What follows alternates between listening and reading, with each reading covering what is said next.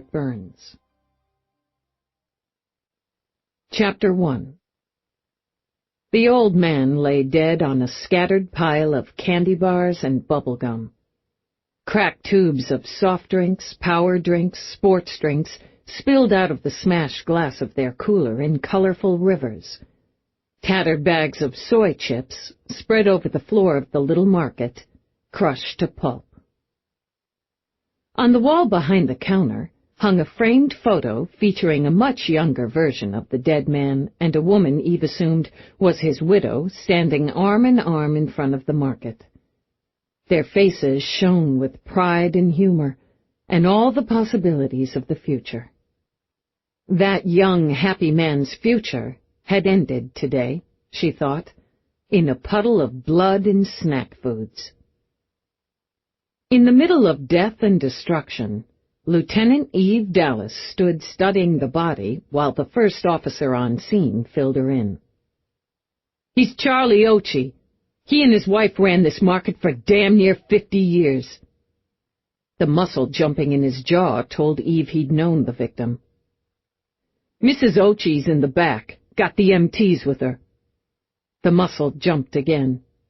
"They smacked her around some on top of it." "They?" "3, she said. 3 males, early 20s. She said one's white, one's black, and one's Asian. They've come in before, got run off for shoplifting. They had some kind of homemade device, the best she can say, jammed the security cam with it." He jerked his chin toward the camera. "Stone senseless, she thinks, laughing like hyenas, stuffing candy bars in their pockets. Smacked her with some kind of sap when she tried to stop 'em. Then the old guy came out. They smacked him, but he kept at them. One of them shoved the device into his chest. Mrs. Ochi said he dropped like a stone. They grabbed a bunch of shit, candy, chips like that, laughing all the while, smashed the place up some and ran out." "She gave you a description?" "Pretty good one, too. Better yet, we've got a wit saw 'em run out who recognized one of 'em. Brewster Lowe, goes by Skid. Said they took off south on foot. Wit's Yuri Drew. We've got him outside. He called it in." "Okay. Stand by, officer." Eve turned to her partner. "How do you want to work it?" When Peabody blinked her dark eyes, Eve told her, "You take primary on this one. How do you want to work it?" "Okay." Peabody's detective shield wasn't spanking, but it was still pretty shiny. Eve let her take a moment, align her thoughts. "Let's run low. Get an address, a sheet if he's got one. We might get known companions. We need to get the descriptions out now. Add the names when and if. I want these assholes picked up quick and fast." Eve watched her former aide and current partner gain confidence as she went. "We need the sweepers here. These dickheads probably left prints and trace everywhere. We'll see what we've got on security before they jammed it. Leave the rest to EDD." Peabody, dark hair pulled back from her square face in a short, bouncy tail, looked down at the body. "Better do the numbers. Confirm his ID." "On that," Eve said, and Peabody blinked again. "Really?" "You're primary." Long legs braced, Eve read off the screen of her PPC. "Lowe, Brewster, a.k.a. Skid, Caucasian, age 23, no current address. Last known on Avenue B, his mother's place. Got a sheet and an unsealed juvie record. Illegals possession, malicious mischief, shoplifting, destruction of private property, vehicle boosting, blah, blah. Cross-reference for done. You're not the only one who can work one of these things," Eve reminded her. "Cross-referencing arrests nets us Leon Slatter, a.k.a. Slash, mixed-race male, age 22, and Jimmy K. Rogan, a.k.a. Smash, black male, age 23, as known companions most probable to be involved." "That's really good. Addresses? Slatter's got one, on West 4th. Excellent. Officer, take the data from the lieutenant. I want these 3 individuals picked up. My partner and I will aid in the search when we're done here, but let's get this going. You got it. I'll take the wit, Peabody told Eve. You take the wife. Okay? You're primary. Got it. Thanks, Dallas. It was a hell of a thing to be thanked for passing on a dead body, Eve thought, as she crouched to confirm the ID with her pad. But they were murder cops, after all. She spent another few minutes examining the body, the bruising on the temple, the arms. She had no doubt the ME would confirm none of them had been fatal. But the homemade electronic jammer pushed into the chest had most likely given Ochi a jolt that had stopped his 83-year-old heart. She stood, took another look around at the useless destruction. They'd run a nice place from what she could see. The floors, the window, the counter sparkled clean under the spilled drinks, the spatter of blood. The stock that hadn't been dumped or smashed sat tidily shelved. 50 years, the first on scene had said, she thought. Running a business, providing a service, living a life, until a trio of fuckheads decide to destroy it for a bunch of candy bars and soy chips. After a dozen years as a cop, nothing human beings did to other human beings surprised her. But the waste and carelessness of it still pissed her off. She walked into the back, into the small combination office and storeroom. The medical tech was packing up his gear. You really should let us take you in, Mrs. Ochi. The woman shook her head. My children, my grandchildren are coming. I'm waiting for my children. After they get here, you need to go into the health center, get looked over. His tone, kind and soft, matched the hand he laid gently on her arm. Okay? I'm real sorry, ma'am. Thank you. She shifted her eyes, a blazing green in a face lined with time, marred by bruises, and met Eve's. They killed Charlie, she said simply. Yes, ma'am. I'm sorry for your loss. Everyone is. The 3 who killed him, they'll be sorry too. If I could, I'd make them sorry with my own hands. We'll take care of that for you. I'm Lieutenant Dallas. I need to ask you some questions. I know you.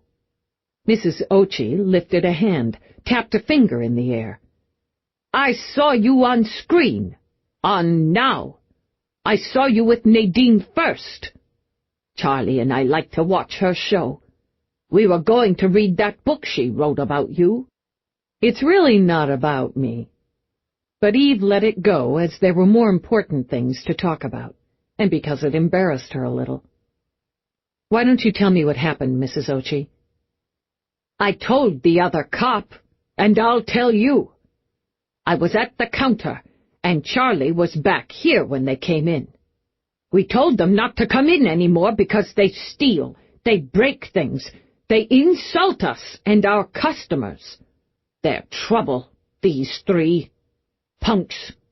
The white boy, he points the thing he had at the camera, and the monitor on the counter goes to static. Her voice chipped the words like a hammer on stone, and those eyes remained fierce and dry. No tears, Eve thought. Not yet. Just the cold blaze of anger only a survivor really knew. They're laughing, Mrs. Ochi continued, slapping each other's backs, bumping fists, and the black one, he says, "What are you going to do now, old bitch?" And he grabs a bunch of candy. I yelled at them to get out of my place, and the other one, Asian mix, he hits me with something. I saw stars, and I tried to get in the back to Charlie, but he hit me again and I fell down. They kept laughing. "Stoned," she said. "I know what stoned looks like." Charlie came out. "The mix, he's going to hit me again, I think, when I'm on the floor, but Charlie hits him, knocks him back. I tried to get up, to help, but—" Her voice broke now, and some of the fierceness died in guilt. "You were hurt, Mrs. Ochi." "The black one. He hit Charlie like the mix hit me, but Charlie didn't fall. He's not big, Charlie, not young like those killers, but he's strong. He was always strong." She took a long breath, steadied herself a little. "He hit back. I tried to get up, and I tried to find something to hit them with. Then the white one, he said, 'Fuck you, you old fuck,' and he shoved the thing, the jammer or stunner or whatever it was, into Charlie. Here." She laid a hand on her heart. "It made a sound, an electrical sound, like the static, if you know what I mean. And it went snapping, and when it did, Charlie fell down. He pressed a hand to his heart. He said, 'Kata.' He said my name." Her lips trembled, but she firmed them again. "He said, 'Kata,' then he fell. I crawled toward him. They kept laughing and yelling, breaking things, stomping on things. One of them, I don't know which, kicked me in the side, and they ran out." Mrs. Ochi closed her eyes for a moment. "They ran out, and then, soon, a minute, maybe less, Yuri ran in. He tried to help Charlie, tried to start his heart. He's a good boy, Yuri. His daddy worked for us long ago. But he couldn't help Charlie. He called for the police and an ambulance, and he got ice from the freezer for my head. He sat with me and Charlie, until the police came." She leaned forward now. "They're not important people. We're not important either. Not the kind of important people you talk about on Now with Nadine First, but you won't let them get away with this." "You're important to the NYPSD, Mrs. Ochi. You and Mr. Ochi are important to me, to my partner, to every cop working this." "I believe you when you say it, because you believe it." "I know it. We're already looking for them, and we'll find them. It would help if I could have your surveillance disc. If they didn't jam it before they came in, we'll have them on record. And we have you. We have Yuri. They won't get away with it." "There's cash in the box under the counter. Not much. We don't keep much, but they didn't want money. Candy, soft drinks, chips. They didn't really want those either.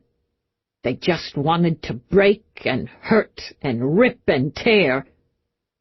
What turns boys into animals? Do you know?" "No," Eve said. "I don't know." Eve watched Mrs. Ochi's family load her in a car to take her to her doctor, and watched Mr. Ochi's body loaded up for transport to the morgue. The summer of 2060 had been a scorcher, and that didn't appear to be changing any time soon. She stood in the heat, shoved a hand through her short crop of brown hair, wishing for a breeze. She had to check the impulse a couple of times to move Peabody along, to direct, to order. Thorough was good, she reminded herself, and photos of the suspects were already making the rounds. Cops were already knocking on doors. Belatedly, she remembered her sunshades, and was mildly surprised to find them actually in her pocket. She slid them on, cut the glare that had beamed into her whiskey-colored eyes, and continued to stand, long and lean in a tan jacket and dark pants, scuffed boots, until Peabody crossed to her. "Nobody home at either of the addresses we have, And Brewster's mother says she hasn't seen her son in weeks, and good riddance. But one of Slatter's neighbors states he saw all three of them head out this morning. He says they're all flopping there, have been for the past couple weeks. They're assholes, Eve concluded. They'll go back to their hole. I've got eyes on it. 2 men for now. The wit, Yuri Drew, was just crossing the street when he saw them run out. Recognized Brewster because they'd had a couple run-ins during pickup basketball games at some hoops not far from here, and he'd been in the store once when our Vic ran them off. Recognized all 3 of them, but only knew Brewster by name. Guy broke down twice, giving me his statement, Peabody added. His father used to work for them, Eve finished. I got that. He looked at pictures. I brought a sample up on my PPC, and he picked all 3 of them, no hesitation, out of the mix. He'll not only testify against them, he's eager to. Did you hand me this because it's a slam dunk? The minute you think slam dunk is the minute you bounce the ball off the rim. Now Peabody put on shades, and Eve found herself staring at her own reflection in the mirrored, rainbow-hued lenses. How the hell do you see out of those? Does everything look like a freaking fairy tale? You don't look through a rainbow. Everybody else looks into one. Totally mag. Completely uncop-like, in Eve's opinion, but she only shrugged. What do you want to do now? We should probably go talk to the mother, to neighbors, see if we can dig out any other known associates. But I thought we could do that by way of a ride-around. They were high, got the munchies, hit the store. Now they're riding on how hysterically funny it was to bash the place up and knock an old couple around. Maybe they know Ochi's dead, maybe they don't. At least the shades didn't turn her brain into a rainbow, Eve decided. Peabody thought like a cop. I'm betting don't, and that they're stupid enough to hang out, maybe try to score some more junk. I've got a handful of usual hangouts from the wit, from the mother. Plenty of cops looking for them, but... So what's 2 more? Who's driving? Seriously? Now Peabody's mouth dropped open. Your primary. Okay, yay! I'm driving. Thrilled, Peabody plopped behind the wheel. I've been wanting to do this ever since Rourke gave it to you. It looks like crap, but oh baby, she is loaded squared. She was, Eve agreed. Her husband never missed a trick. Plus, he just loved giving her presents. One of his first, a tear-shaped diamond, twice the size of her thumb, rode under her shirt. It was beautiful, exquisite, and probably worth more than the gross national product of a small country. But if she'd had to choose between it and the crap-looking vehicle, the crap would win, hands down. I've got a sex bar, a game parlor, pizza joint, and the public ball court, Peabody began. I could plot a route into the Navy that would take us by all of them in the most efficient time frame. Sounds like a plan. But... Come on, I give you input when you're primary. They ran out loaded with junk food, so why go to a pizza joint to hang out, especially when they're juiced? Sex club, maybe, if they're after a bang. But, Peabody repeated, they just knocked a couple of old people around. It's unlikely they know they killed one of them. It's all fun and games. They didn't take any money, didn't snatch the Ochi's wedding rings, their wrist units, the DB's wallet. And a sex club costs, Peabody concluded. The bang costs more. They scored junk food and proved how frosty they are. When you're stoned, think you're frosty and having such a fucking good time, you want to brag, maybe smack a few more heads. Game parlor or basketball, I get it. We'll try those first. If we don't hit, we'll swing by the others. Eve nodded approval. Better plan. Peabody keyed in the locations. You really think they don't know Ochi's dead? They're stoned, they're stupid, they're major assholes. But none of them has a murder under his belt. They ran out laughing, high-fiving.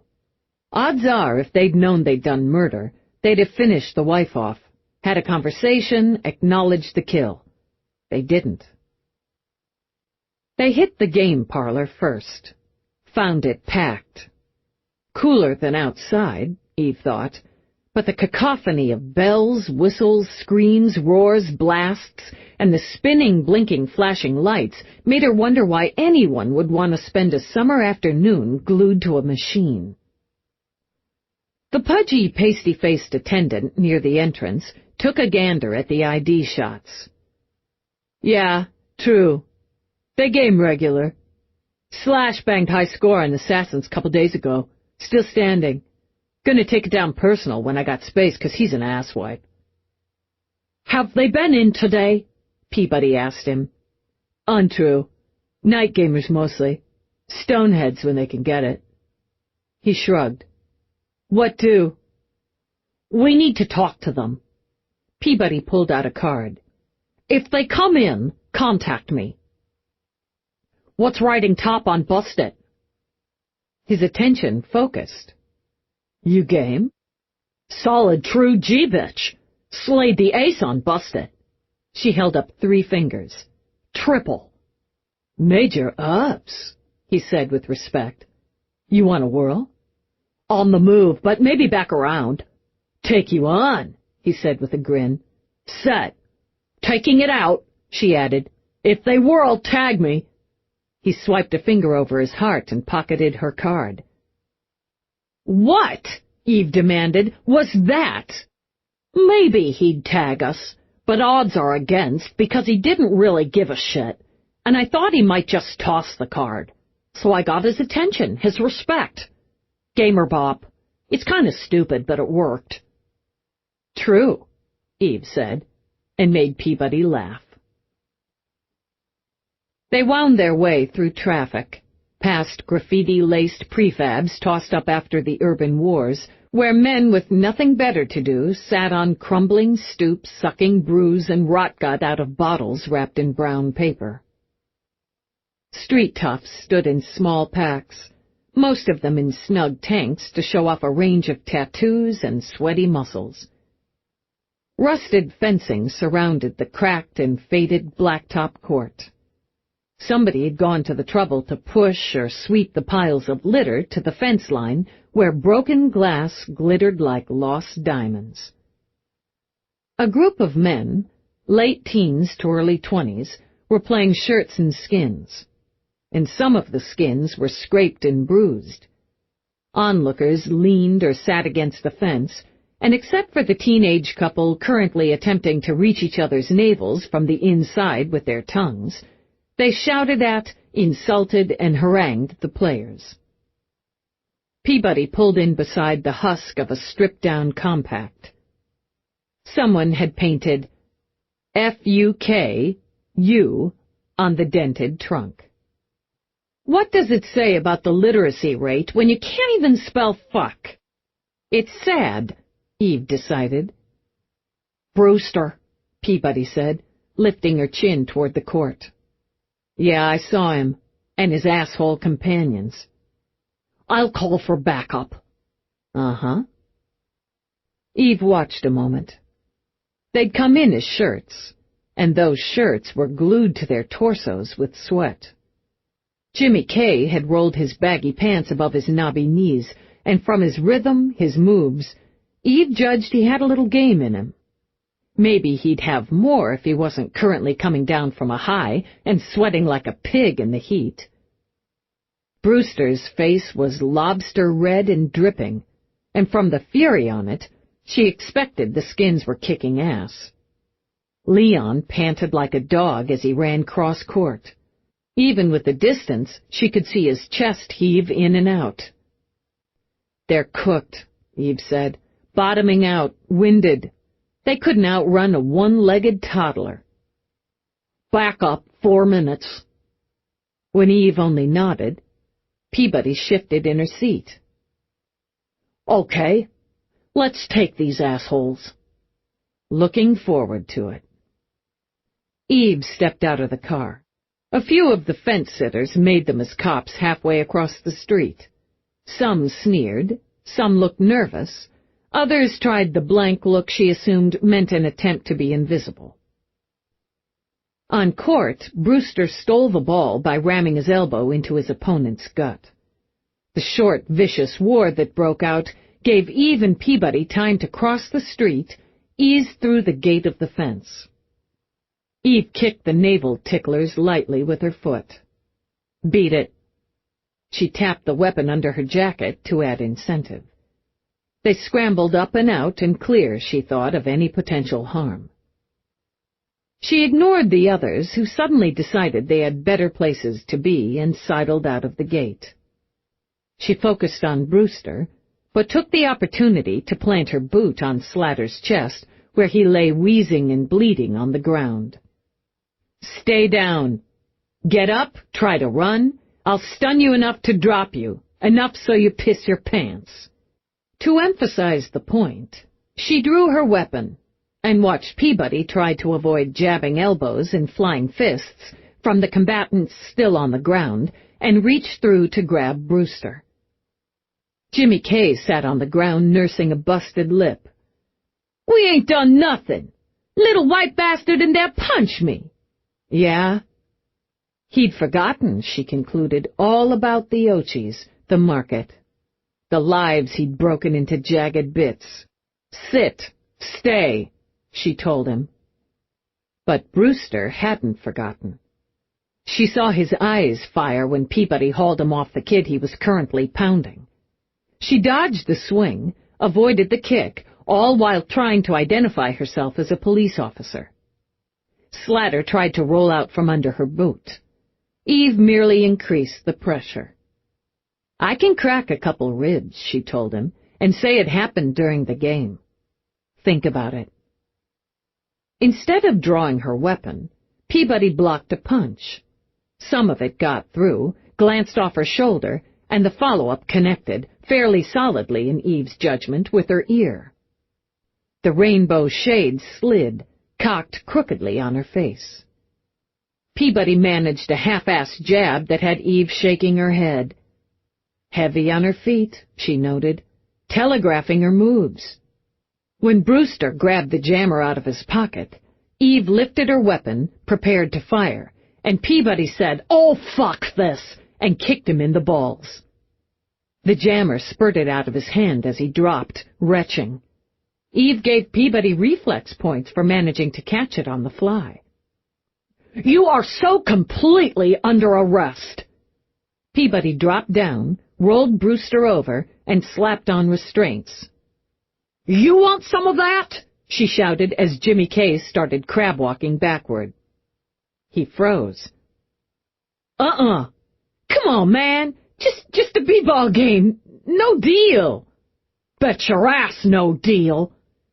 She pulled herself up, glanced over as Eve cuffed Slatter.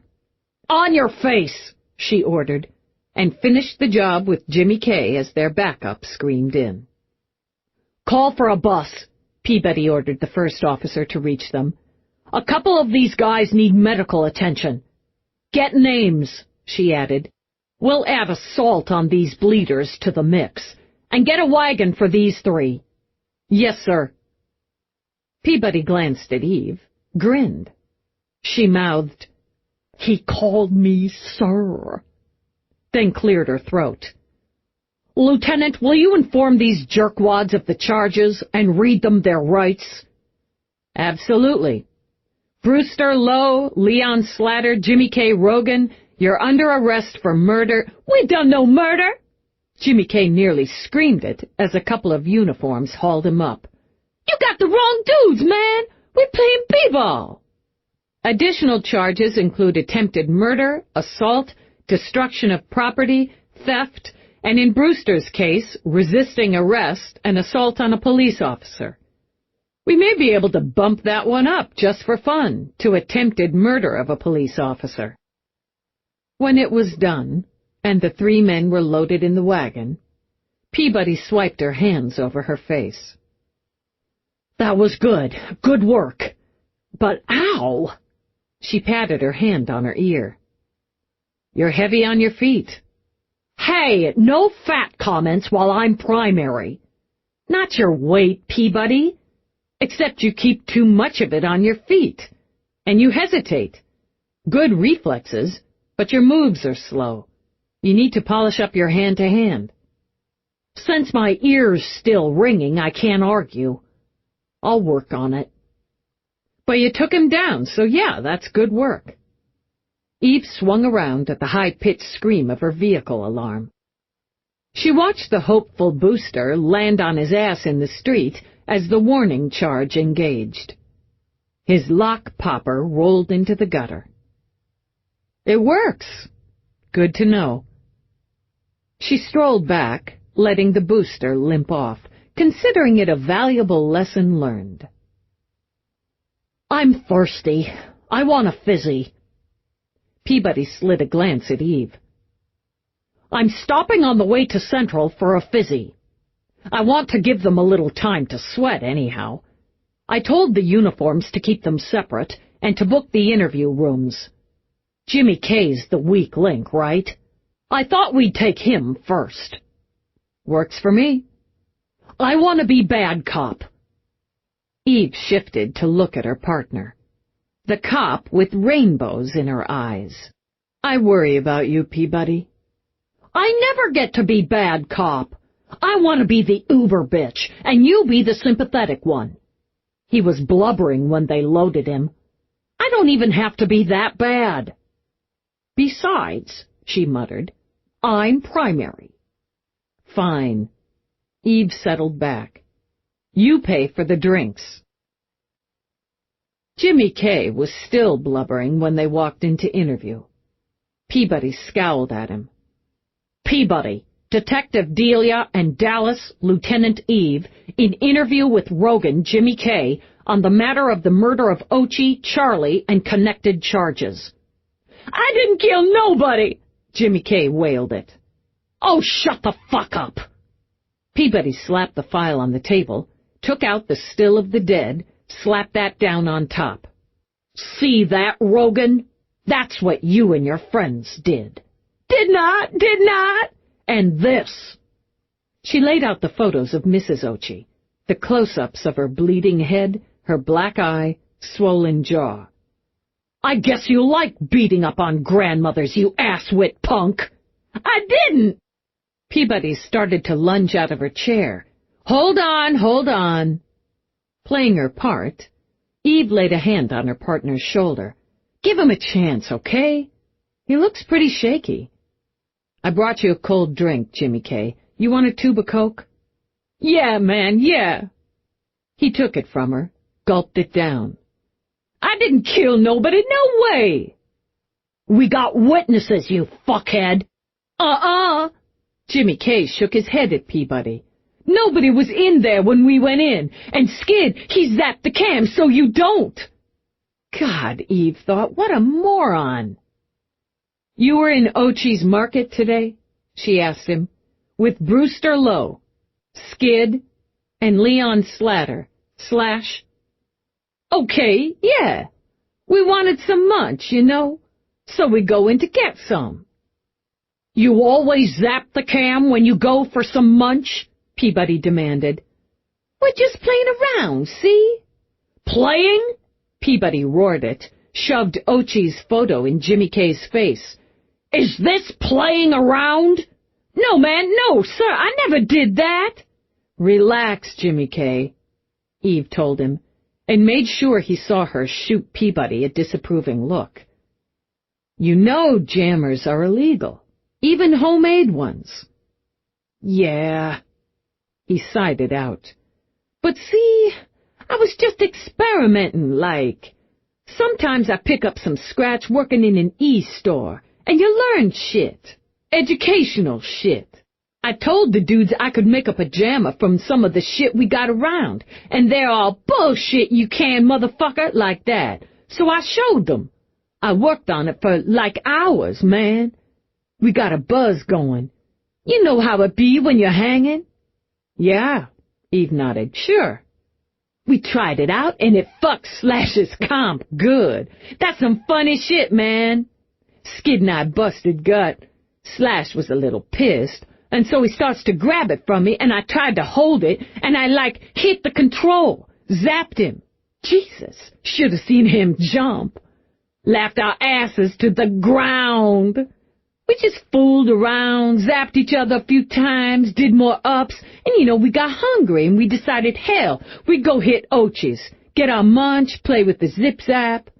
That's what we called it, zip-zap. I made it myself. He said that with no little pride, and Eve could see Peabody felt sorry for him. That's a real talent, Jimmy K., Eve said, and gave Peabody a kick under the table. You asshole! Peabody toughened her face. You went to Ochi's market to steal from them, to bust their place up, to bust them up, carrying an illegal device that jammed security and emitted an electronic charge? Carrying saps? Okay, listen. Okay, just listen. He patted the air down with his hands. We were buzzing, had the munch on. Ochi has good munch, and that old man, he's always running us off. Even had the cops go to Skid's old lady's place once just because we knocked a few things over. We just wanted the munch and to show them not to keep messing with us. Just spook 'em up, get me? So it was just going to be a robbery, Eve said, picking up the rhythm. The three of you took your zip-zap, the saps, and went in intending to steal, to intimidate maybe, if they gave you grief. Rough them up a little, break a few things.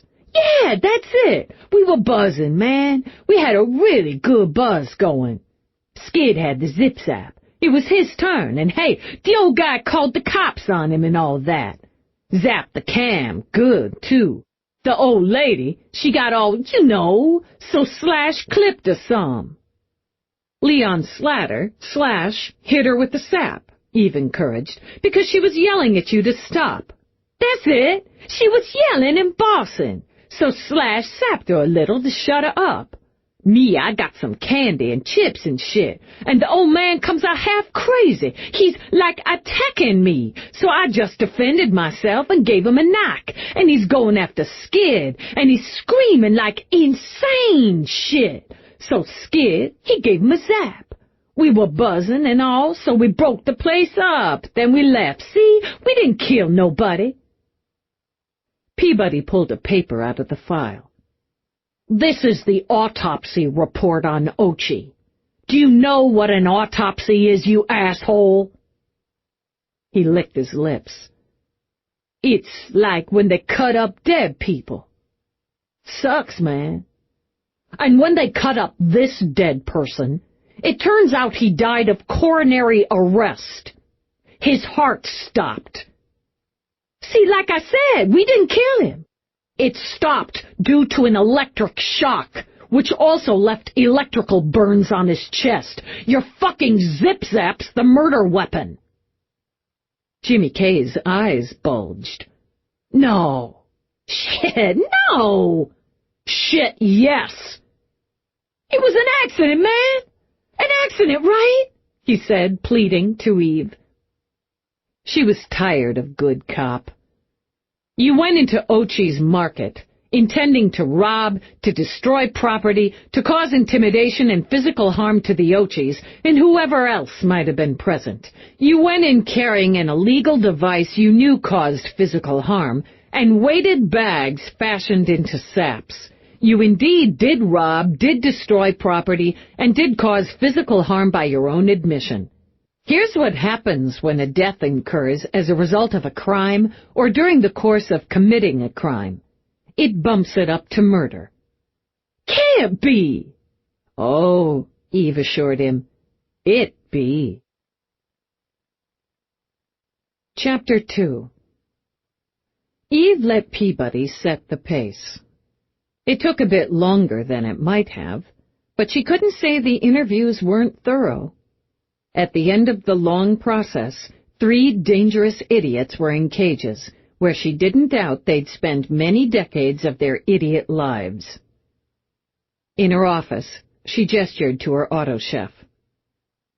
"I don't have coffee," she said, as if slightly puzzled. "When you correct that situation, you can get one for yourself." Peabody programmed 2 cups, handed one off.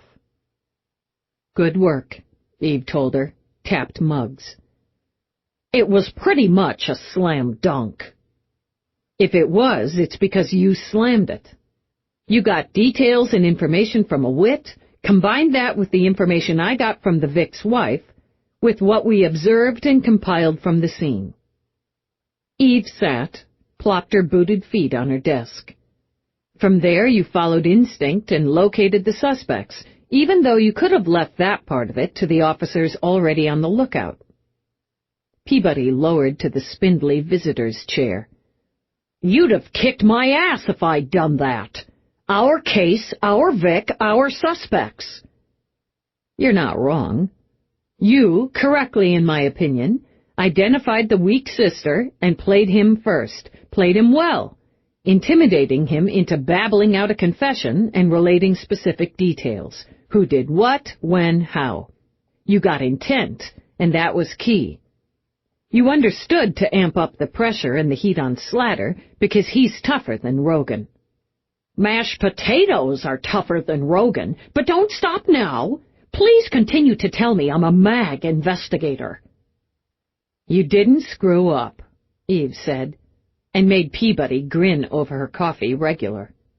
"You cooked Slatter because he was pissed enough at Rogan rolling, and knew Rogan had because you laid out the details, to try to roll harder on his pals.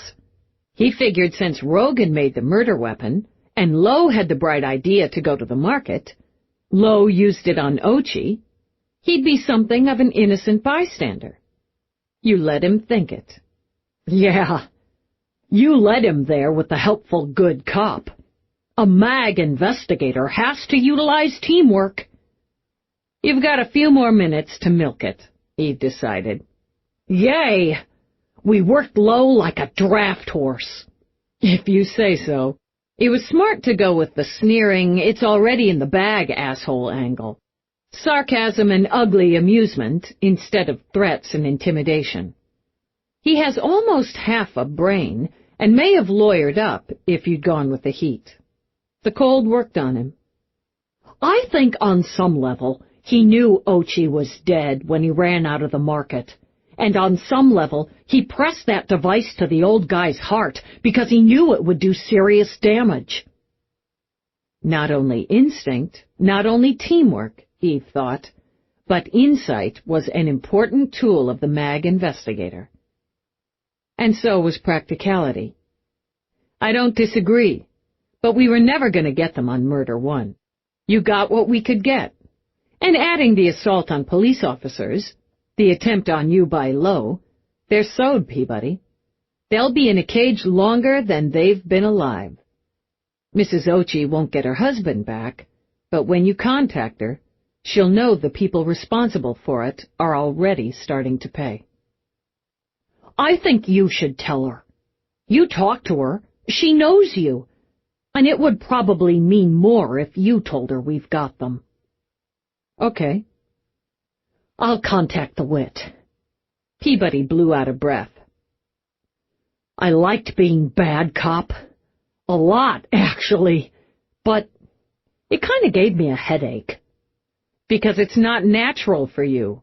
Your natural technique is to finesse, to relate, and use that to cause the suspect to relate to you. It's a good trait, Peabody. You can pull out the whoop-ass when you need to, but you're better with the grease. Now write it up." "I'm primary. Don't I get to tell you to write it up?" "I outrank you. And milking time has passed. I'll put my notes together, send them to you. Contact your wit, write the report, then go home." Peabody nodded, got up from Eve's crappy visitor's chair. "It was a good day. Not for the Ochis," she said with a little wince. "But, you know, I'm feeling pumped. Maybe when I get home, I'll play bad cop with McNabb."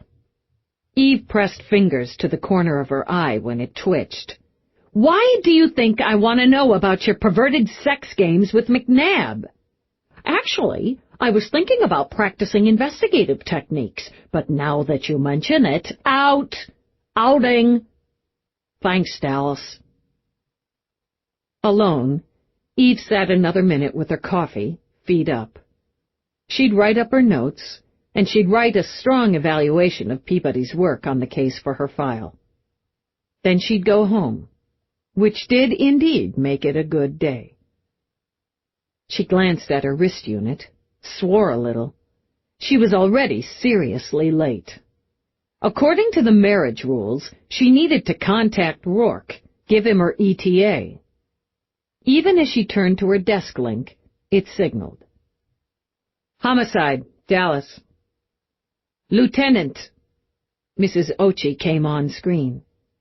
"I'm sorry to interrupt your evening, but I wanted to know if you have any news for me." "It's all right, Mrs. Ochi. I was just about to contact you. We have all three of them. We have confessions. We have them behind bars now. And the prosecuting attorney is confident he'll get a conviction that will keep them there for a very long time." "You caught them?" "Yes, ma'am." Those fierce green eyes filled with tears before Mrs. Ochi put her hands over her face. "Thank you." She began to sob, to rock. "Thank you." Eve let her weep, and when the woman's son and daughter came on screen, flanking her, holding her, Eve answered their questions. By the time she was done, her mind was focused on completing the work, and not on the marriage rules. When she'd wrapped it up, she walked out through the bullpen where Peabody hunched, intent over the work. "See you tomorrow." "Yeah, cha," Peabody muttered. McNabb would have to play bad cop by himself for a while, Eve thought as she started out. Then wished to God she hadn't had the thought. On the heel of it, she remembered she hadn't called home. Shit! She reached for her pocket link. "LT?" Detective Carmichael hustled after her. "Santiago and I are working a floater. I wanted to run a couple of angles by you." "Walk and talk, I'm heading out." She listened, questioned, considered, taking the glides down rather than the elevator to give her detective more time. They paused on a level, with Carmichael tugging her ear. "Are we cleared for the overtime to move on this tonight?" "I'll clear it. Push it." "Thanks, Lieutenant." "How's it working out with you and the new guy?" "Santiago's okay. Got a good nose. We're getting a rhythm on." "Good to know. Good hunting, Carmichael." Eve took the elevator the rest of the way to the garage, thinking of Carmichael's floater, the angles, authorizing the OT. She crawled through traffic a while, played a little game of outwit the other drivers by changing routes a couple times. By the time she remembered the marriage rules again, she was nearly home. No point now, she decided. She'd just make it up to Rourke. He'd have worked while waiting for her, she thought, so now they could have a nice dinner together. She'd even program it herself, one of those fussy fancy deals he liked. Open a bottle of wine. Relax. Hang. Maybe she'd suggest they watch one of those old vids he liked. A very married evening at home, she thought, followed by some very married sex. No murder, no mayhem, no work, no pressure. Just the two of them. Hell, she might even dig out one of those sexy seduce-your-partner get-ups just to top it off. She could program some music. Go full-out romance. Pleased with the plan, she zipped through the gates of home. Her mood throttled up another notch or two as she watched the light shine in the multitude of windows in the gorgeous stone house. They could eat outside, she decided, on one of the terraces. She looked up as she drove, considering the towers and turrets. Maybe the rooftop terrace with its little pool and sweeping view of the city. Pretty damn perfect. She left her vehicle out front, and telling herself she was in too good a mood to be bothered by Somerset lurking in the foyer, ready to sneer at her for being late, she jogged inside. The foyer was empty, hitching her stride a moment. No Somerset? Don't question your luck, she told herself, and continued her jog upstairs. She swung into Rourke's office first, surprised not to find him there, wheeling some deal, calculating some complicated equation. Frowning, she turned to the house monitor. "Where is Rourke?" she demanded. "Darling Eve, Rourke is on the terrace, main level, rear, section 2. "We have sections?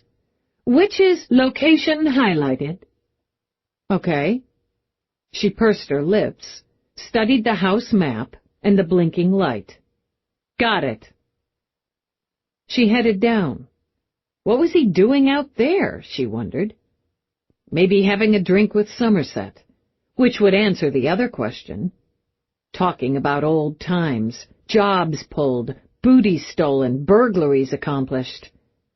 The sort of thing it wasn't polite to reminisce about with the cop present. Time to break up the nostalgia and... She pulled up short when she stepped out. Rourke was indeed with Somerset, but they weren't having a drink, or not only, and they weren't alone. Two people she'd never seen before in her life sat with them at a white-draped table, with candles flickering prettily against the late summer evening, apparently enjoying a very fussy, fancy dinner. The strangers, a couple she judged in their mid-60s, included a woman with gold coin hair forming a short, straight frame for a face dominated by big, round eyes, and a man sporting a trim goatee that set off his angular, somewhat scholarly face. Everyone laughed uproariously. She felt her shoulders tighten, even as Rourke lifted his wineglass. He looked relaxed, happy. Those strongly sculpted lips curved as he listened to something the complete stranger, female, said to the group at large in a Tony Britt accent. His sweep of midnight hair gleamed in the candlelight nearly to the shoulders of his suit jacket. She heard him respond, the richness and warmth of Ireland like wisps of smoke in his voice. Then his eyes, wickedly blue, met hers. "Ah, here's Eve now." He pushed back his chair, stood long and lanky, and held a hand out to her. "Darlin', come meet Judith and Oliver." She didn't want to meet Judith and Oliver. She didn't want to talk to strangers with Tony Britt accents, or have all attention focused on her coming home late, probably sweaty, and with blacktop grime on the knees of her trousers from her altercation with 3 assholes. But she could hardly just stand there. "Hi. Sorry to interrupt." Before she could think to stick it in her pocket, Rourke had her hand and pulled her another foot toward the table. "Judith and Oliver Waterstone, my wife, Eve Dallas." "We were so hoping to meet you." Judith sent her a smile, sunny and bright as her hair. "We've heard so much about you." "Judith and Oliver are old friends of Somerset's. They're in New York for a couple of days before they travel back to England." "You work murder cases here in New York," Oliver began. "It must be fascinating and difficult work." "It can be both." "I'll get another setting." Somerset started to rise, but Eve shook her head. "No, don't worry about it. I've got a few things to deal with." They were, as far as she could tell, nearly finished with the meal, so what was the point of squeezing her into the party? I just wanted to let you know I was back. So, it was nice to meet you. Enjoy your dinner.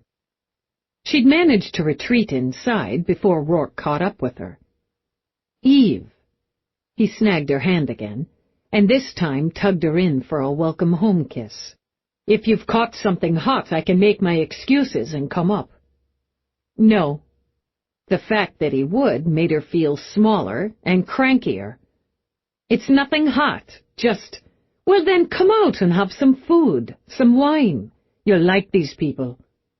She didn't want to like these people. She already had more people in her life than she could keep up with. Look, it's been a long day, and I'm dirty and sweaty on top of it. I said I had things to deal with, so go back to your little dinner party and let me deal with them. She strode away, annoyance vibrating from every step. Rourke watched her. Well then, he murmured, and went back to his guests. At Central, Peabody finished and filed her report, completed the murder book, and gave it a little pat. Case closed, she thought. She'd already tagged McNabb, told him she'd be late, so she took a few minutes to organize her workstation as she liked to when she had the time. As she tidied her space, she went over the stages of the investigation in her head, well satisfied and a little bit smug, until she remembered the punches Lowe had landed and Eve's critique of her hand-to-hand. She's right, too, Peabody admitted, gently rubbing her sore ear. Definitely need to sharpen up in that area. She considered switching bad cop with McNabb to hand practice. But they'd just end up hot and sweaty and having sex, which would be good, really good, but not if she was serious about sharpening up. She'd take an hour in the workout area, right there at Central. Set a program that would home in on her weak spots, help her improve them. Then she could grab a shower, change clothes, and be all fresh and shiny when she got home. For some really good sex. She headed down to her locker and, after pushing her change of clothes and workout gear into a hand duffel, made a note to remind herself to bring in a new change to replace what she took. New deal, she told herself. An hour in the gym every day. Okay, that would never happen. 3 times a week. She could do 3 times a week. And keep it to herself. Or herself and McNabb. Then, in maybe a month, dazzle Dallas with her light feet and lightning reflexes. She walked to the gym that served her sector of Central, but with one foot in the door, spotted half a dozen cops, buff cops, pumping, running, sparring.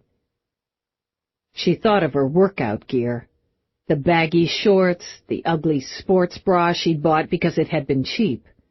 She thought of the size of her ass, and backed out again. She just couldn't go in there, especially not with cops she knew, and strip down that way, pant and sweat with all those toned, ripped, light-footed bodies, and look fat and stupid. Which is why, she reminded herself, she never used the sparkly, shiny gym at Central, or joined a fitness club, which was why her ass was too big, she decided, and why, following the laws of gravity, she carried too much weight in her feet. She ordered herself to suck it up, started to swipe her card and go in, then remembered the old, far from sparkly or shiny gym 2 levels down. Nobody used it, she thought as she hurried off, or hardly anybody, because the equipment was old, the lockers stingy, and the shower barely offered a trickle. But it would suit her and her new deal just fine. She found the security pad deactivated and strolled into the empty room. The lights flickered on as she went in, dimmed, flickered again, then held. There were rumors about rehabbing the area, but she sort of hoped they'd leave it be. It might be ratty, but it could serve as her personal gym. At least until she got ripped, light on her feet, and whittled her ass down. She peeked into the locker area, listened, smiled. Yep, her personal gym, she thought. And choosing a locker at random, changed into her ugly, and soon-to-be-replaced, gear. She managed to stuff everything else in the breadbox-sized locker, and, feeling righteous, went out to set her program. It was the first day in the life of the new lean and mean Peabody. An hour later, she lay on the grubby floor, wheezing like the dying. Her quads and hamstrings burned, her glutes wept, and her arms couldn't stop screaming for Mama. "Never doing this again," she announced. "Yes, you are," she corrected. "Can't. Dying. Can. Will. Help me. I think I broke my ass. Wimp. Pussy. Shut up." She wheezed a little more, then rolled over, made it to her hands and knees. "Should have started out slower, on a lower level. I knew that. Cocky bitch." She gritted her teeth, determined not to crawl to the locker room and the showers. But she did limp. She peeled and tugged and fought the sticky sports bra off her sticky body, dropped it on the floor. Then, rolling her eyes because her mother's voice came clear in her ear, "Respect what you own, Dee." She bent and picked it up again.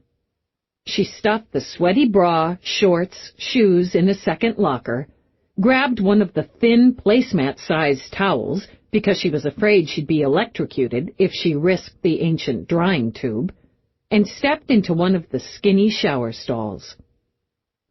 She stepped out again when she found the soap dispenser empty, and worked her way down the line until she found one with about half a teaspoon of green goo still in the dispenser. Maybe the water was cold, and more like a drip from a leaky faucet than an actual spray, but she wasn't going to complain. Instead, she turned right, left, back, front, until she'd managed to wash away most of the sweat. By the time she'd lathered and rinsed, she felt closer to human again, and began to consider splurging and picking up some ice cream on the way home. Not the real deal. That sort of thing was out of her splurge zone. But there was that place not far from the apartment that had a non-dairy frozen dessert that was pretty damn good. And she'd earned it, she thought, turning off the taps. Man, she'd earned it. She grabbed the towel, scrubbed it over her hair. She patted at her face, her shoulders, and started to step out where she had some room to dry off when she heard the raised voices. And the locker room door slammed. "Don't fucking tell me you didn't screw up, Garnett, when you damn well did!" The female voice, hot and pissed, bounced off the old tiles. Peabody opened her mouth to warn whoever was out there that they had company when she heard the response, and the male voice, equally hot and pissed. "Don't blame me when you let this get out of control." Peabody looked down at her naked body, the excuse for a towel, and just squeezed into the back corner of the shower. "I let it get out of control? Well, maybe I did by trusting you to handle it, to deal with Keener. Instead, he slipped your leash and cost us $10K. You're the one who said he wouldn't be a problem, Renee, who pushed him to deliver the product when you knew he could rabbit. And I told you to work him. I should have done it myself. No argument. God damn it."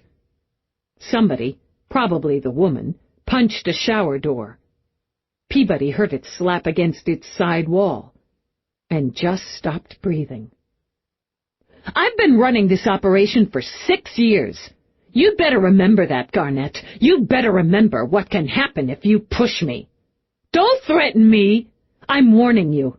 I'm in charge, and with me in charge, you've raked in plenty the past few years. Think of your nice house in the islands, all the toys you like to play with, the women you like to buy, and remember, you wouldn't have any of them on a cop's salary. You wouldn't have any of them without me running this show. I don't forget.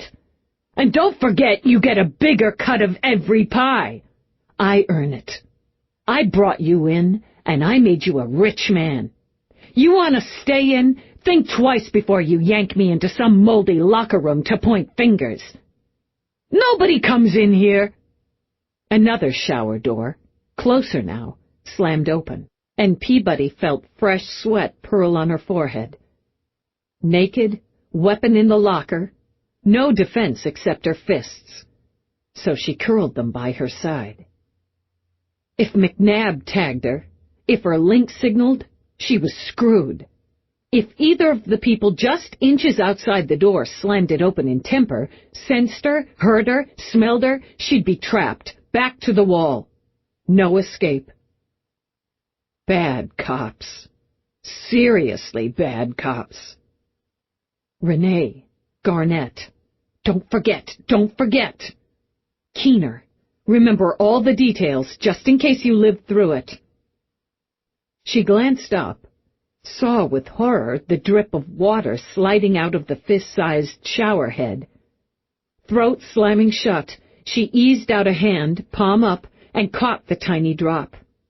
Wondered if the sound of it meeting her palm was actually as loud as a hammer strike. But they kept arguing till the woman, Renee, sighed.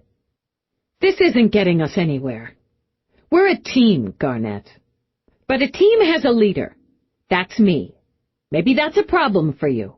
Maybe it's because we used to sleep together. You're the one who called that off. Because now it's business. We keep it business, we keep getting rich. And when I make captain, well, we're gonna expand. Meanwhile, there's no point in arguing about Keener. I've taken care of it. God damn it, Oberman! Why the fuck didn't you say so? Oberman, Peabody thought. Renee Oberman, has rank, pushing toward captain. Because you annoyed me. I put our boy on it, and it's done. You sure? You know how good he is, and I said it's done. When they find him, it'll look like an OD. Just another chemie head who pumped in too much junk. Nobody's going to care enough to dig into it. You're just lucky Keener hadn't gotten far, and he still had the 10K. You're fucking kidding me. The laugh was bright and sharp as steel. I don't kid about money. I'm taking 10% of your share as a bonus for our boy. The hell you... Be grateful you're getting any of it. The words slapped hard and warned of worse. Keener was a valuable tool when worked right. Now we have to replace him. In the meantime... Peabody heard the light pat on the stall door, watched it ease open a crack. The sweat dried to ice on her skin, and she balled her fists again. Through the crack she saw part of an arm, a glimmer of red high heels, and a flash of blonde hair. No more locker room meets, Renee said, tone cool now, crisp, commanding. You keep your head, Garnett, and you'll keep enjoying those island breezes. Now, I've got a hot date, and you've made me late. Walk me out like a good boy. You're a piece of work, Renee. I am. I am one fine piece of work. Her laugh trailed back, echoed, faded. And Peabody closed her eyes, stayed where she was, forced herself to count slowly to 100. In her mind, she reconstructed the locker room, gauged the distance to the locker where she'd stowed her weapon. She eased the door open, scanned, sucked in her breath, and made the dash to the locker. She didn't release her breath until her weapon was in her hand. Still naked, she crossed to the door connecting to the gym, eased it open an inch. Dark, she noted. The lights would go off when the room was empty over a minute. Still, she searched, made herself be sure before she backtracked. She kept the weapon in her hand as she pulled out her link. "Hey, she-body!" McNabb grinned at her, then gave her a green-eyed leer. "Hey, you're naked and so very built." "Shut up!" The shake started. She couldn't hold them off. "I need you to come. Meet me at Central, outside the south entrance. Come in a cab, McNabb, and keep it. Make it fast." He didn't grin, didn't leer. His eyes went from lover to cop. "What's wrong?" "Tell you then. I gotta get out of here. Make it fast." "Baby, I'm practically there." Chapter 3. Rourke gave Eve time to stew, since that was obviously what she was in the mood for. He enjoyed the rest of his dinner, and the company, the conversation. He liked, very much, hearing stories of Somerset's past, hearing the angles and details of them from old friends of the man who'd become a father to him. And it pleased him to watch Somerset engage with them, laugh with them, remember with them. As long as they'd known each other, as much as they'd shared since Somerset had taken in a battered, beaten, half-starved boy, there was, Rourke discovered, a great deal yet to be learned. He indulged in coffee and brandy, a bit of dessert, before he said his good nights. The house monitor told him he'd find her in the bedroom. She'd changed into the cotton pants and tank she favored during her downtime. He could smell her shower on her as he bent down to kiss her head. She sat brooding over a slice of pizza. "You missed a lovely dinner," he told her, and peeled off his suit jacket. "And truly delightful company." "I had things." "Mm-hmm." He loosened his tie, removed it. "So you said in your 30-second appearance. Look, it was a long day, and I didn't expect to come home to a dinner party. Nobody told me about it." "It was spur of the moment." "I'm sorry," he continued, brutally pleasant. "Am I supposed to check with you before I join Somerset and a couple of his old friends for dinner?" "I didn't say that." She took a sulky bite of pizza. "I said I didn't know about it." "Well, then, perhaps if you'd contacted me, let me know you'd be very late coming home, I'd have informed you." "I got busy. We caught a case." "Earth-shattering news." "What are you so pissy about?" she demanded. "I'm the one who came home and found a party going on." He sat to remove his shoes. It must have been quite a shock. The brass band, the drunken revelers. But then, that kind of madness happens when adults leave the children on their own.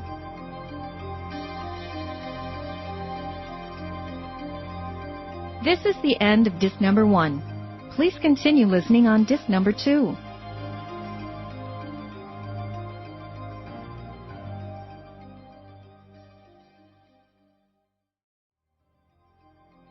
She shoved the pizza away. "I wasn't in the mood to socialize with a couple of strangers." "You made that abundantly clear." "I don't know them." She pushed to her feet, tossed up her hands. "I just spent the bulk of the day dealing with 3 assholes who killed some old guy for a bunch of goddamn candy bars. Damned if I want to come home and sit around having dinner with Somerset and his old pals and listening to them talk about the old days when they scammed marks and picked fat pockets. I spend all day with criminals, and I don't want to spend the evening asking them to pass the fucking salt." He said nothing for a moment. "I'm waiting for the corollary, where you remind me you married a criminal. But we can consider that unsaid." She started to speak, but the icy resentment in his voice, in those brilliant blue eyes, slammed between them. "Judith is a neurosurgeon, chief of surgery, in fact, at a top London hospital. Oliver is an historian and author. If you'd bothered to spend 5 of your precious minutes with them, you'd have learned that they met and worked with Somerset as medics during the end of the Urbans, when they were only teenagers. She jammed her hands in her pockets. You want me to feel like shit? Well, I'm not going to. But of course she did, which only throttled her resentment to fire against his ice. I didn't know what was going on because nobody told me. You could have tagged me. Then I'd have known I'd be walking in on you guys halfway through a fancy meal when I'm grubby from work. When you don't bother to let anyone know when you'll come home, I have to assume you're tied up with something. And I'm damned, Eve, if I'm going to start tagging you, asking what you're doing, when you're coming home like some nagging spouse. I meant to contact you. I started to, twice. But both times I got interrupted. By the end of the interruption, I forgot. I just forgot, okay? Get a rope. You're the one who married a cop, so you're the one who has to deal with it. He rose, walked toward her as she continued to rant. Locking up the bad guys is just a little bit more important than being home on time to have dinner with a couple of people I don't know anyway. Eyes on hers, he flicked her shoulder. Her mouth fell open. She started stomping the floor. What in God's name are you doing? He demanded. Trying to kill the giant tarantula, because the only reason I can figure you just fucking flicked me is because there was a big fat spider on my shoulder. Actually, I was knocking the chip away that was balanced there. It looked awfully heavy. She strode away from him before she did something violent. She eyed the auto chef. How do you program this thing for a steaming cup of fuck you? Children, Somerset said from the doorway. They both whirled on him, both snarled, What? I'm sorry to interrupt your playtime, and might suggest the next time you want to behave like a pair of morons you shut the door, as I could hear your clever banter halfway down the hall. However, Detectives Peabody and McNabb are downstairs. She seems very upset, and informs me she needs to speak with you. Urgently. Crap. Eve hurried to her closet for shoes as she ran through the investigation they'd just completed. Had they missed something? They're waiting in the parlor. By the way, Judith and Oliver said to tell you goodbye, and they hope to see you again when you have more time. She caught the chilly glance before he melted away, and decided she probably would feel like 2 jumbo scoops of shit. But later. You don't have to go down, she said stiffly to Rourke. I can handle this. I'll do more than flick you in a minute. He walked out ahead of her. They maintained a fuming silence all the way down and into the parlor with its rich colors and gleaming antiques. Amid the stunning art, the glint of crystal, Peabody sat, sheet pale, with McNabb's arm tight around her. Dallas. Peabody got to her feet. What the hell, Peabody? Did those 3 idiots execute a jailbreak? Instead of smiling, Peabody shuddered. I wish it was that easy. When Peabody sank down again, Eve crossed over. She sat on the table so they were face to face, eye to eye. Are you in trouble? Not now. I was. I had to come to tell you. I'm not sure what to do. About what? Tell it from the beginning, McNabb suggested. You won't jump around so much. Just start at the top. Yeah. Okay. Okay. After I finished the paperwork, I decided I'd do an hour in the gym, work on my hand-to-hand. You said it was a weak spot. I went down to the second-level facilities. Jesus, why? It's a pit. Yeah. As she'd hoped, the comment had Peabody taking a breath. It really is, so nobody much uses it. And my gear's old and ugly, and I just didn't want to sweat and stuff with the hard bodies in the new space. I put in an hour, overdid it." Peabody raked a hand through the hair she hadn't bothered to brush. "I was toasted, you know. Went in for a shower. I had my things stuffed in a couple of the lockers.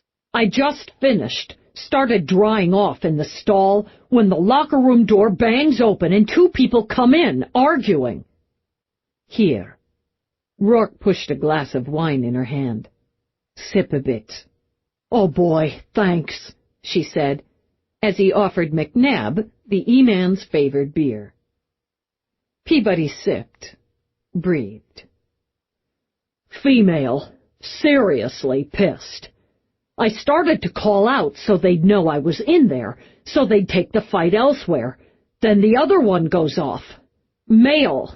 I'm in the damn stall with nothing but a towel that wouldn't cover a teacup poodle, so I sort of squeeze back into the corner and hope they go away.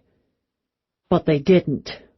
And I hear them talking about the operation she runs, how he fucked up and cost them $10K. God." "Slow down a little, Dee." McNabb murmured it while he rubbed a hand on her thigh. "Okay, yeah. So they keep at each other. And I realize they're not talking about a police op, but a side one. A long-running one, Dallas. I've got a couple of dirty cops right outside the shower door talking about product and profit, about houses in the islands, and murder. I'm naked and trapped, and my weapon's in the locker. So's my link, and they're slamming the shower doors open. One I'd have been in if there'd been any damn soap in there." Rourke stood behind her, and reaching down, laid his hands on her shoulders and began to rub. Taking another breath, she leaned back. "I've been scared before. You've got to be scared going into some situations or you're just stupid. But this? When the fight burns out and they're back in control, she, pats my shower door, and Jesus, it opens a little. I can see her arm, her dress, her shoes. All she has to do is shift an inch, and I'm made. Back in the corner of the stall with nothing." Beside her, McNabb continued to rub her thigh, but his pretty, narrow face hardened like stone. "I can't breathe, can't move, can't risk it, because I know if they see me, I'm dead. No way around it. But they leave. They never saw me.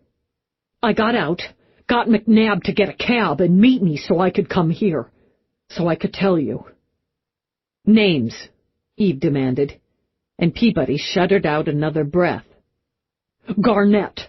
She called the male Garnett. He called her Renee Oberman. Renee Oberman, she was in charge." Renee Oberman and Garnett. Description? I didn't get any sort of look at him, but she's blonde, between 5'4" and 5'5", I think. She was wearing heels, but that's about right. Caucasian. Strong voice, at least when she's pissed. "Did they ever use their ranks?" "No, but she said when she made captain, they were going to expand the business. She referred to it as a business several times, and they used to be lovers." "Did you run the names?" she asked McNabb. "Not yet." Peabody was pretty shaken. "She had somebody named Keener killed. Said she had their boy take care of it, and that it would look like an OD. Keener's a chemi head, and one of their tools, contacts. He tried to rabbit on them with this $10K. Garnett was supposed to have him on a leash, but he slipped. That's what they were fighting about. They got the $10K, too. She let Garnett know that after she'd raked him down. And she was taking 10% of his cut as a bonus for the boy, the killer. It was a business meeting." "Did you get the impression they used that space often for meetings?" No, the opposite. She was really peeved he'd yanked her in there, let him know there'd be no more meets there. 6 years, Peabody remembered. She said she'd been running the business for 6 years. And the way she talked about the boy, it was clear this Keener wasn't the first kill she'd put him on. Did anyone see you enter or leave that facility? No. Peabody paused, thought it through. No, I really don't think so. It's like a tomb down there. Okay. Crappy report, Peabody added. Sorry, I'm jumbled. You got names, a partial description, details of cops running a sideshow, sounds like illegals, and ordering hits. McNabb, peel yourself off, Peabody, and run those names. Try the illegals division out of Central first. You're going to find Oberman, Lieutenant Renee, there. I know who she is, but pin it. And pin this Garnett. You know her? Peabody demanded. I know who she is. And I know her father's, Oberman, Commander Marcus, retired. Jesus, Saint Oberman? He ran Central before Whitney. Every last remaining ounce of color drained out of Peabody's cheeks. Oh, God, what did I step in? Whatever it is, it's a big, messy pile, so we take this slow and easy and by the numbers. Garnett, Detective William. McNabb glanced up from his PPC. 2nd grade, assigned the last 4 years to illegals out of Central under Oberman, Lieutenant Renee. Okay, let's take this upstairs. McNabb, you're going to get me ID shots and any data on these two you can get without sending up a flag. Peabody, you're going to give me a full, cohesive, and detailed report on record. This Keener likely started out as a weasel for either Garnett or Oberman. We find him. What do we do with this? Peabody asked her. Eve looked her dead in the eye, her own flat and cool. We put it together in a very tidy package, and we take it to Whitney and to IAB. Other than that, nobody outside of this room hears a whisper of this until we're otherwise directed. Commander Oberman. He's like a legend, like a god. I don't care if he's the second coming of Jesus. The daughter's dirty. She's a wrong cop, Peabody, and the blue line breaks for wrong cops. Let's get started. You haven't eaten, Rourke interrupted, smoothing a hand over Peabody's hair. No, guess not. She'll do better with some food in her, he said to Eve. You're right. She buried impatience as she'd buried the raging fury during Peabody's report. We'll get some fuel, then we'll lay it all out. I got the shakes, Peabody confessed. After. They keep wanting to come back, but it's better. I have to tag my mom, thank her. For what? I dropped my sweaty crap on the locker room floor, and I would have left it there if I hadn't heard her voice in my head telling me to respect what belongs to me. If I'd left that ugly sports bra on the floor, they'd have seen it. They'd have found me. And I wouldn't be here telling you St. Oberman's daughter's a wrong cop. Thank her in the morning, Eve ordered. Let's get to work. Now Rourke draped his arm over Peabody's shoulders when she rose. How about a steak? Really? He kissed the top of her head, made her flush. Leave the menu to me. You're a brave soul, Peabody. My soul was scared shitless. He kissed her again. You don't want to argue with a man who's about to fix you a steak. In her home office, Eve set up a caseboard while Peabody and McNabb ate. Rourke had been right about the food, the wine, the shoulder rub, all of it. He was usually on target about those things. And it was better to give Peabody a little breathing room before opening the door to what would be an ugly and difficult process. She's attractive, Rourke commented, studying the ID shot of Oberman on the board. Yeah, and she has a rep for using it, and using her father's rep. Just whispers, nothing said too loud. I Eve shook her head, then stepped out of the room. "What?" Rourke asked when he followed her. She kept her voice down. If they'd found her, they'd have killed her. No way around it. She was right about that. It must have been brutal, being trapped as she was. We had this scuffle with these 3 assholes today, and one of them gives her a couple pretty good knocks. I told her she had heavy feet, needed to work on her technique, so what does she do? She goes down to that empty shithole of a gym. If it had tipped the other way, that's where they'd have found her body. She takes a punch in the ear, and I can't just say, everybody takes a knock. I've got to tell her to work on it, to do better. Because the next time she might take a knife in the ear. You're not just her partner, Eve. You're still training her. And you've done a damn brilliant job of it so far, in my opinion. She went down because she wants to improve, and yes, because she wants to meet your standards. It didn't tip the other way, he reminded her. And if it had, though it makes me just as sick as you to think that, it would be on the heads of those bollocks excuse for cops. You know that. She sucked in a breath. You're still mad at me. I am. And you're still mad at me. But we both understand there are more important things just at the moment. They could count on each other for that, she thought. Count on each other to hold the line when it needed to be held. So, truce. Agreed. She's precious to me, too. Because her eyes stung, Eve pressed her fingers to them. Don't pet me, she said, anticipating him. I need to hold it together. Eve dropped her hands. She's counting on me to hold it together. So you will. He petted her anyway, just sleeking a hand down her hair. Then he gripped one of the short strands, gave it a hard tug. Hey! Truce!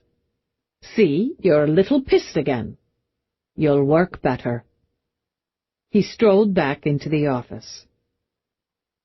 She held it together, and in short order, it took no effort. She simply fell into the rhythm of the work. We can't look at their financials, even first level, without sending up a flag, much less go digging around for buried accounts in real estate. She caught Rourke's glance, knew he was considering his illegal and unregistered equipment. No flags there, but she sent him a subtle shake of the head. She had to toe every inch of the line on this. If we go to IAB with this, Peabody began, with what we have, which when I look at it all laid out, isn't really that much, it could bust open. It could give Renee, I can't call her Oberman because it makes me think of her father. It could give her and the others time to rabbit or cover or ditch. They must have contingency plans, escape routes. I can work that. I'm going to reach out to Webster. Again she caught Rourke's glance, the cock of his eyebrow. She supposed it was impossible for Webster's name to come up in this particular room without both of them seeing Rourke beat the hell out of him. I'll feed this to him, but with conditions, she continued. I can work that, especially if Whitney adds his weight. We want to keep this narrow for as long as we can. Keener! McNabb punched a fist in the air, did a little spin in Eve's chair that had his long blonde ponytail flying. Then he pointed the index fingers of both hands at her computer. Found him. I did some crosses on some of her closed cases, mixed in others from here and there for cover, skimming wit lists and suspects, like a standard search for, just give me Keener, McNabb. Keener, Ricky. Street name, Juicy. I can't dig to see if he's listed as a weasel without the flag, but he's got a long sheet. Possession with intent to distribute, other petty shit. And he got busted for selling a primo case of variety packs to a couple of undercovers. One of them, Listed as the arresting officer is our girl Renee. Put the data on screen, Eve ordered, and scanned it. Look there. He gets probation, community service, mandatory counseling. That's a deal happening there. That's her turning him weasel as a get-out-of-jail card. With his priors, he should have done at least 3 solid, but he gets time served? 6 years ago. That's how long she said she'd been running the business, Peabody put in. So this Keener could have been her springboard, her way in. She paced in front of the screen. He knows something. He has more. Offers it. Hey, I can give you this and that, but you gotta get me out of this. Alternately, she's already looking, already getting it off the ground, and sees him as an asset. Either way, this is the turn. He's dead. She was really clear about that, Peabody added. So we find the body. If her boy found him alive, we can find him dead. She paced a bit more. Not in his flop. He was fixing to rob it with the money. He had another hole he thought was safe, secret. Take the locations of his busts, his flop, locations of his varied and bullshit employment. According to Peabody's statement, Renee said he hadn't gotten far. Let's map out his territory, run some probabilities on most likely locations for his hole. We want to find the body, Peabody began, because you think the guy she said on Keener might have left some evidence? It's possible. Unlikely, but possible. We want to find the body. We want to catch this case, because Keener's our weasel now. A con, Peabody, Rourke told her. You have the case, you have the controls. And what they're banking on being an OD becomes a homicide investigation. If I can work it, Eve agreed. Either way, she'll have to come out and ID him as her CI. That's procedure. If she doesn't, we can give her a nice slap for it. And we can be bitchy, just by-the-book sticklers, and insist on details of their association, information, times, dates, which should all be in her files. Gosh, we're trying to find out who killed this asshole. A DB's a DB in my homicide division. You want to piss her off? I'm counting on it. And I'm gonna enjoy it. Get me the probabilities, McNabb. Then we're going on a weasel hunt. You want the body before you go to Whitney and Webster. Eve nodded at Peabody. Now you're getting it. Keener's tangible, and dead, he'll be corroborating your statement. With the connection of the arrest to Renee, we've got more. She's a decorated officer. She's a boss, and a respected, hell, revered former commander's daughter. She's got 18 years on the force without a blemish. And if I just blow the whistle on her, IAB may end up investigating me. You don't worry about that, Eve told her. I won't. I've leveled off now. And now I really want to pay her back for every second I was in that freaking shower. I mean, over and above bringing a dirty cop to justice. Naked in the shower, Eve reminded her. With nothing to do but give them an angry towel snap if they slapped open the door. We'll pay them back, Eve promised, and looked over to where Rourke and McNabb worked together. Rourke in his tailored dress shirt and pants, McNabb in pink multi-pocketed knee shorts and a buttercup yellow tank that sported E-Dick in screaming red letters across his skinny chest. Geeks were geeks, Eve thought, whatever the wardrobe. Your map, Rourke announced, nodding to the wall screen. And your most likelies. Not bad. His type tend to stick to a certain area, to do their business within a handful of blocks where they know the score, the routes, the dodge points. If he was gonna rob it, Wouldn't he move outside his usual turf? She shook her head, glanced at McNabb.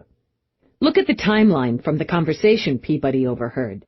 The heat's up, and that says this screw-up was fresh. The kill recently ordered and executed. Garnett didn't even know about it.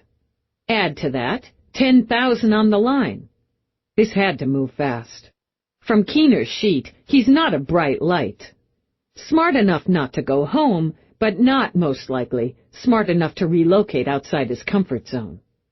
He hadn't rabbited yet, so he wasn't finished getting his shit together. We're going to find him within this area, just like his killer did. She studied the map a little longer. Eliminate anything he'd have to pay for. No tenanted apartments. The map adjusted to Rourke's command. She knew the area well enough, with its sidewalk sleepers, low-rent street LCs, funky junkies, ghosts, used-up chemi heads. Even the gangbangers had given it up as not worth the trouble. I like these 5 locations. 2-man teams. We'll get you a vehicle. A nondescript one, she added when she saw McNabb's face light up. He shrugged. I guess it has to be. It does. Rourke and I will take these 2. Peabody and McNabb, these 2. If we zero, we'll converge on location 5. We get nothing, we'll widen the map again. Do either of you have a clutch piece on you? At the negative, Eve rolled her eyes. We'll get you that, too. There are some people in this sector who just aren't very nice. We'll seal up. I don't want to leave any trace we've been there. Keep any disturbances to the locations to a minimum, and don't talk to anybody. Don't ask questions. Go in, go through, get out. If we find the body? Peabody asked. Get out, signal me, and get gone.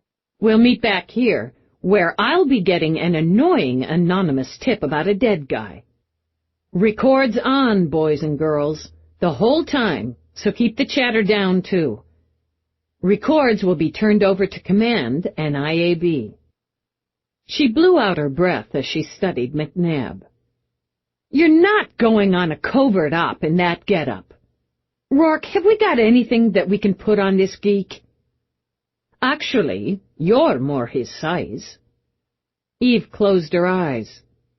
Jesus, I guess I am. She found jeans and a black T-shirt, and after she'd tossed them at McNabb, closed the bedroom door so both she and Rourke could change. I'm partially sorry, she said. Oh? I'm partially sorry because I did start to tag you about being so late, then got interrupted and forgot. But I almost always remember, so I think I could get a goddamn pass on it. I wasn't angry, and I'm not angry about you not calling, particularly. I don't give you grief about that sort of thing, Eve. No, you don't. But I feel guilty about it because you don't. Ah, my fault again. Oh, shut up. There goes the truce. You could be partially sorry, but I'm not a bit, for enjoying the evening with Somerset and his very interesting friends, who I'd never met before either. You're better at that than I am. And I'm just saying if I'd known, I wouldn't have come home with this other plan and then had this to deal with. What other plan? She felt stupid about it now, and dragged on her weapon harness. I just thought we'd have dinner. That you'd have waited for me because that's what you usually do. And I was going to pick it out and fix it up. Were you?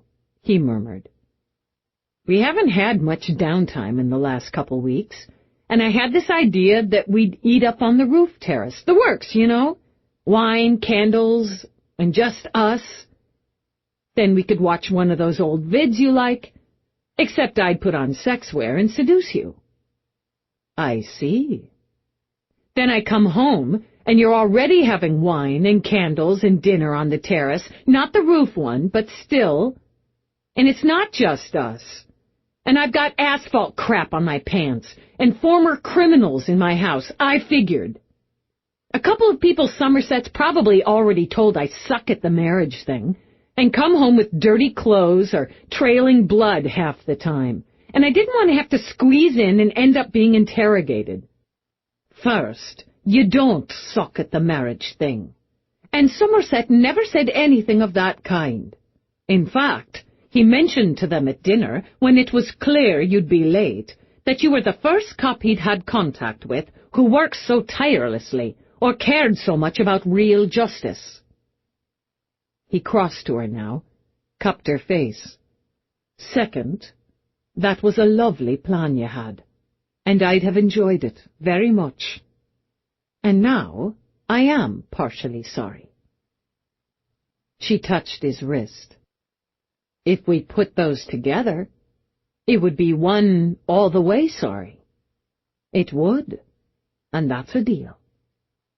She kissed him to seal it, then stood for a moment, snug in his arms. It's a good deal, she decided. Now let's go find a dead junkie.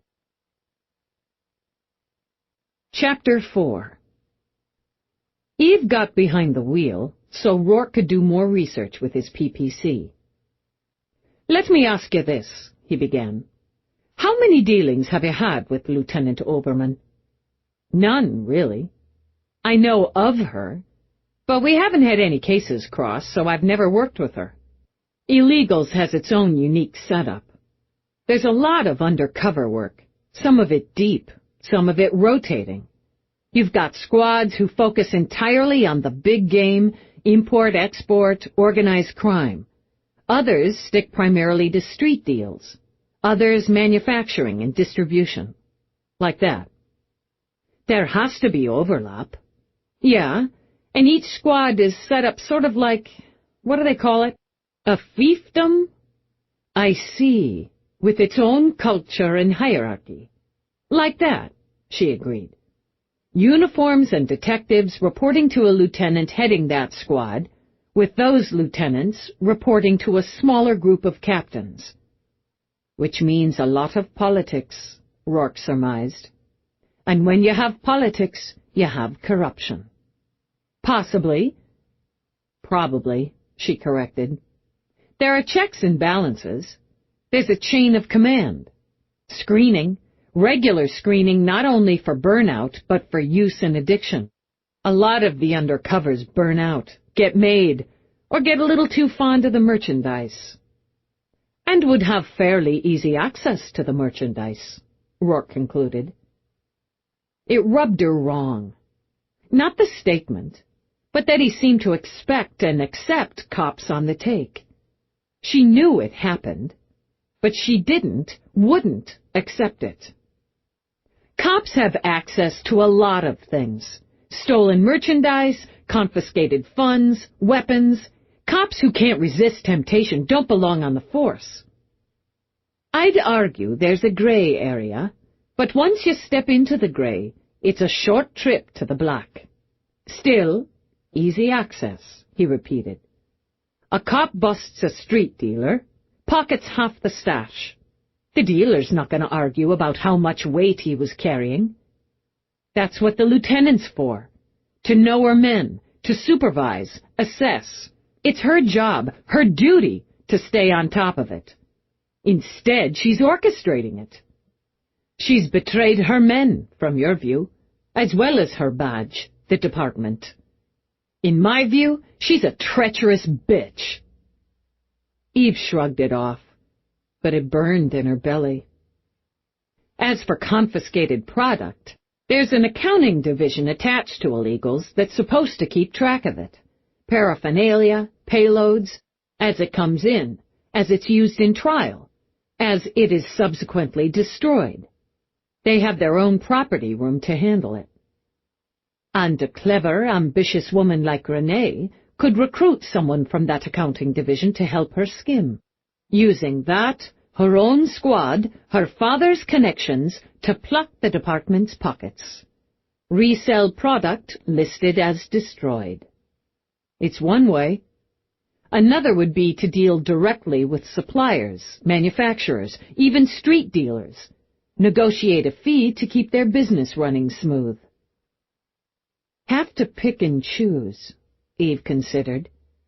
You're not going to make rank, even with a daddy boost, if you don't close cases, don't lock up some bad guys. She has to keep her percentages up, arrests that lead to conviction. She braked at a light. How would you work it? Well, now, I'm not as schooled in the running of a division or squad as you. You run half the industrialized world. Ah, if only. But be that as it may, if I were looking for long-term profit, not the quick grab, but to establish a steady profit-making business in this area, I'd take a bit from each level. Street deals, that's quick and easy, and with the right pressure and incentives, you could establish enough loyalty and fees in the low-level runners to finance and establish the next level. Runners get their junk from somewhere else unless they're self-reliant, and even most of those have to work within the system, fight for their turf or pay a fee to whoever runs the turf.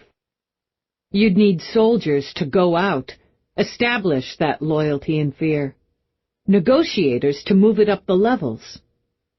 6 years? Eve shook her head. She's got a network. Cops and crooks.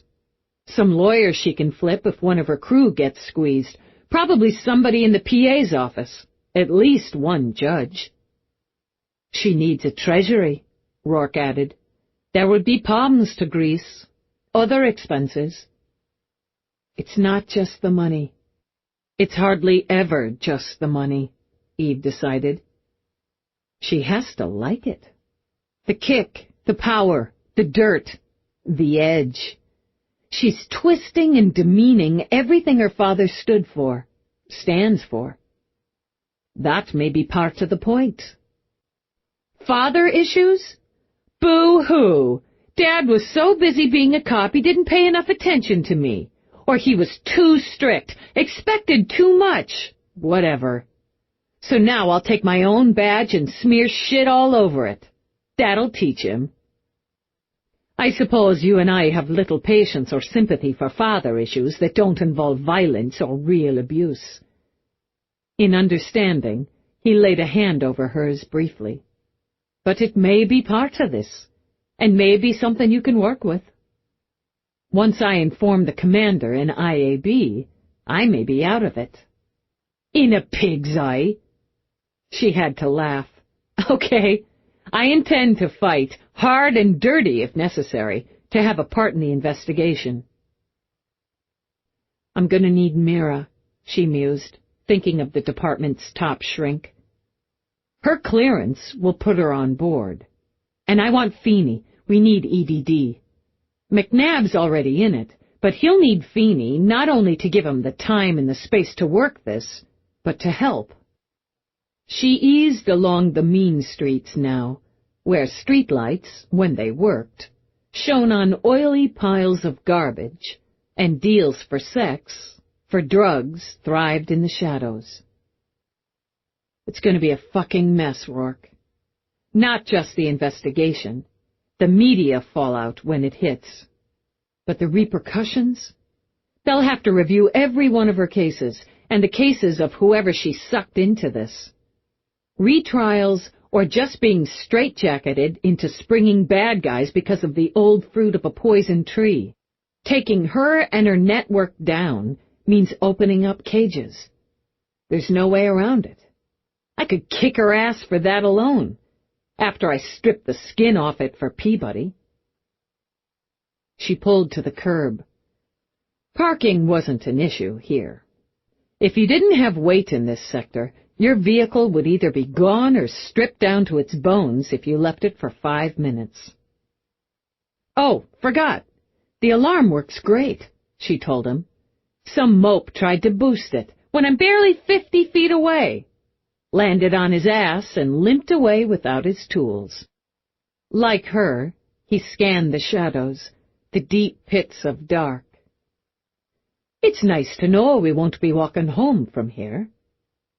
Seal up. Eve tossed Rourke the can of sealant, engaged her recorder. Dallas, Lieutenant Eve and Rourke, she began, and listed the address. Date and timestamp on record. The building had likely been a small warehouse or factory at some point, and scooped up in the rehab-crazed pre-urbans. Since, it might have served as sorry shelter for itinerants or a chemi-den, probably both at one time or another. The rusted and broken chain and padlock drooping from the door proved security measures had been half-assed to begin with and long since breached. But the shiny new lock caught her interest. Cold weather hole, Eve said. Nobody much wants to be inside the dirt and stink in high summer. Still, she nodded at the lock. Somebody put that on recently. She started forward, digging for her master. The man who jumped out of the shadows boasted a half-acre of wide shoulders. He bared his teeth in an ugly grin that demonstrated dental hygiene wasn't high on his list of priorities. Eve imagined it was a 6-inch sticker and what he took as a couple of easy marks that put the grin on his face. "Take care of that, will you?" she asked Rourke. "Of course, darling." He gave the man, currently jabbing playfully at him with the blade, a pleasant smile. "Something I can do for you?" "Gonna spill your guts all over the street? Then I'm gonna fuck your woman. Give me the wallet, the wrist unit, ring, too." "I'm going to do you a favor. As even if you manage to spill my guts all over the street, and odds are against you, if you tried to touch my woman, she'd break your dick off like a twig, then stick it up your arse." "Gonna bleed." When the man lunged, Rourke danced easily to the side, pivoted with an elbow jab to the kidneys. The responding oof had the ring of surprise, but the assailant spun around with a vicious slice Rourke evaded with another pivot. He followed it by slamming his foot against the big man's kneecap. "Stop playing with him," Eve called out. "She tends to be strict," Rourke commented. And when the man, grimacing now, lunged again, he kicked the knife arm sharp at the elbow. Even thugs can scream, he thought, and caught the knife as it flew out of the man's quivering hand. And here comes the favor. No longer pleasant, no longer smiling, Rourke's iced blues met the man's pain-filled eyes. "Run." As the footsteps slapped on the sidewalk, Eve watched Rourke press the mechanism on the sticker to retract the blade. "If you're thinking of keeping that, you'd better dump it in an autoclave first chance. Ready?" Rourke slipped the knife in his pocket, nodded as he joined her at the door. She drew her weapon, rested it across her flashlight, angling away so the recording wouldn't show Rourke doing the same. They went through the door, swept left, right. She kicked aside trash to clear a path. Mold, laced with stale urine and fresher vomit, smeared the air. She judged the main source as a pile of blankets, stiff as cardboard and too hideous to tempt even a sidewalk sleeper. "Clear the level." They moved in, sweeping lights, weapons. Doors, wiring, sections of floorboard, and stair treads, anything that could be used or sold, had been torn out, pulled down, and hauled off, leaving raw holes, toothy gaps. She studied the open elevator shaft. How the hell did they get the elevator door out of here, and what did they do with it? "Mind your step," Rourke said, as she started up the stairs, striding over the wide holes. On the second level, she shined her light over broken syringes, bits of utensils, and pots eaten through by chemicals and heat. She considered the splintered stool, The tiny scorched table, the shattered glass and starbursts of burns on the floor, the walls. "Somebody had a little lab accident," she commented. She jerked her chin toward the bare mattresses, stained by substances she didn't particularly want to think about. Remnants of fast food containers lay scattered where she imagined they'd been picked over by vermin of the 2- and 4-legged varieties. Living where they worked, for a while. Rourke studied the filth. "I can't say I love what they've done with the place." She towed a discarded Chinese takeout container. "Somebody ate here in the last couple days. What's left in this isn't moldy yet. Still enough to put you off your mugu. I think it used to be chow mein." She followed the amazing stench to what had once been a bathroom. Whoever had attempted to rip out the toilet had fallen victim to impatience or incompetence, so the broken bowl lay useless on its side. They'd had better luck with the sink, and some enterprising soul had smashed through the wall and managed to cut out most of the copper pipes. They hadn't bothered with the tub, maybe daunted by the weight and bulk of the ancient cast iron.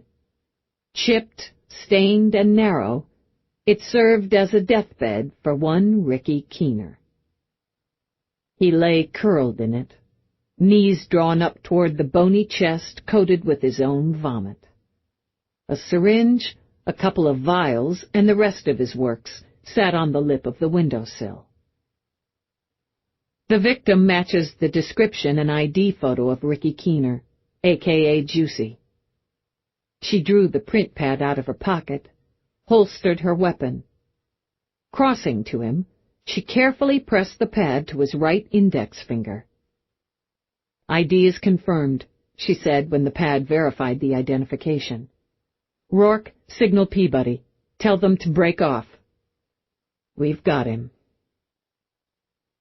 She stood where she was, breathing through her teeth, letting her light run over the body.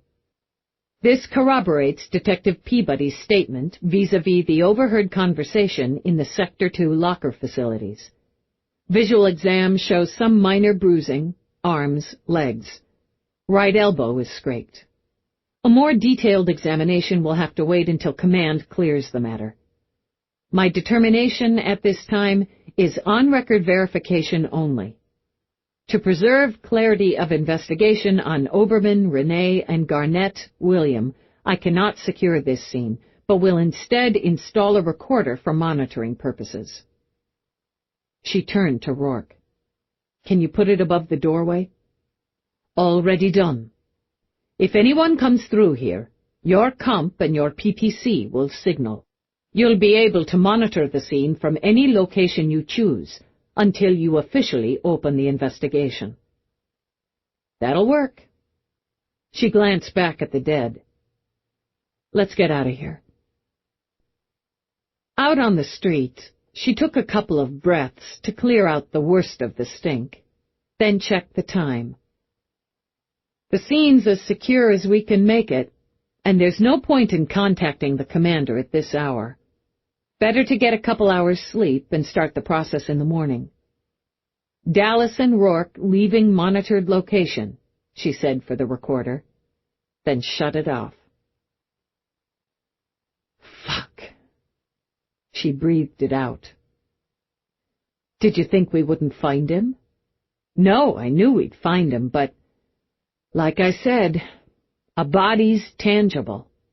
No getting around it now. No stopping it. We have to take her down." She got in the passenger seat so Rourke could take the wheel. He gave her a few moments with her thoughts as he navigated the route back uptown. "Have you decided how you'll structure this for Whitney?"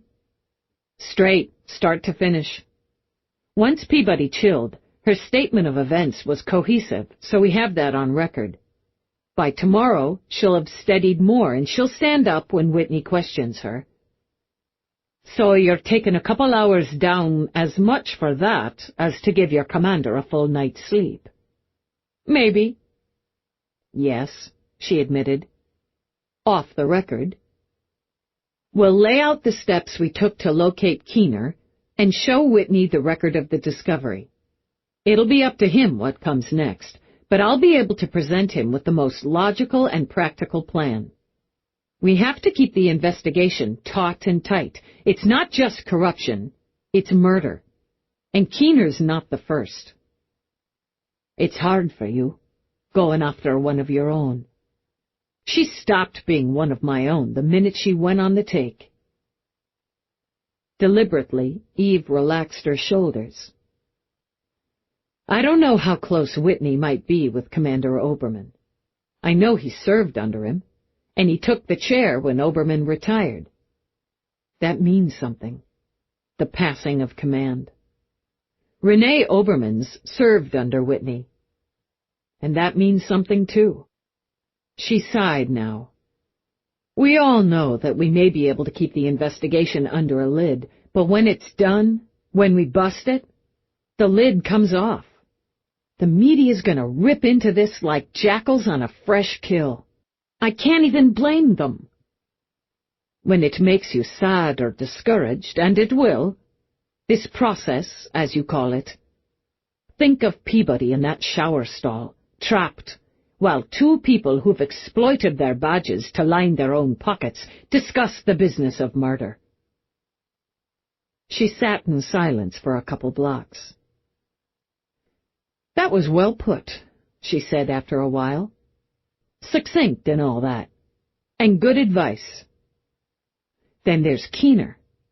He was probably a schmuck.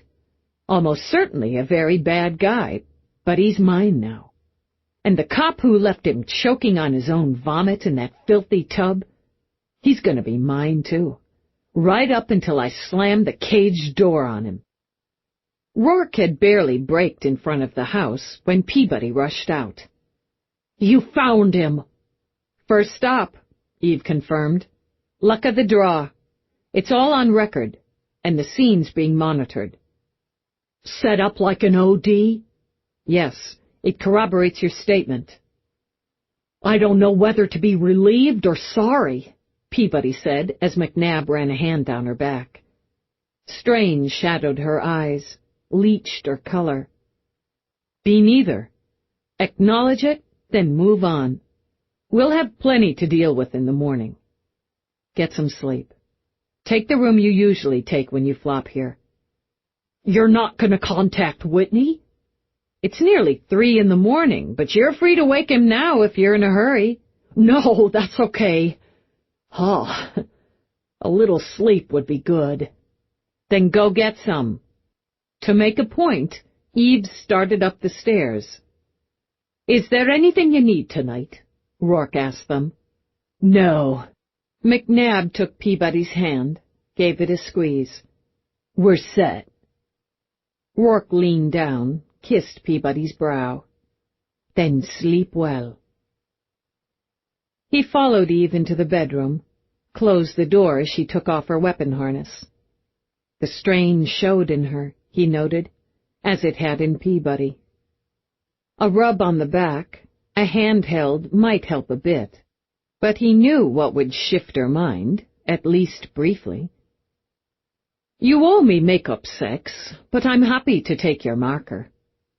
As he'd expected, she scowled at him.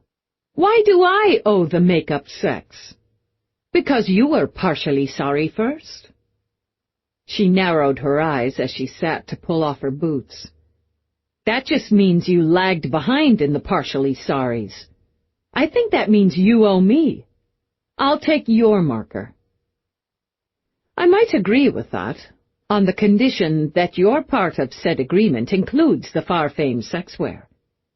He watched her pull an oversized NYPSD T-shirt over her head, which I'm hoping that isn't. I can agree to those terms. She climbed into bed. Then it's a date. He slid in beside her, wrapped her against him. I have to program the alarm. What time? I'm going to contact Whitney at 600 sharp. I should probably give myself an hour to prepare. 5 then. Don't worry, I'll wake you." Trusting he would, she closed her eyes. She'd have sworn 5 minutes passed when she woke to the seductive scent of coffee. She slitted her eyes open and saw him. He sat on the side of the bed, holding a huge mug of coffee a few inches from her nose. He'd ordered the light on, about 20%, she judged, so the room held a soft dawn glow. "You brought me coffee in bed? You could consider me the prince of husbands, or just that I was awake before you." "It's just gone 5, he added. "Ugh." She pushed herself up, muttered a thanks, then took the mug and glugged. Then she closed her eyes and let the beauty of caffeine slide through her system. Good. Glug some more. Shower. She crawled out of bed, said, "More," and drained the mug before pushing it back into his hands. Halfway to the bathroom, she glanced back over her shoulder, crooked a finger, and pulling off the T-shirt, let it drop to the floor as she walked the rest of the way naked. Rourke set the empty mug on the nightstand. "Who am I to refuse such a gracious invitation?" She'd ordered the jets on full, and, of course, brutally hot. He'd never get used to her love of boiling herself, and often himself as well, in the shower. Steam pumped, blurring the glass of the big open area. She stood, sleek and wet, face lifted, eyes closed. A prince would probably wash my back. Obliging, Rourke tapped a panel and, when it opened, cupped his hand to catch a creamy fall of soap. "You slept well, I take it?" Her back, narrow and smooth, with just a hint of gold from their days in the sun on their recent holiday, arched just a little at the glide of his soapy hands. He loved the feel of it, the soft skin over tensile strength. The long length of it tapered to her waist, then gave way to the subtle flare of her hips. Lean and angular, his cop, built for both speed and endurance. And yet he knew her vulnerabilities, where a touch, his touch, would weaken or incite. The delicate curve at the back of her neck, the little dip at the base of her spine. He continued down, sliding, circling the silky liquid over slim, strongly muscled thighs. Up again, fingers teasing, advance and retreat in lazy seduction. She hooked her arm around his neck, arching back, and in a limber twist from that narrow waist, turned her head until her lips found his, until they parted for a deep, long mating of tongues. She turned, her eyes glimmering like burnished gold through the water. "You missed a few spots. Careless of me." He filled his palm with soap, swirled it over her shoulders, her breasts, her torso, her belly. Every inch of her yearned, here in the heat and steam, with the pounding and pulsing of water against tile, against flesh. His hands were magic on her body, triggering needs, tripping sensations, finding, owning her secrets. His mouth, when he used it on her, infused her body with 1,000 aches of pleasure. His fingers found her, opened her, and wet to wet, stroked her through those aches and beyond. She wrapped around him, a sleek, fragrant vine, her hands tangled in his hair, her mouth avid on his.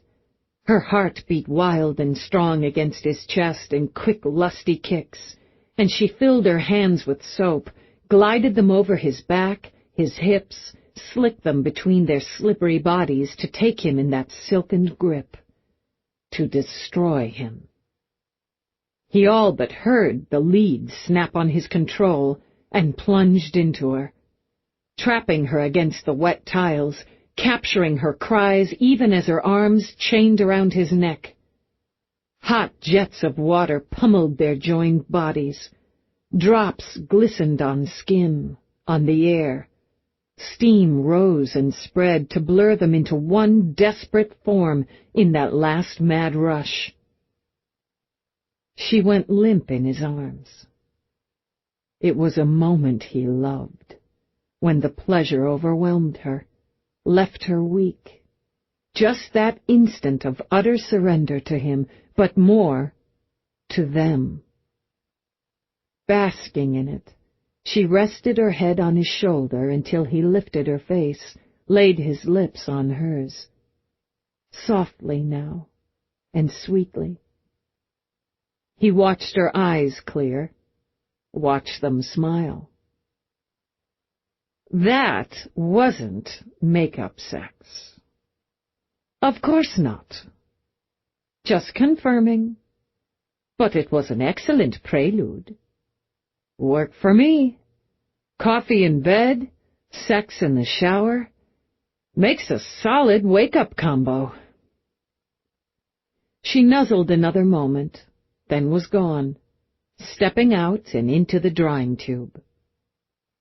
While air swirled around her, he ordered the water temperature to lower 5 civilized degrees.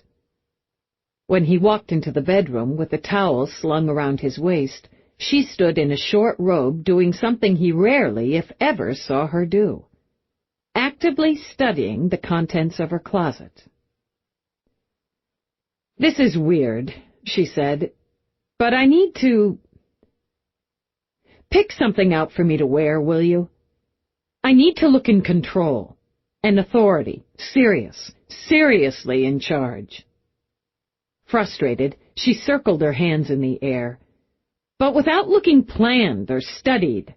"I don't want it to come off like an outfit, but I understand you." He stepped in, studied the jackets first. He'd selected every one of them himself, as wardrobe, much less shopping for wardrobe, was dead low on her list of priorities. This.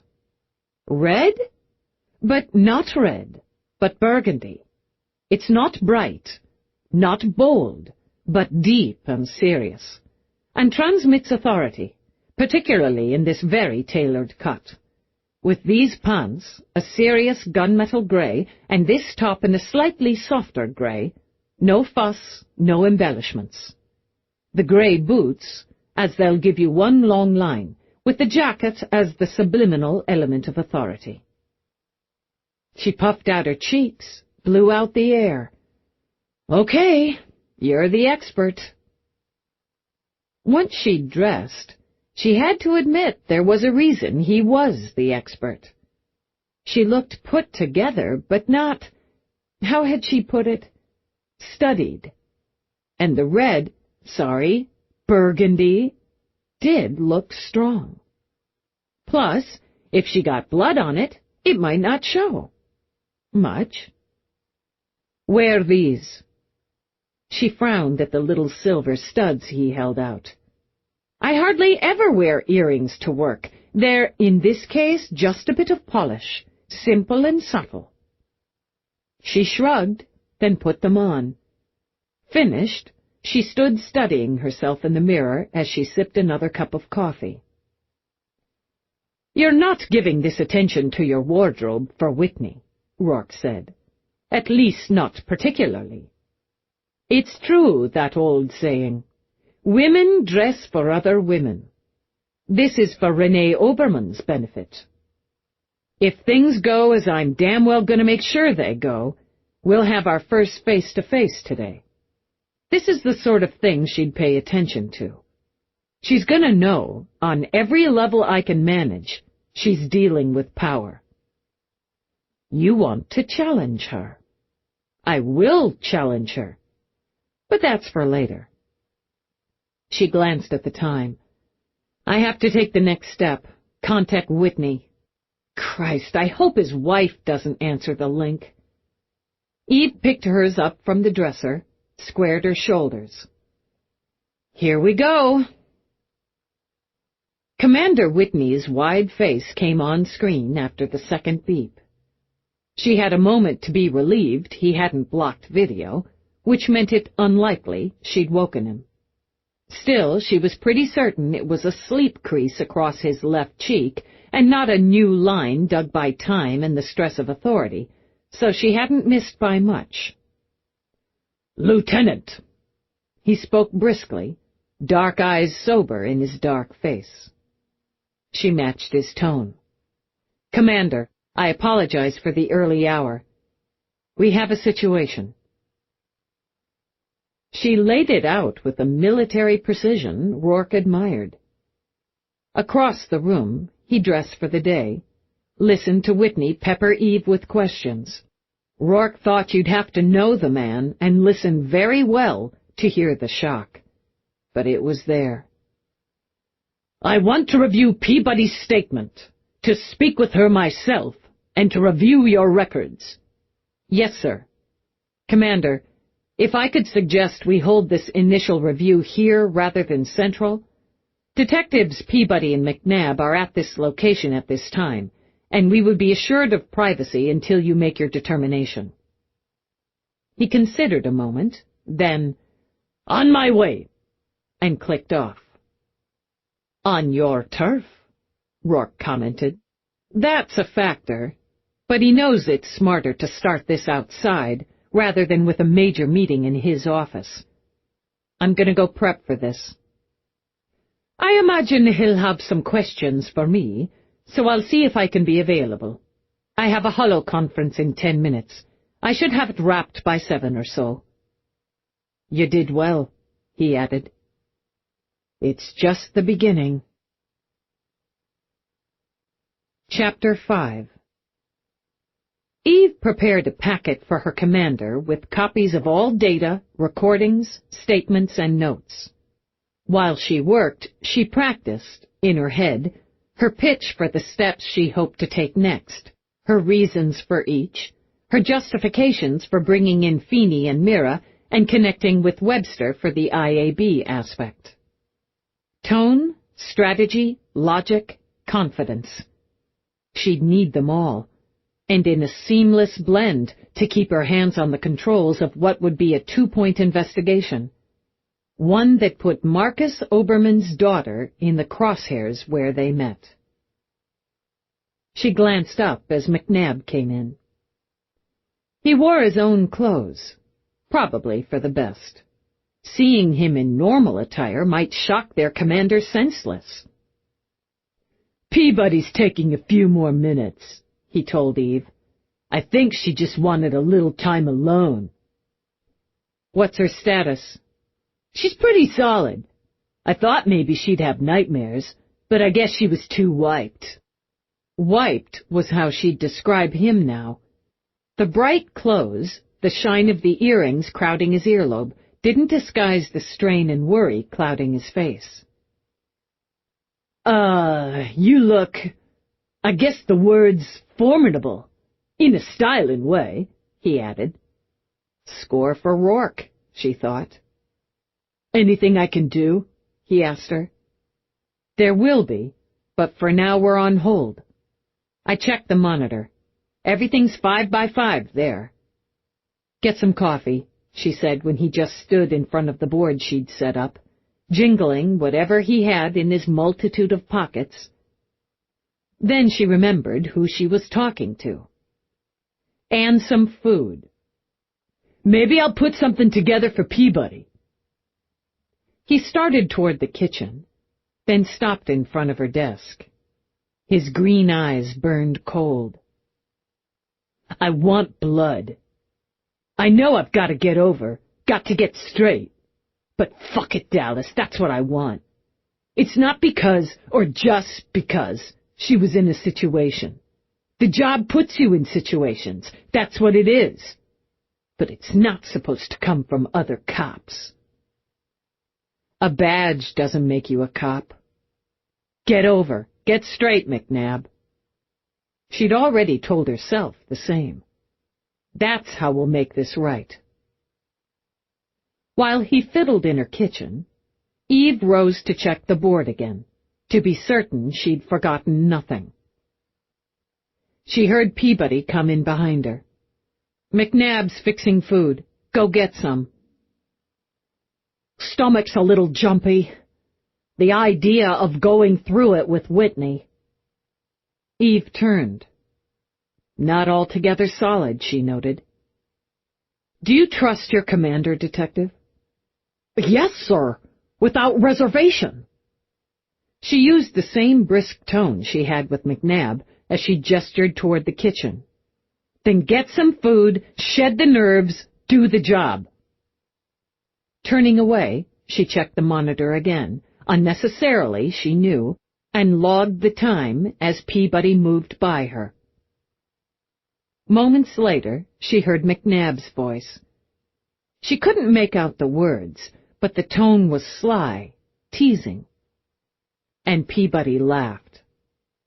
Eve felt the tension in her own shoulders ease.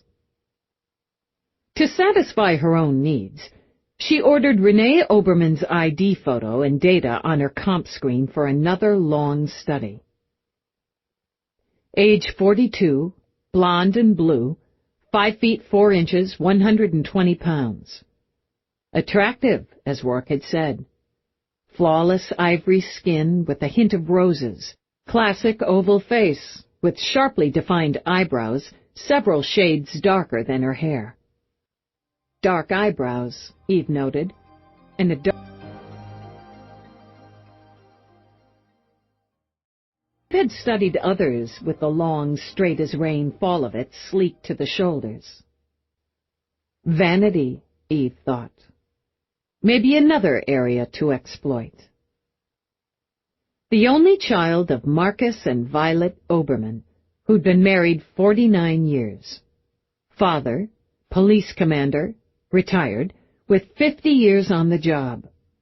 Mother, a waitress, had taken 6 years as a professional mother after the daughter was born, then found employment as a sales manager in a women's upscale boutique until retirement.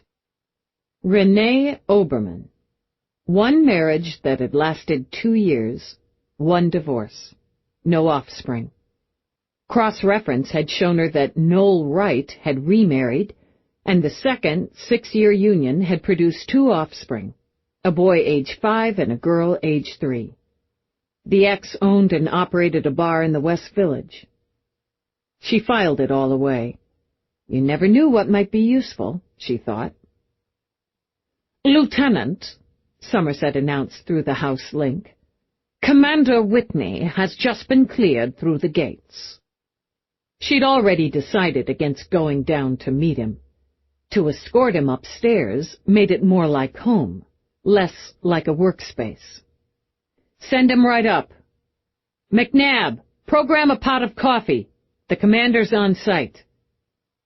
But she stood, deliberately flanking Peabody with McNabb when Whitney strode in.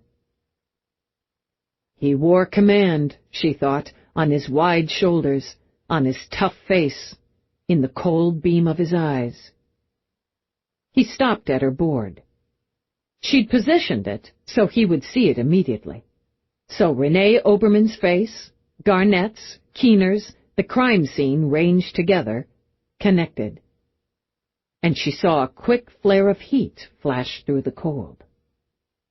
Without asking, Eve poured him a coffee, crossed over to offer it. I appreciate your quick attention to this matter, Commander. Save it. He moved past her, zeroed in on Peabody. Detective, I will review your statement on record, but at this time, I want to hear it from you. Yes, sir. Instinctively, Peabody shifted to attention. Commander, at approximately 200 hours, I entered the workout facilities in Sector 2. Whitney went at her hard. Hard enough to put Eve's back up. Hard enough she had to shoot McNabb a warning glare when she saw the temper light up his face. Whitney questioned her ruthlessly, interrupting, demanding, forcing her to backtrack, repeat, overlap. Though she paled, and Eve clearly heard the nerves skittering under the words, she never faltered, never changed a single detail. You were not able to make a visual identification of either individual? I was not, sir. While I clearly heard the male subject refer to the female as Renee and as Oberman, and heard her call him Garnett, I was unable to see either clearly. The female subject referred to as Renee Oberman was clear in her conversation that the male subject was her subordinate. I was able at one point to see a portion of her profile, hair color, skin color. I was able to determine her approximate height. With this information, we have identified the individuals as Oberman, Lieutenant Renee, and Garnett, Detective William, of the Illegals Department out of Central. You are aware that Lieutenant Oberman is a decorated and ranked officer with a service of nearly 18 years in the department? Yes, sir. You are further aware that she is the daughter of former Commander Marcus Oberman? I am, sir. And you are willing to swear to these statements in an internal investigation of these officers, possibly in a criminal trial? Yes, sir. I am willing and eager to do so. Eager, Detective? Eager to do my duty as a member of the NYPSD, as an officer who has sworn to protect and serve. I believe... Correction, sir.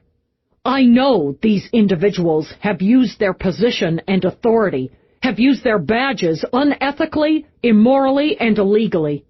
And I am eager, Commander, to do whatever I can to stop them from continuing to do so. He said nothing more for a moment, then, very quietly, sighed. Sit down, Detective. Leave her be, he ordered McNabb when the E-Man started to go to her. She doesn't need you hovering and clucking like a mother hen. She's a cop, and she sure as hell proved it. Lieutenant. Now Eve stood at attention. Sir. You waited nearly 8 hours to report this matter to command. She'd expected this, had her response ready. 6, sir, as it took time to acquire Detective Peabody's full and detailed statement, and to determine that the individuals she overheard were, in fact, NYPSD officers, at which time it was my judgment that this matter was best served by attempting to corroborate that statement and those details by locating Keener and gathering all information possible to present to you. She paused a moment, not a hesitation, but a beat to punch a point. My detective had informed me of a possible homicide. I felt it imperative that I verify. That could work, Whitney murmured. Would, she corrected in her head. She'd damn well make it work. All actions are on record, sir, for your review. I further determined, after the body of Ricky Keener was located, both the scene and the body monitored, to wait approximately 03 hours before so informing you, rather than contacting you with this information at 300 hours. This is a delicate and disturbing process, Commander. I didn't feel it could be, or should be, rushed. He nodded, then he, too, sat. At ease, Dallas, for Christ's sake! He kneaded his brow, then dropped his hands. Marcus Oberman is one of the finest cops I've ever served with. This process, as you call it, will smear his record, his reputation, and his name, and very likely break his heart. And here, she thought, may be the stickiest of the sticking points. I regret that, sir. We will all regret that. However, the daughter isn't the father. Her entire life, in many ways, had grown on that single fact. I'm aware of that, Lieutenant. I'm aware of that, as Renee Oberman has served under me for several years. She is not the cop her father was, but few are. Her record has, so far, been excellent, and her work perfectly acceptable. Her strengths include a forceful personality, an ability to select the right person for the right job, and she's adept in accessing the details of a situation and streamlining them into a logical pattern. She is, I feel, better suited for administrative and supervisory duties than the street, and, in fact, prefers those duties. She runs her squad with a firm hand and gets results. A lieutenant running a squad should do work that's more than perfectly acceptable. In my opinion, sir. He nearly smiled. You would home in. In a department the size and scope of the NYPSD, it's often necessary to accept the acceptable. There have been no signs, no forewarnings, no leading indicators of this corruption. Lieutenant Oberman is ambitious and has structured her career, has situated herself on a path to a captaincy. I have no doubt she has her eye on my seat, and very likely has a timeline for when she'd drop her ass into it. She's going to be disappointed. He did smile now, huffing out a half-laugh. Even prior to this, I'd have done whatever I could to keep her out of the commander's chair. She doesn't have the temperament for it. For the politics, for the grips and grins, for the paperwork and public relations, yes, she'd do well. But she lacks compassion, and she sees her men as tools and the job as a means to an end. He doesn't like her, Eve realized, and wondered if that made his part of the situation easier or more difficult. All that said, he continued, we have an explosive situation, with the fuse already lit. He glanced over as Rourke stepped into the room. Jack, Rourke said with a nod. At this time, only the 5 people in this room are aware of this situation, correct? Yes, sir, Eve agreed, at this time. Show me the body. More detail. Monitor on screen, Eve ordered, and the image flashed. Whitney sat back, studied. You chose not to establish TOD or secure any evidence. ID only, Commander. My thoughts were— I know what your thoughts were, he interrupted. Run the record, start to finish on this location. Eve followed orders, her face impassive as it played on screen.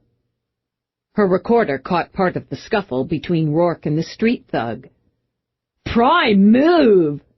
McNabb's enthusiasm got the better of him. Sorry, sir. No need. It was a prime move. Whitney nodded at Rourke. Did you break that elbow? Dislocated, I think. Sometimes I miss the streets. The record moved inside, into the filth. Sometimes I don't. He lapsed into silence, watching the rest. When it was done, the silence remained for several moments. I'll review the rest, but assuming it's as you've already related to me, what's your next move? You have a next move, Dallas, he added. You've had enough time to calculate several next moves. My first priority would be to officially discover the body and take the investigation. Through a tip from one of my CIs, or we'll run it so the record she sees plays that out. I believe that's less complicated and could be more useful than standard channels. She won't know who contacted me, and I'll have no obligation to inform her. In fact, it would be standard for me to protect my own weasel. She believes Keener's death will be seen and treated as an accidental OD. It won't be. I'll hardline it, give her something to worry about. or just be pissed off about. I'll be in her face, and by doing so, we'll have the opportunity to observe her squad. How many of them are in this? Whitney nodded. It's not just Garnett. No, sir, that would be unlikely. Concurrent to that would be the internal affairs investigation. With your permission, sir, I would inform and fully brief Lieutenant Webster. I've worked with him before, and he knows Peabody. That connection would save time and should streamline the process. And you believe you can convince him you and your team need to play an active role, not just in the homicide, but in the internal investigation? There wouldn't be an internal investigation without Peabody, and it's very likely Keener's death would have been put down as an OD. You don't need to convince me. I'll also speak to Lieutenant Webster.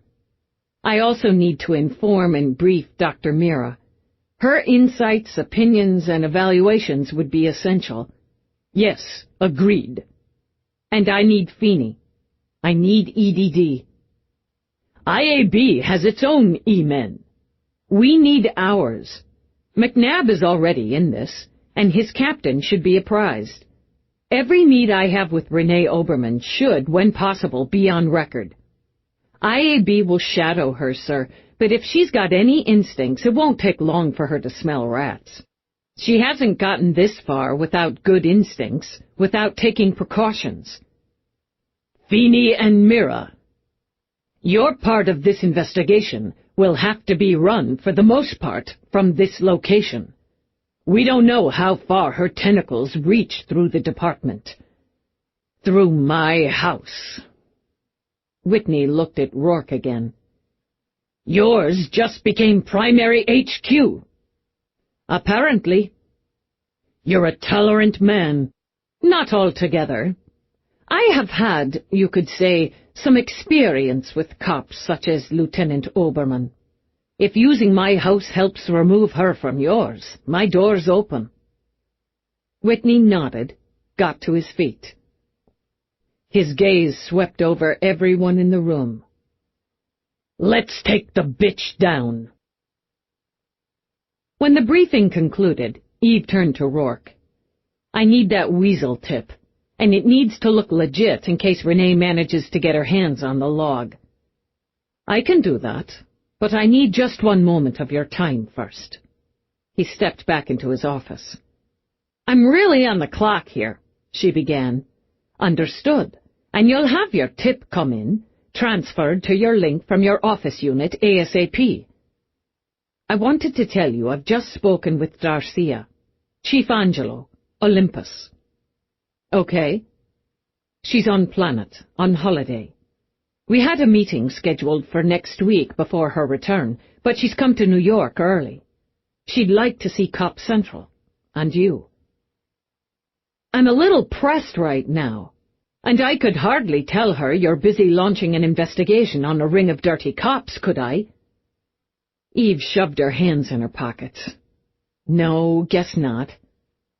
Her main plan is to have a longer holiday in New York.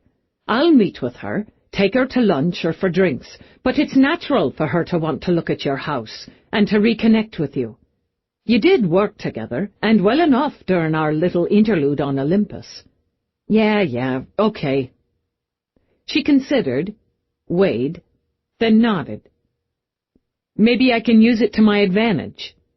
Once this rolls, nobody who's sniffing is going to think I'd be spending time giving tours and having a girl-cop chat if I were tied into an internal investigation. I imagine, when it's all said and done, she'll be pleased to have been useful. I'll take care of the tip. 5 minutes. Good enough. She walked back into her office. We'll have the tip in 5, she told Peabody. I'll tag you on your link, tell you I'm swinging by to pick you up at your place to follow up on the tip. Could be nothing, so we won't inform dispatches yet. McNabb, you need to get yourself to Central by your usual means. By the time you do, Whitney will have briefed Feeney. I want filters on all our electronics, something that will not only show if anyone attempts a hack, but prevent one. We can do that, McNabb assured her. I'd go to the bank that Rourke already has filters and shields on everything in here. A couple minutes in Rourke's comp lab, and I can fix your pocket link and Peabody's. We'll get to that after the tip. Speaking of which, she said when hers signaled, he's fast. You have to give it to him. She held up a finger for silence. Dallas, don't use my name. Got me? The voice was garbled, panty, and would never be mistaken for Rourke's. I got you. Somebody did him. Old Juicy. Did him bad, man. Left him swimming in puke. Who's Juicy? Juicy'd never pop heavy, man. They did him. The ones he was scared of. Fucker's dead. You're stoned, you asshole. Don't waste my time. Got stoned for Juicy. You gotta get him, Dallas, see? It ain't right. Stuffed him in the fucking tub. I ain't just doing Weasel for you, Dallas. It's for Juicy. The record would show her scowl, replay the warning in her voice. Give me where, but if I don't find a body, I'm hunting you down and kicking your ass. You find him. The voice mumbled out an address. Poor old Juicy. You get me my 20, right? I get my 20. If I find a body, you get your 20. If I don't, better find a hole. She clicked off, then walked to the door connecting her office with Rourke's. How did you do that? Oh, just a little voice exchange program I've been working on. I used a blend of 2 actors in a couple of drug vids. He grinned, showing her he'd enjoyed himself. Interesting, isn't it? You're up, Peabody, Eve said, and moved to step 2. It seems kind of silly when I'm standing right here. By the numbers. After the brief exchange, Eve tossed her link to McNabb.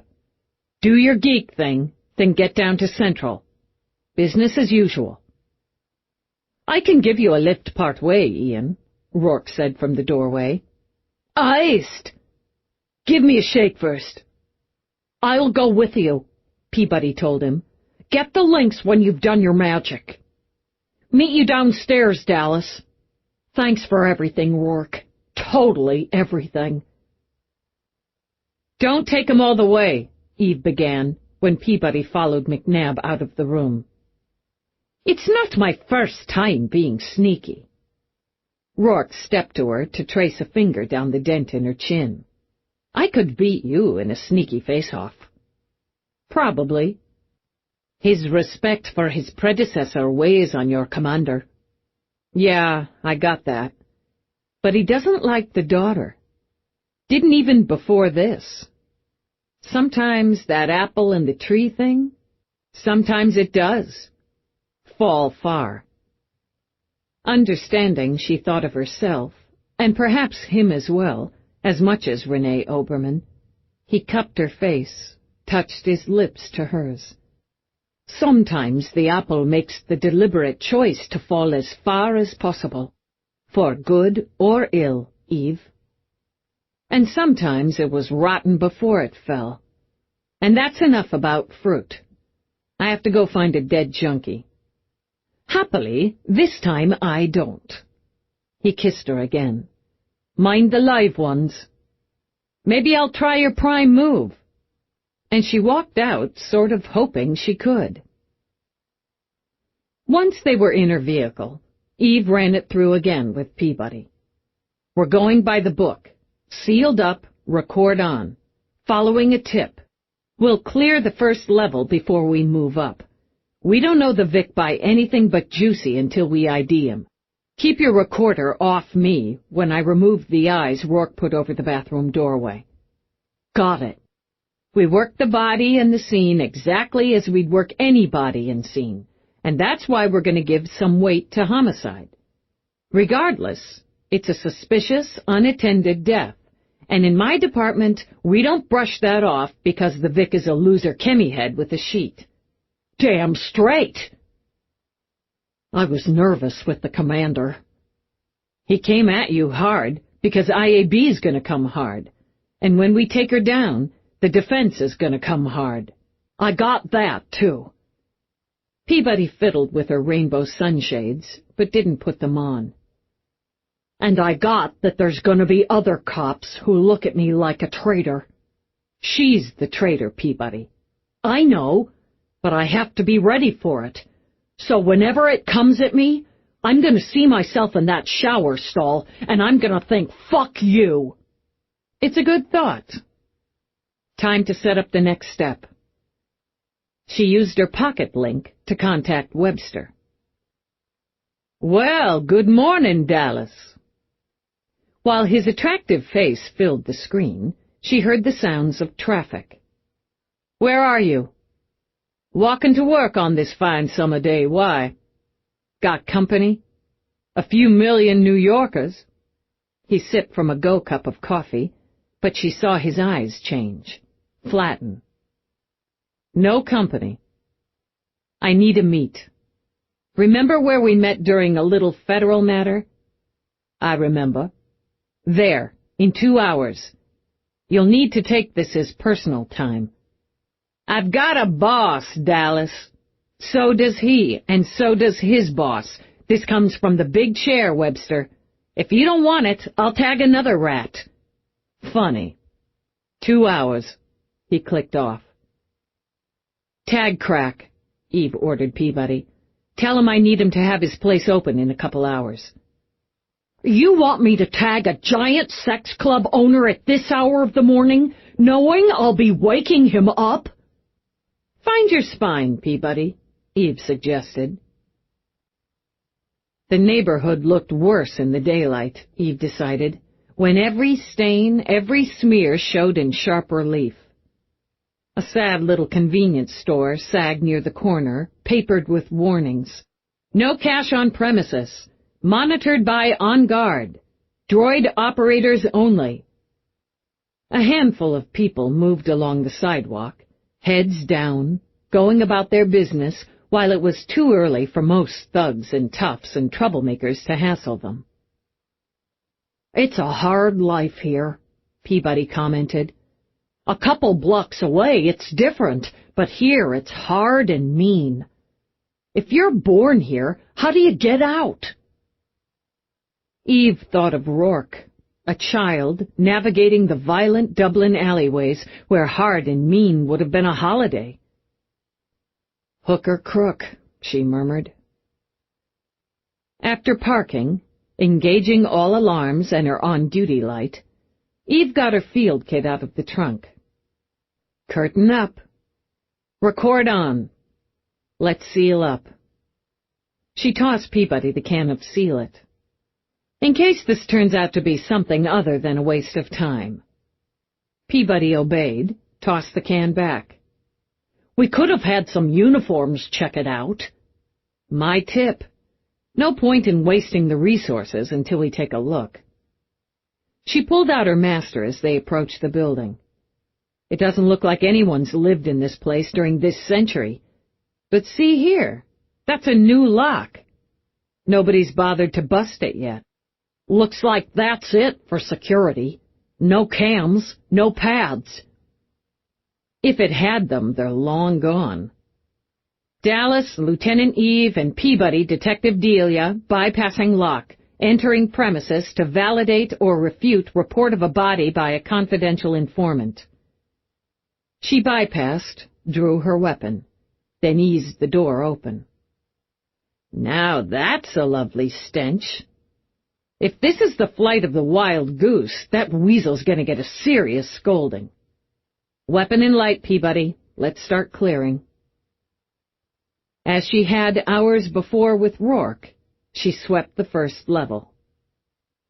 This was probably a nice place once, Peabody commented. You can see some of the original flooring and plasterwork. Sure, it's a real fixer-upper.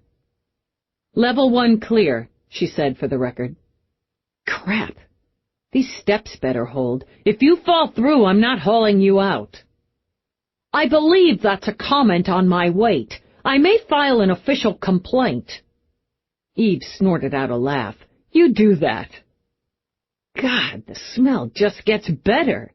It's like a shit-pile bouquet perfumed with crap. Shit is crap. For Christ's sake, Peabody, you've worked homicide long enough. You should be able to smell a DB even through this. Weasel said in the tub. Clear as you go, she ordered, and sweeping areas made her way back to the ruined bathroom. This must be juicy. I guess you owe the Weasel an apology. He'll get his 20. Eve approached the tub, swimming in puke. An exaggeration, but close enough. Let's ID him, call it in. Dallas, it's bad in here.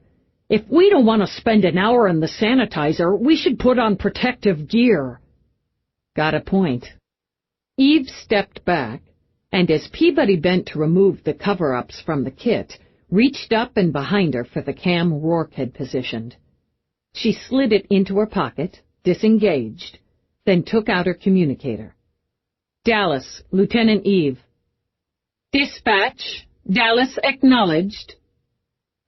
She reported the body, the location, the situation, requested uniforms to assist. Done, she unsealed the protective wrap Peabody offered her. As before, Eve used her pad for ID. Victim is identified as Keener, Ricky, age 27. Mixed-race male, 5 feet and 9 inches, 130 pounds, brown and brown. Vic is curled in a broken bathtub, empty needle syringes in the tub with him. Other illegals' paraphernalia also in evidence. TOD's coming in at 0400 yesterday, Dallas. It's reading approximate due to time lag and ambient conditions. ME to confirm TOD.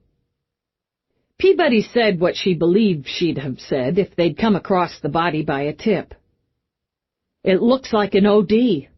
You can see his track marks. He went old school. But it's not his first trip to Neverland. Why the tub? There was a mattress in the next room. What could loosely be called a bed. He's got bruising, a scraped elbow. He could have gotten those seizing, banging against the tub. I think it's cast iron. Yeah. He's got a sheet, and wasn't a stranger to illegals. Maybe he screwed up his pop, or maybe he got something hotter than he knew. She shook her head. He's got an address on record, and this isn't it. So why here?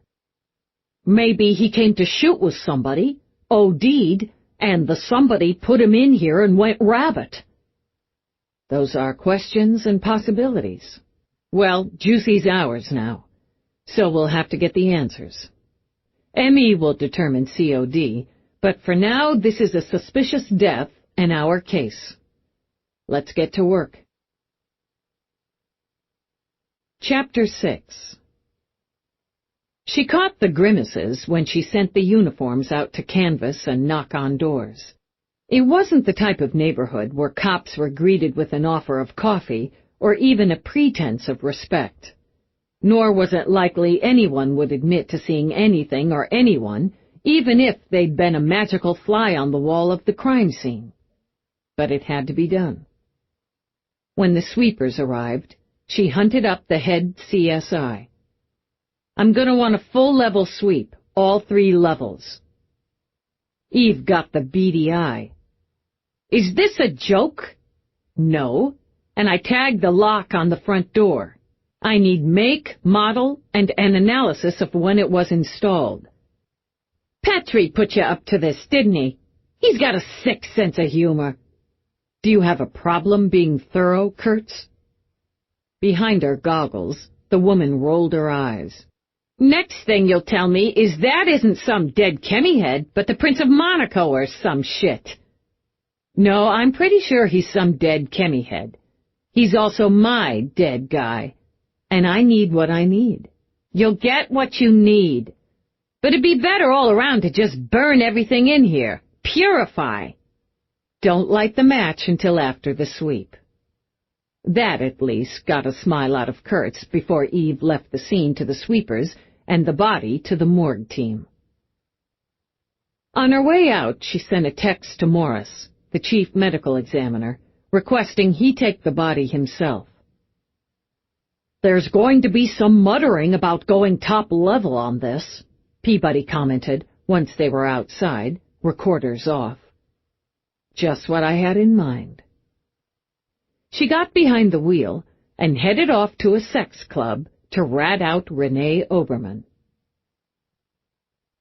When she walked into the Down and Dirty, Crack stood huge behind the bar. His shaved head gleamed like polished onyx, and his chest, his muscled arms, bared but for a sleeveless vest, rippled with tattoos. He shot her a steely stare. "You screwed my beauty sleep, white girl." "Black man, just how much prettier do you want to be?" "Smart answer." He inclined his head toward a corner table. "Got a rat in the house." "Yeah." She'd already spotted Webster. "I've got reasons. I owe you one, Crack. I'll owe you two if you keep the place shut until I'm done." "This time of day, that ain't no thing. Figure 1.5. Want coffee?" Experience told her the coffee here was as lethal as the booze. "Maybe water?" He snorted, but pulled 2 bottles from under the bar, then after a moment's hesitation, added a third. "Rats get thirsty, too." "Appreciate it." Eve passed a bottle to Peabody, carried the other 2 across the room to Webster. "Too early for entertainment," he commented. She glanced toward the stage. In a couple hours, a hollow band would set the rhythm for the strippers on early shift, and the scatter of customers would insult their deteriorating stomach linings with hard drinks and cheap brew. By midnight, the place would be ass to ass and elbow to elbow under swirling lights. Upstairs, in the privacy rooms, people, many who'd just met, would be humping away at each other like crazed rabbits. I could ask Crack to put on a couple virtual strippers, but I think what we've got for you is entertaining enough. It better be. How's it going, Peabody? I guess we're gonna find out. We're here with the commander's full knowledge and authorization, and with his directive that, at this time, the information we're about to give you isn't reported to anyone else. We're not lone wolves in IAB, Dallas. She figured he had a recorder running, and also figured if he didn't agree to terms, she'd give him nothing to record. Yeah, I get that bureau is short for bureaucracy, but that's the directive. My captain is not to be apprised at this time. He sat back. A good-looking man, with cop's eyes, even, Eve thought, if he'd traded the streets for internal sniffing. He'd thought he'd loved her once, which had been an embarrassing and fraught situation. But at the moment, he studied her with cold impatience. Even the commander can't dictate IAB procedure. You don't want to play, Webster? I'll find somebody who does. There are reasons, she added, leaning forward. And if you'd yank the red tape out of your ass, agree and listen, you'd understand the directive. Try this. I'll agree and I'll listen. Then I'll make the determination as to whether that directive holds. She sat back. Dallas, maybe we should just wait until... Eve cut Peabody off with a shake of the head. Sometimes, she decided, you had to trust. Besides, if push met shove, she'd get the recorder off him. I'm going to sum it up for you. I have a copy of the record of my partner's statement, and we'll have copies of all data pertinent to the homicide which relates. You'll get those records, Webster, when and if you give your word to adhere to Whitney's directive. To begin, she said, and laid it out. She took him through it dispassionately, watching his reactions. He played a decent hand of poker, she remembered, but she recognized his shock, the calculation. His gaze tracked to Peabody and back again, but he didn't interrupt. "That's the nutshell," Eve concluded. "Your ball, Webster." Renee Oberman. St. Oberman's baby girl. That's the one. He took a long pull from the bottle of water. "Rough go for you, Detective," he said to Peabody. "It was a moment." "You've gone on record with these assertions?" "I've gone on record with these facts." "And it was your choice to, after this incident, inform your cohab, then your partner, and her civilian husband, then after considerable time passed, your commander. All of that prior to relating this information to Internal Affairs." Eve opened her mouth, shut it again. Peabody would have to handle more than some deliberate baiting. "It was my choice to get the hell out of the situation as quickly as possible without detection. I believed, and continue to believe, if I'd been detected, I wouldn't have been in a position to inform anyone because I'd be dead. My cohab is also a cop, and I strongly believed I was in need of assistance. My partner is also my direct superior, who I trust implicitly, and whose instincts and experience I rely on. Her husband is also a frequent expert consultant for the department." She took a breath. "It was our decision to determine if the Keener referred to by Oberman and Garnett existed, and if so, if he was alive or dead. He's dead, and as Lieutenant Oberman asserted in the conversation I heard, his death was set up to appear as an OD. I went up the chain of command, Lieutenant Webster, and with that chain gathered and confirmed facts that are now reported to a representative of Internal Affairs. You can criticize my decisions, but I handled it as I deemed best, and would do exactly the same again." "Okay, then." He rubbed the back of his neck. "Renee Oberman, for Christ's sake. What are the odds of you proving Keener was murdered?" "We will prove it," Eve told him, "because he was, in fact, murdered." "I've always admired your confidence, Dallas." "She's got, what, a 10-man squad?" 12. If she ordered this hit, as per Peabody's statement, it could be any of them, save Garnett. "Their boy," Eve reminded him. 2 of the squad are female, which leaves 9. She also has a rotation of uniforms at her disposal, which adds. It's also possible, even likely, she's recruited beyond her own squad. We'll handle the homicide, Webster, but I can only access basic data on her squad, or anyone else who might catch my attention without sending up a flag. I'm going to draw her off with Keener, focus her attention and concern on me, but I don't want her getting antsy, not right off the jump, thinking that I'm looking at her specifically, or any of her people for it. We've got ways of digging without flags, but that's dicey without a nod from my captain. You'll have to work around that. And you can't use your own E-men, she added. You'll have to work with Feeney and McNabb. And you figure everybody will assume I'm hanging around EDD for the coffee and donuts? There are more fizzies and power bars up there. My place is primary HQ on this. We have a comp lab as well equipped as EDD's, and my home office is sufficient for our purposes. Yeah, I remember your home office. She met his look equably. Then you won't have any problem finding it. This process would move more efficiently with the full resources of IAB. You're so sure everyone in or associated with IAB is clean, Webster? Have you ever gone sniffing around Renee before?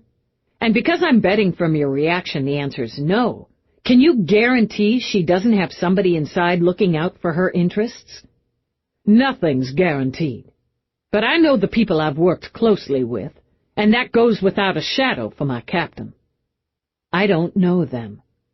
If you share the recording you've made of this conversation, and it gets back to Renee or Garnett, you've put Peabody's ass on the line." She waited a beat, and now her voice was coolly matter-of-fact. "I'll break your arm if you try to walk out of here with the recorder you've got on you, unless I have your word on this. If you take that broken arm to your captain or anyone else and repeat this conversation, if you do anything to jeopardize my detective, my partner, I'll bury you. You know I mean it." His gaze locked on hers. He took another pull of water. "Yeah, Dallas, I know you mean it. And I mean this. I don't put a good cop's ass on the line." "Then give me your word. I'll take it, and we move from here. Otherwise, I tag Whitney right now. He may not have the authority to directly interfere with IAB procedure, but he can sure as hell transfer you to fucking traffic control in fucking Queens." He set the water down, leaned forward into her space.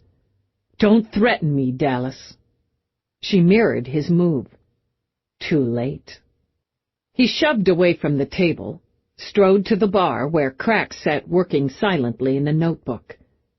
In a moment, Webster came back with a mug of coffee Eve knew would kick and burn like hot battery acid. "You've got my word, not because you worry me, but because, I repeat, I'm no more willing to put a good cop's ass on the line than you are." "Said ass appreciates it," Peabody muttered. Webster drank some coffee, hissed, and swore. "Christ, this is bad. I need copies of every byte of data you've got, will get, hope to get. You'll have it. Every briefing's on record for IAB files." "No, I can't agree to that, Webster," she said before he could argue. "All results, all operational and investigative plans will be written up and recorded, but I'm not having my people have to censor every word or risk a poke from IAB.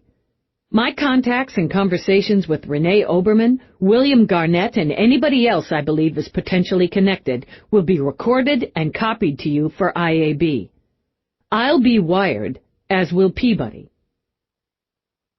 "You're going to get in her face with Keener." "I'm going to crawl up her ass with Keener." "How?" Okay, Eve thought. She had him now. Invested, he'd not only assist, but he'd keep her team covered from any internal backlash.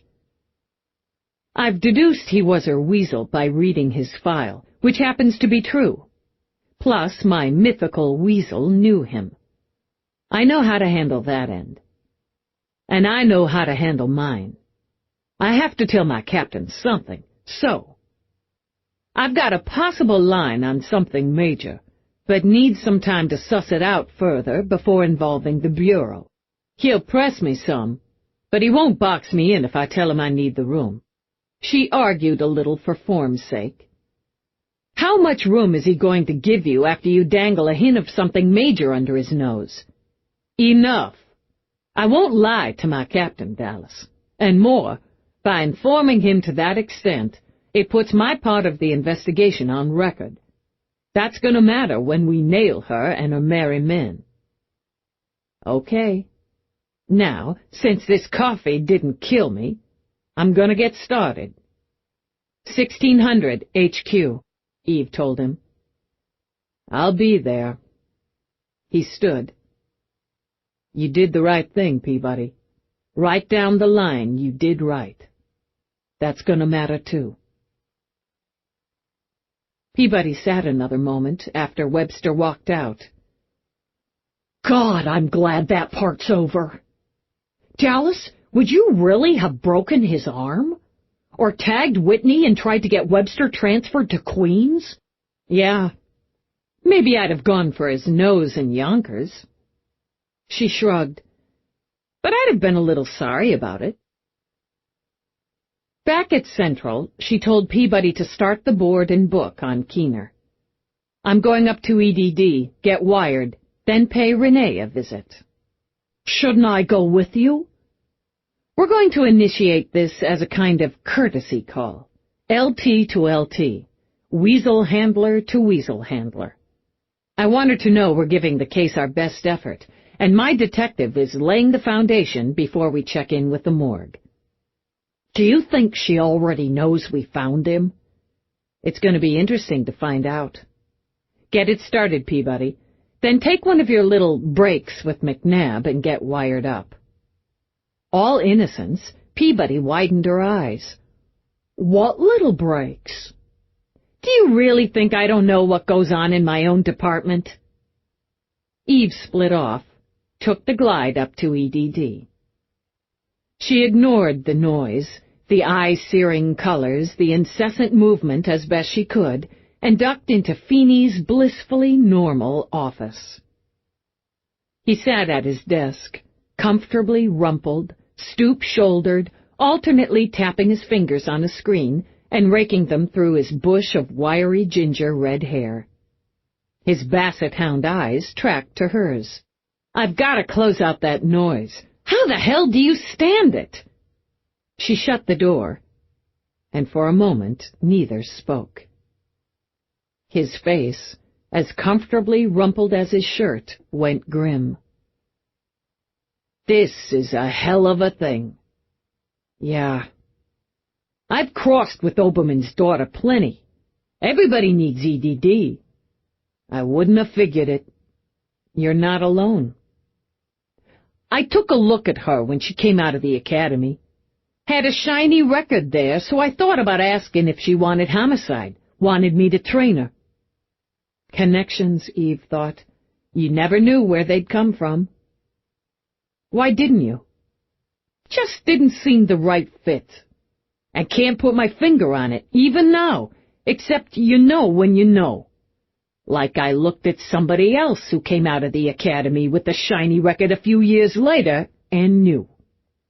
His saggy face moved into a smile. That was a pretty good fit. And if he'd taken Renee, would he have still taken her? Fate, she decided. You never knew where that came from either. You'd be running homicide still if you hadn't gone over to the dark side. I trained you to run it. He tapped a finger in the air at her. Besides, you never did understand or appreciate the power of the geek. Enough to know when to use them. She sat on the edge of his desk, dipped a hand into his dish of candied almonds. Fuck, Feeney. I just put us in bed with IAB. No choice, kid. He opened a drawer. And no regrets. I've got your eyes and ears here. High grade. They won't show on a scan or a sweep. Running a network like this, she's probably hooked in for scans. You want to be careful with these. They're worth double what we make in a month combined. He rose, blew out a breath, and his ears pinked a little. You gotta strip off the jacket and shirt. Yeah. They avoided looking at each other as she did. That one, too. Jesus, Feeney, I'm naked under here. It's a support tank.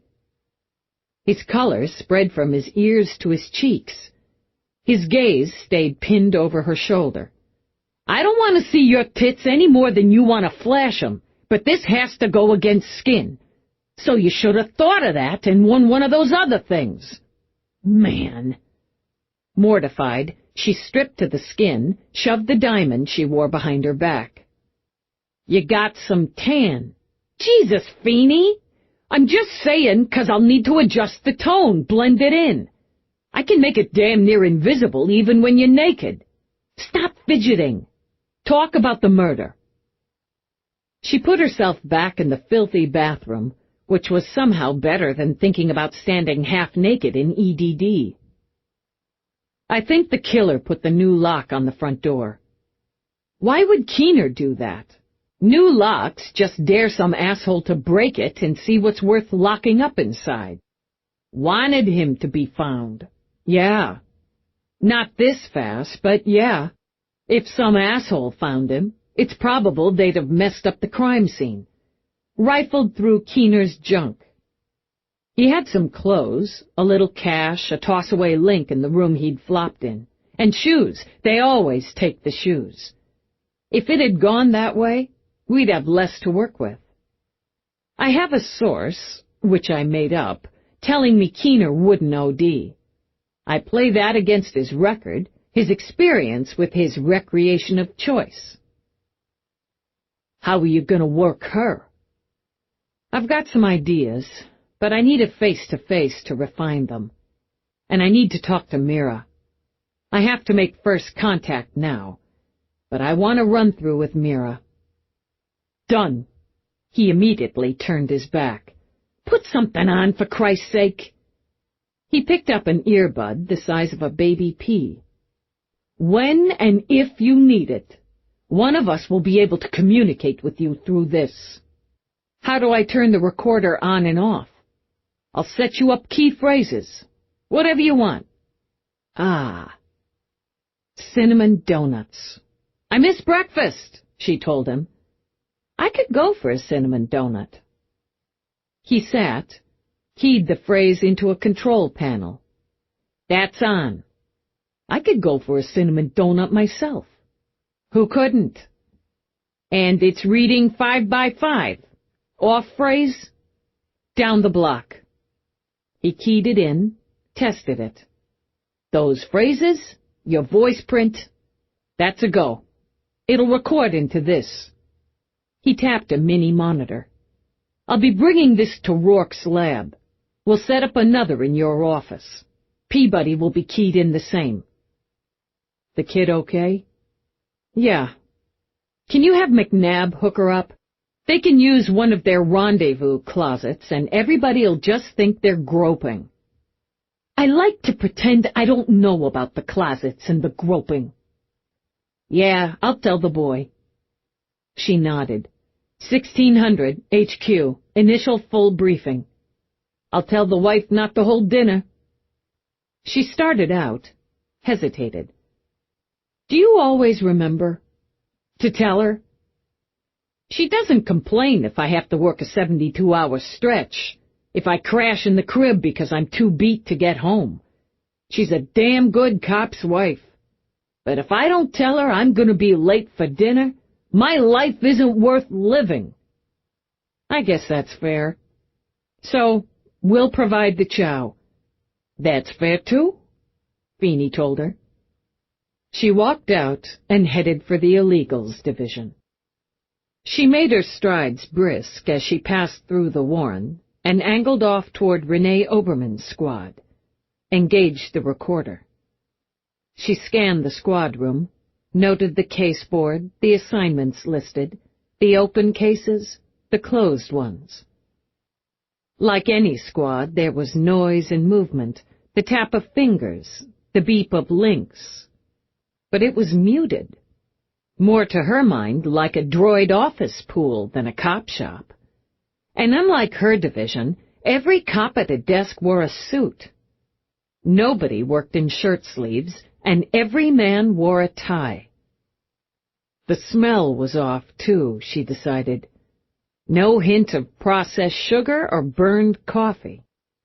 No personal clutter, either, mixed in with the files and disks, the memo cubes. Not even in the cubes where a couple of uniforms worked. A female detective with a short crop of curls and toffee-colored skin swiveled in her chair. Looking for somebody? Your boss. Lieutenant Dallas, homicide. I need to speak with Lieutenant Oberman. She's got somebody in with her. Shouldn't be long. The detective wagged a thumb at the wide window and door, both with the blinds down and closed. I can wait. Any problem letting her know I'm here? No, ma'am. It's sir in my unit. Sir. Hold on. Rather than go to the office, the woman tapped the keys of her inner office comm. Added, Eve noted, the privacy mode. Lieutenant, pardon the interruption. There's a Lieutenant Dallas from Homicide here to see you. Yes, ma'am. 1 minute, she said to Dallas. Coffee in the break room if you want it. I'm good, but thanks, Detective Strong. Quiet in here, Eve commented. And clean. Lieutenant Oberman commands an orderly space. The detective added a small, humorless smile, then went back to work on her comp. A moment later, the office door opened. Eve recognized Garnett as he came out. You can go right in, he told her. Bix, we're rolling. As she crossed the room, Eve noticed a big blonde rise from his desk, check the knot of his tie before following Garnett out. Then she entered the sanctum. It was the word that came to mind. The desk was wood, deeply grained, highly polished. It held a top-flight data and communication center, an engraved nameplate, and a small white vase of pink and white flowers. A mirror in the slim frame and a painting, some moody seascape, rode the walls in a space that tripled Eve's office. And dominating it on the wall across from the desk stood a full-length portrait of Commander Marcus Oberman standing militarily straight in dress blues. Eve wondered how it felt to have him watch her every move, and why she'd chosen to. Renee rose. A crisp white shirt under a fitted jacket with tiny black and white checks, the shining blonde hair sleeked back into an intricately braided knot at the nape. Jet earrings dangled, and one of the pink and white flowers graced her lapel. When she skirted the desk to greet her, Eve noted Renee wore high black heels. Lieutenant Dallas, it's a pleasure to finally meet you. Renee extended a hand, her bright blue eyes smiling. I'm sure you know your reputation precedes you. Likewise, Lieutenant. Please have a seat. She gestured to one of the 2 plush black visitors' chairs. Can I get you some coffee, or something cold? No, thanks. I wish I was here under better circumstances, Lieutenant, but I have to inform you that one of your CIs is dead. One of mine? From what I found in his file, I have to assume Ricky Keener, a.k.a. Juicy, was yours. Eve let that hang, while Renee walked back around her desk, sat. Calculating, Eve thought. But she had to figure it smarter to admit it, acknowledge it. Yes, for a few years now. How did he die? We're working on that. Were you aware he used a whole-off canal? Angling her head, Renee frowned. No. That's his territory, but not his flop. Is that where he was killed? Looks that way, and it looks like he'd hold up there. Any reason you know of why he'd go to ground? He was a junkie. Leaning back in her desk chair, Renee swiveled slightly, side to side. A lot of CIs are when you work illegals. He might have had some trouble on the street, with a supplier, a customer. He was still dealing? Small time. Mostly zoner and low grade at that. It's the sort of thing we have to offset against potential information with a resource. You know how it is. Yeah, I do. When's the last time you had contact with him? Let me check my log. She turned to her comp, began to tap as she spoke. You don't have cause of death? He's at the morgue, and I'll be heading over there shortly. I'd appreciate it if you could give me your opinion, or the basic facts. He was mine, after all. Understood. It looked like an OD. Renee pressed her lips together. Something we're always prepared for around here. But I'm not buying it. The tapping stopped. An eyebrow quirked. Oh, why? Some variables. A few details I want a closer look at. You think he was murdered? It's a strong possibility, in my opinion, at this time. You got that last contact? Yes, sorry. I spoke to him via link on July 8th from 1410 to 1414 regarding a tip on the Zeus kitchen on Avenue D. It was good data. We shut it down 2 weeks ago. Could this have been a possible reprisal for passing the tip? As if considering, Renee sat back, swiveled in the chair again. I had some concerns in the last couple of months that he was using heavier, and when he went up too far, he lost his filter. He'd brag. If it turns out it wasn't an OD, he might have said the wrong thing to the wrong person. You didn't pay him off? On the tip? He hadn't contacted me for payment yet, which, yes, wasn't usual. He'd normally be hot for payment. I can't say I gave it much thought. We're always busy here, and paying him wasn't high on my to-do list until he made contact. You said he mostly dealt zoner.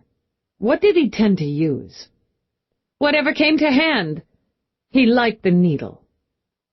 Renee's brow creased. Her fingers tapped on her desk. If he'd gone to ground, he was either working something, or he'd gotten his hands on something prime and didn't want anybody trying for a share until he'd had enough. How did you find him? I've got weasels of my own. One of them knew him, and the information I was given indicates Keener didn't do the last pop on his own. I could use any information you can give me on him. Of course. But you understand I'd like to hold off on giving you his CI file until the ME determines COD. I don't want to compromise confidentiality or any ongoing investigations if it turns out it was an OD. It wasn't, Eve said flatly. If you'd prepare the data, I'll expect it once I get COD. The blue eyes frosted at Eve's no-bullshit tone. You're very confident of your informant. I'm confident of my gut, and my gut says Keener crossed somebody who didn't like being crossed. Eve pushed to her feet. I'll find them. Thanks for your time, Lieutenant. I'll be in touch. She strode out. The hard smile didn't spread until she was out of illegals and on the way back to her own turf. Start scrambling, bitch, she thought, because I've got your number now. Chapter 7. Eve went straight down to Mira's office. Time, she thought, to get to the meat of the pathology. Understanding the enemy could be, in Eve's opinion, as deadly a weapon as a fully charged blaster. She paused in the outer office to steel herself for the expected confrontation with Mira's dragon of an admin. I need to see her. Yes, one moment. The woman tapped the headset tucked over her ear. Lieutenant Dallas is here. Yes, absolutely. She tapped it again. She's ready for you. You telling me I can go right in? The admin tipped her head, making Eve wonder how she managed to move it at all under the impressive helmet of hair. That's correct. Seriously? Lieutenant, Dr. Mira is waiting for you. Her time is valuable, and you're wasting it questioning me. Okay, that's more in line. Satisfied, Eve gave the door a brief rap and walked in. Mira wore one of her pretty summer suits, this one cool as a pitcher of lemonade. She'd swept her hair back in a clip of deep blue, matching the strappy heels that showed off toes painted dusky gold. She stood at the auto chef, her back to Eve, programming, Eve had no doubt, cups of the herbal tea she favored. When she turned, Eve saw she'd let some trails of her deep brown hair curl around her face. and there was tension in the curve of her jaw, the set of her lips. "Have a seat," she invited. "I've been expecting you." Saying nothing, letting her take the lead, Eve lowered into one of Mira's blue scoop chairs. She took the tea she didn't actually like and waited. "The commander briefed me on the situation, and I've reviewed the files on Lieutenant Oberman and Detective Garnett." Balancing her delicate cup and saucer, Mira sat, crossed her legs. "Okay." "It's not possible to have this discussion with you without saying that I know and respect Marcus Oberman." "Join the crowd." Mira sighed, sipped. "It's difficult. This is difficult. I feel that respect and a preconception that stemmed from it might have influenced me in regard to Renee Oberman's screening. I'm asking myself, Eve, if she'd been someone else, would I have pressed harder? Would I have looked deeper? Would my evaluation have taken a different tone?" "What's your answer?" "I'm afraid, in hindsight, it's yes." Mira's soft blue eyes met Eve's. "And that's very difficult. If I hadn't been influenced by who she was, whose daughter she was, she might not have been cleared for command. She might not be in the position of power and authority she holds." Eve frowned, nodded. "So we can blame you, and the commander, the review board, all her immediate supervisors along the way for boosting her up the ranks." Mira smiled a little. "I'm aware I'm not responsible, solely responsible, for her position in the department. But thank you for that." "She's good. She's closed a healthy number of cases, and now runs a squad that does the same. She's got no bumps, that show anyway, which tells me something right off, because if you're a cop for going on 18 years and don't have a single bump, you're not doing the job. You're manipulating the job, your record, sliding around the tough stuff, holding back, or greasing the right palms. But on paper," Eve concluded, "she's good." "I agree. It could be said she uses intellect, intimidation, and cajolery, whichever the situation calls for, as her primary tools. And those are valuable tools in police work. She's never wounded or terminated a suspect or any individual on the job. Therefore, she's never been through testing, required of any officer who terminates. But she's been screened, and she's gone through the required psych evals." "Yes, I conducted her initial screening, and have done several of her annual evals. In the past several years, her evaluations have been conducted by Dr. Adams." "Why?" "Practically speaking, the size of the department requires the use of multiple psychiatrists, psychologists, profilers, and so on. At the time, I thought nothing of it. In fact, didn't notice. I see a great many officers and techs and department personnel for a variety of reasons." "I get that.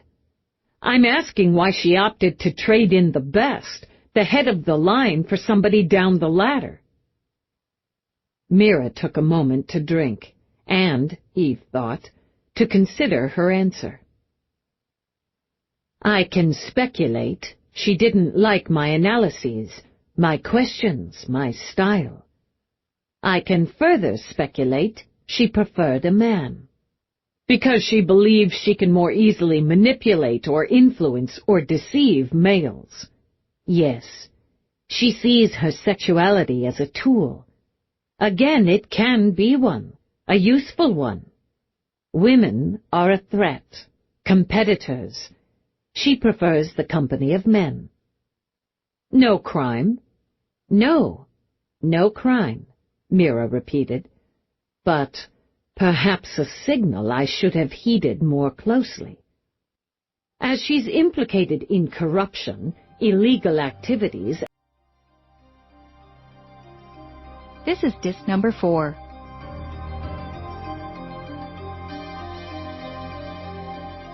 As she's implicated in corruption, illegal activities, and a homicide, I can give you opinions, a profile, a broad analysis. I can't, however, give you specific details gleaned from sessions. Eve set the tea aside, tapped her fingers on her knee. Let me try this. Hypothetically, a child, particularly an only child, whose father is revered in his profession. Demanding, time-consuming profession. He's, in a very real sense, the gold standard in his field. That child might feel compelled to follow in his footsteps. Yes. Relaxing a little, Mira leaned back in her chair. Love for and pride in the parent, a lifetime of exposure to excellence and dedication. The need to feel love and pride reflected from the parent. Alternately, some might feel compelled to do exactly the opposite. Say the parent was a hugely successful businessman, one who acquired wealth and position through hard, honest work, long hours, skill, and dedication. The kid might decide to sit around on his lazy ass or join a free agers commune and grow tomatoes. Mira smiled again. Yes, pressure to succeed. The child's urge to rebel against parental expectation and authority. A desire to forge one's own path. And another choice might be to go down that same path, but without the same skills, the same purity of purpose, say, the same innate dedication, or whatever it takes. The child might take some shortcuts. Still wants the pride, the glory, the status, but can't get it Daddy's way, or just doesn't especially want to. Saints can be hard to live up to. Gold standards, tough to reach. That's a pisser. But there are ways to get what you want, ways to build authority, to use that gold standard as an entree, even a shield while smearing it. Eve leaned forward now, punching her point.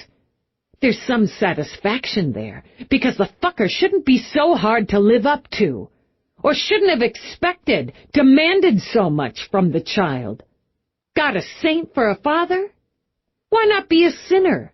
Reap the rewards while using the same path and staying shiny on the outside. That's an excellent thumbnail, Mira said after a moment. There would be more, of course, under the surface, rooted in childhood, in dynamics, in disposition. Some, in this hypothetical theory, would both revere and detest the source, the father. Some would crave the authority and position, and the power and privilege, the respect that comes with it. Even be willing, perhaps eager, to expend the time and effort to achieve it. In their own way. Okay. Eve set her hands on her knees. Let's get down to it. She's dirty. Daddy's the excuse. You can think of a reason if you want to, she said before Mira interrupted. That's not how I see it. Maybe she started off sliding on his name, using her brand of manipulation, putting in the time while she figured the angles, searched out the openings, sucking up to or sucking off whoever was more useful. Mira choked a little on her tea. To put it bluntly, she managed. Sexuality as a tool. Prefers the company of men. She wears a girly suit that shows off her tits, mile-high heels to show off her legs. To work. Mira brushed lightly at the skirt of her girly suit.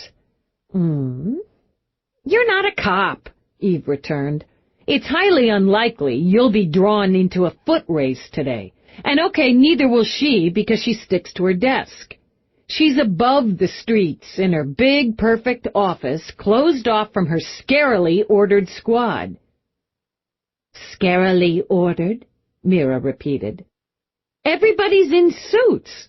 Nobody's got their jacket off. Every one of the men is wearing a tie, and none of them loosened. She's shined, hair combed.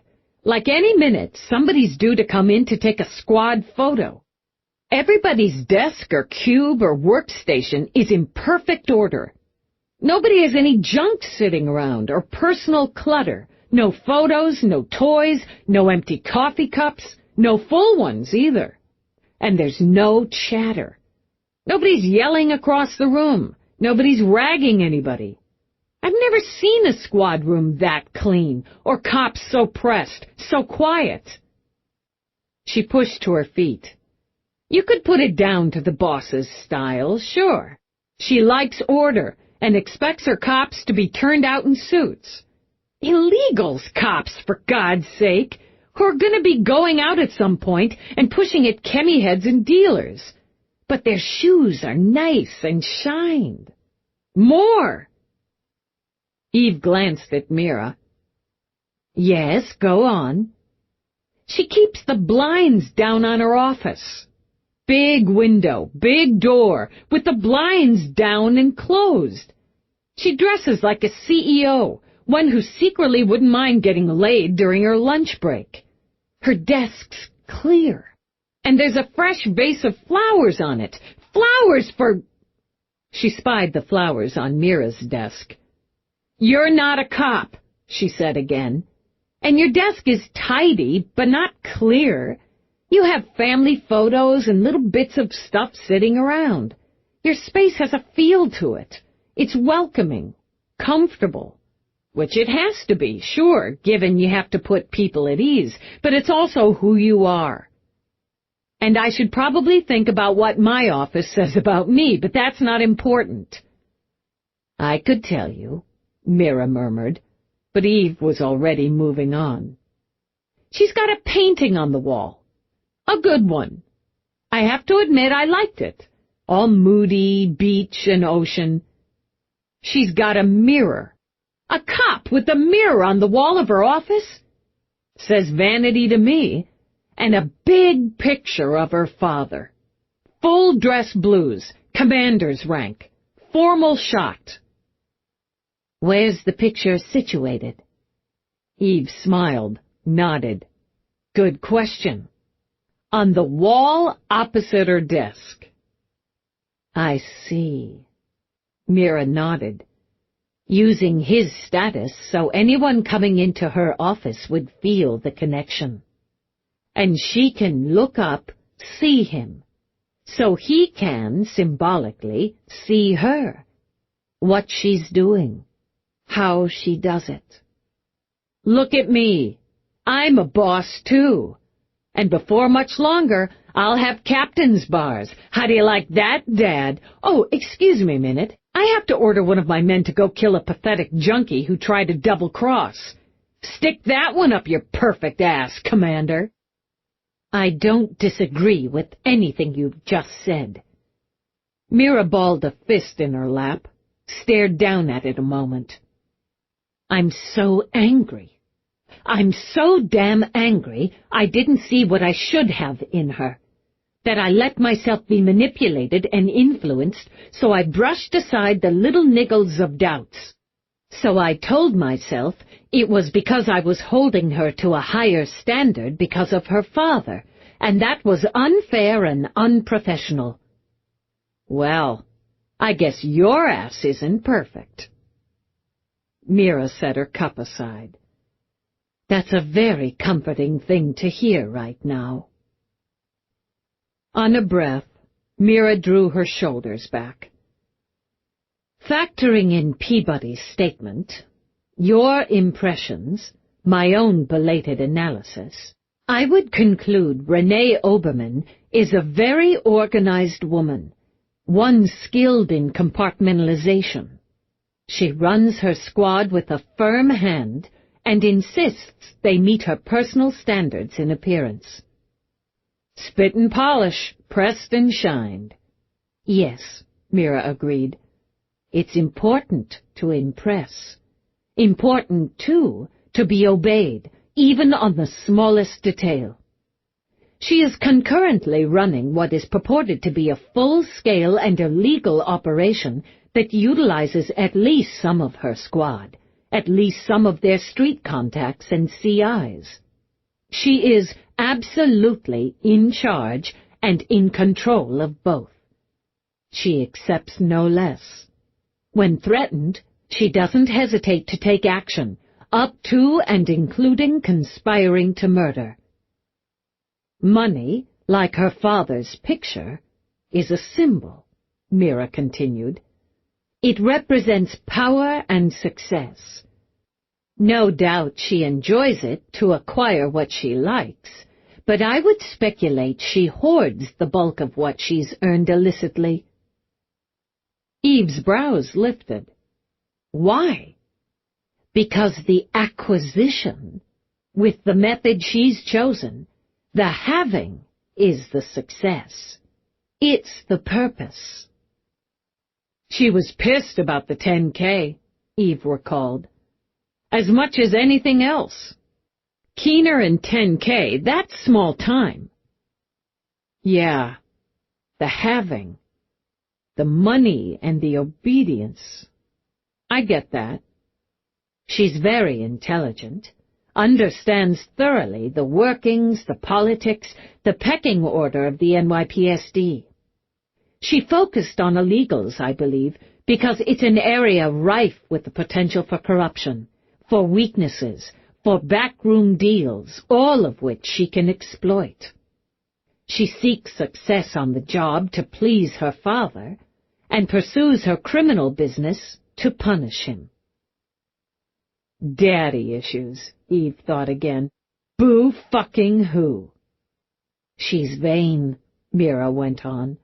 She's confident, she's highly intelligent, and she's ruthless. She views her name as her legacy and her right, as a stepping stone she doesn't hesitate to use when it suits her, and also as a dragging weight around her neck. I can use all of that. She won't like you. Even outside this situation, she wouldn't like you. You're everything she's not, as well as an attractive, younger woman in power. That makes you a threat.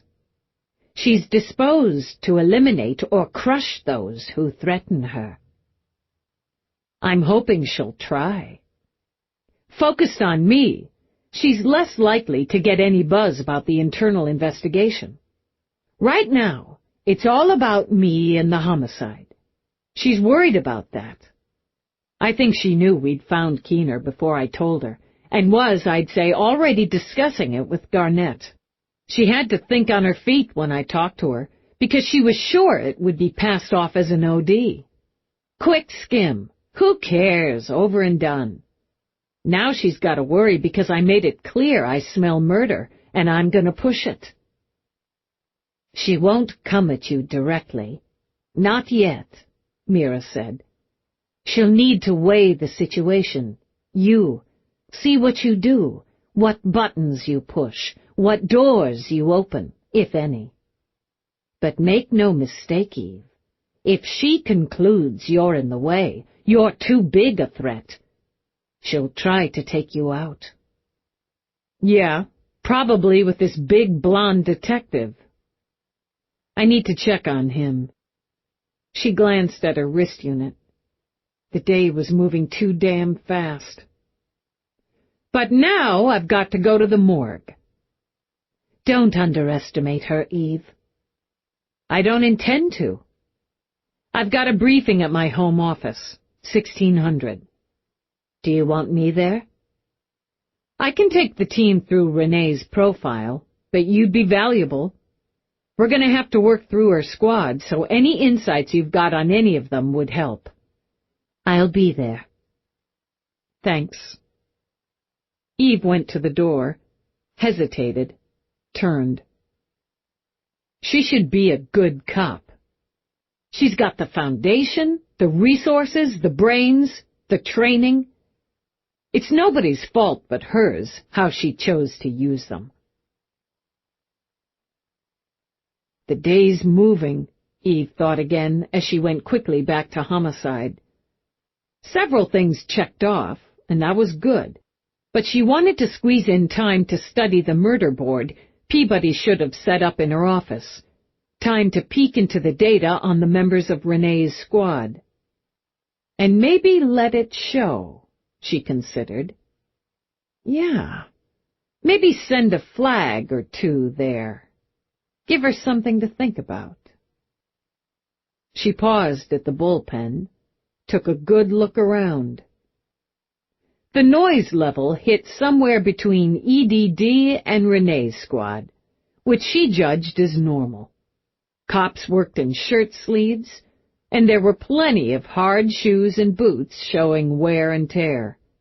It smelled like really horrible coffee, a hint of sweat, and somebody's veggie hash, which meant Reinecke was probably on a diet again. Desks weren't especially tidy. Photos, printouts, some of them likely bad or obscene jokes, papered cubes and workstations. Jacobson sat back in his chair juggling 3 colored balls. His thinking mode, she knew. Someone had recently hung a rubber chicken over the new guy's desk, which meant he, Santiago, was sliding into the team and the rhythm. To her mind, it looked, sounded, smelled, and felt like cop. She walked into her office, nodded at the murder board, hit the auto chef for coffee. Skinny window. She thought the cleaners occasionally wiped it down. Overloaded desk, but she'd clean up the paperwork. Ancient file cabinet, because she liked the backup, plus it was an excellent hiding place. Old auto chef that still did the job. Fairly new C&D that wasn't yet giving her grief. The recycler worked, and as far as she knew, was still a successful secret spot for her personal cache of candy.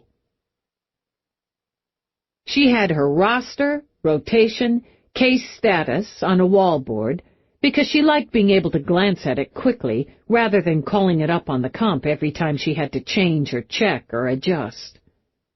Deliberately horrible visitor's chair, because who had time for chatty sessions anyway? Her desk was old, scarred, and serviceable. And like Jacobson, she liked to think with her boots up. The office didn't open into the bullpen. There was a little jog first.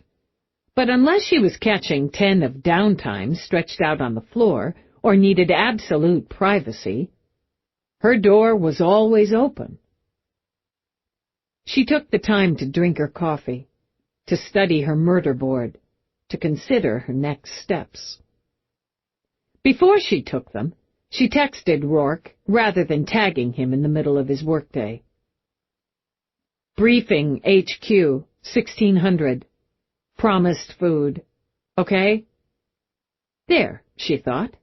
That covered the marriage rules, plus shifted to Rourke, she hoped, the obligation to inform Somerset he'd be feeding a bunch of cops. Peabody, she said as she crossed through the bullpen again. With me. Peabody scrambled to catch up as Eve hit the glide. Murder book and board in your office. I saw. I informed Lieutenant Oberman of the death of her weasel. How'd she take it? Always tough to lose a CI. She'll pass me all data on the Vic after we verify COD. She doesn't buy homicide. Eve shrugged carelessly for whatever eyes and ears might catch any part of the conversation. Then again, she's a desk jockey who doesn't work murders. And we're the kick-ass murder cops. We are. We'll see what the ME has to say. We could get lucky and find the sweepers report waiting for us when we get back. I admire your optimism. They talked shop in general until they were in the garage, in the vehicle, and driving out. "Did you get wired?" Eve asked her. "Yeah, I'm set. What about Renee? Really?" "She's smooth, hard, cold, and she's quick. She had to decide on the spot whether to admit Keener was her weasel, then how to play me, when I said I was looking at murder instead of OD.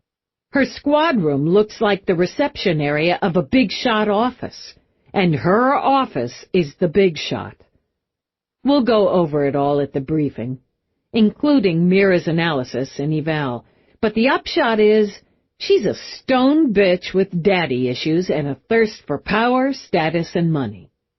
"I got the stone bitch part from the locker room." There was a detective Garnett took out with him right after he came out of a meet with Renee, in her big, fancy, shuttered office, which was right after she was told I was there to see her. Blonde and blue, early 30s, about 6'4", maybe 230. Garnett called him Bix. See what you can get. "All over it. You think he's her muscle?" "Odds are." There was another, female, mixed race, also early 30s. Detective Strong. My vibe was she isn't a big fan of her boss. May be able to use that, Eve thought. Turn that. "Bix," Peabody announced. "Detective Carl, age 32. You got the height dead on. 2 pounds under on the weight. 10 years on the force, out of the Army, where he served from age 18 to age 22. Born in Tokyo, where his parents, both also Army, were stationed at the time. Has a sib, a brother 4 years older. Assigned to illegals under Lieutenant Oberman for the last 4 years. Did a year in Vice after making detective. I'd have to go deeper to get any more," Peabody told her. Hold off on that for now. Army brat. Older brother. 4 years in the military. Used to taking orders from his superiors. Combat training. Worked the streets if he had time in Vice and illegals. "Strong, Detective Lila," Peabody continued when Eve parked at the morgue. "Age 33, 5'6", 122, born Jamaica, Queens, to single mother. No father of record. 2 sibs, older brother, younger sister. Brother listed as dead, 2045, age 17. Partial scholarship aided with education assistance to NYU. Major law enforcement. 10 years on the job, 7 in illegals. Recently transferred from out of the 163 to Central and Lieutenant Oberman. Like 6 months ago. New then. Yeah, maybe an asset. How'd the brother die? Wait. Peabody ran it as they walked down the familiar white tunnel. Killed during what looks like a drug deal gone wrong. Multiple stab wounds. He's got a sealed juvie. Dealing or buying the junk, Eve concluded. Likely a user, and dead before he can vote. Sister turns this into a career working against what killed her brother. Yeah, if that plays out, she could be an asset. She pushed through to Morris's suite. He had a laser scalpel in his hand, blood on his protective cloak, and still managed to look stylish in a collarless suit of midnight blue and his hair braided in a looping queue. "We're having a 2-for-1 sale," he told her. "Yours is right there." He lifted his chin toward the body with its neatly closed Y-cut. "Just let me finish removing this brain and I'll be right with you." "No problem." Eve walked to Keener. They'd washed him, so he actually looked better on the slab than he had in the tub. Old track marks ran lividly down both arms, circled his ankles, Comparatively, the bruising he carried was minor. Eve put on a pair of goggles and began to search the body for any signs of stunner marks, pressure syringe. But there were other ways, lots of ways, for a man trained in combat to incapacitate a man he outweighed by more than 100 pounds. She sealed her hands and probed his head, his scalp, ignoring where Morris or one of his techs had stitched it back together. "Doing my job now?" "Sorry." Eve glanced over. "There's a knot back here, just behind his left ear." "Yes." Morris weighed the brain, recorded it, then walked to the sink to wash. "He has several bruises, some knots, as you say. He would have seized with that much in him. His system was loaded with what they call fuck you up. Have you heard of that one? Horse tranquilizer base, right? Yes, and he had enough to take down a 400-pound stallion. And just for the hell of it, the Zeus lacing was barely pushed. The combination was absolutely lethal, as we all can plainly see. This knot. If he took a blow here, by someone who knew how and where, it would take him down, put him out. Morris lifted his eyebrows. It could, done properly. You prefer murder to overdose. She wished she could lay it out for him. I've got questions, yeah. Why the tub? You said he had enough in him to kill him a couple of times. Look at his tracks. He's a junkie, but he's a junkie with experience. Why take so much of something so risky?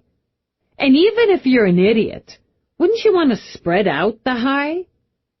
He's not in his flop, but locked in this hole instead, and it looks like he made himself a little camp there, and that says he's hiding, so maybe somebody found him. Perhaps. He'd eaten a decent enough meal, around midnight. Pizza with sardines. You call that decent? Morris smiled. He ate hearty, we'll say, and washed it down with a couple beers. There weren't any take-out pizza boxes or brew bottles on scene. Maybe he ate out. We can work that. I wonder why he'd eat hearty, then a couple hours later hole up, crawl in a filthy tub, and jab himself with what he should have known, given his history, was a lethal dose. So noted. I haven't as yet made my determination, so it stands that COD is the overdose. All other injuries were non-lethal. But I cannot, at this time, with this data, determine accident, suicide, or homicide. Just what I wanted to hear. I believe I'll need to do a further analysis of the wound below his left ear. Couldn't hurt. You've something up your sleeve. Quite a nice sleeve today, I might add. Just doing the job. We'll let you get back to your brain. Chapter 8. Here's what we're going to do. Eve pulled out in front of a rapid cab, zoomed through a yellow light, and had Peabody gripping the chicken stick. Are we doing in a hurry? What? I had plenty of room. We're going to update the book with Morris's preliminary findings, copy the commander as usual. You're going to contact Renee and inform her of those findings and tell her I need the data and files we discussed ASAP. Hand still gripping the chicken stick, Peabody blanched. I'm going to talk to her? I'm much too busy and important to trouble myself with this kind of follow-up. That's how she thinks. I'm going to see if Morris has a spare spine lying around you can borrow if you're scared to speak to that high-heel-wearing, smug-ass bitch, Peabody. Not scared. Uneasy. I admit to uneasy." To prove to herself she had that spine already, she loosened her grip on the stick. "So, I tell her the chief medical examiner has determined COD, but cannot, at this time, determine self-termination, accidental overdose, or homicide. Therefore, Lieutenant Dallas requires, Eve corrected. Lieutenant Dallas requires the data and files on the victim, as discussed." "What if she balks?" You courteously inform her that Commander Whitney has, per procedure, been copied on all notes and files, including your lieutenant's notification to her, the VIC's handler, and the requirement for data. Peabody mulled it. "Courteously adds a dig." You bet it does.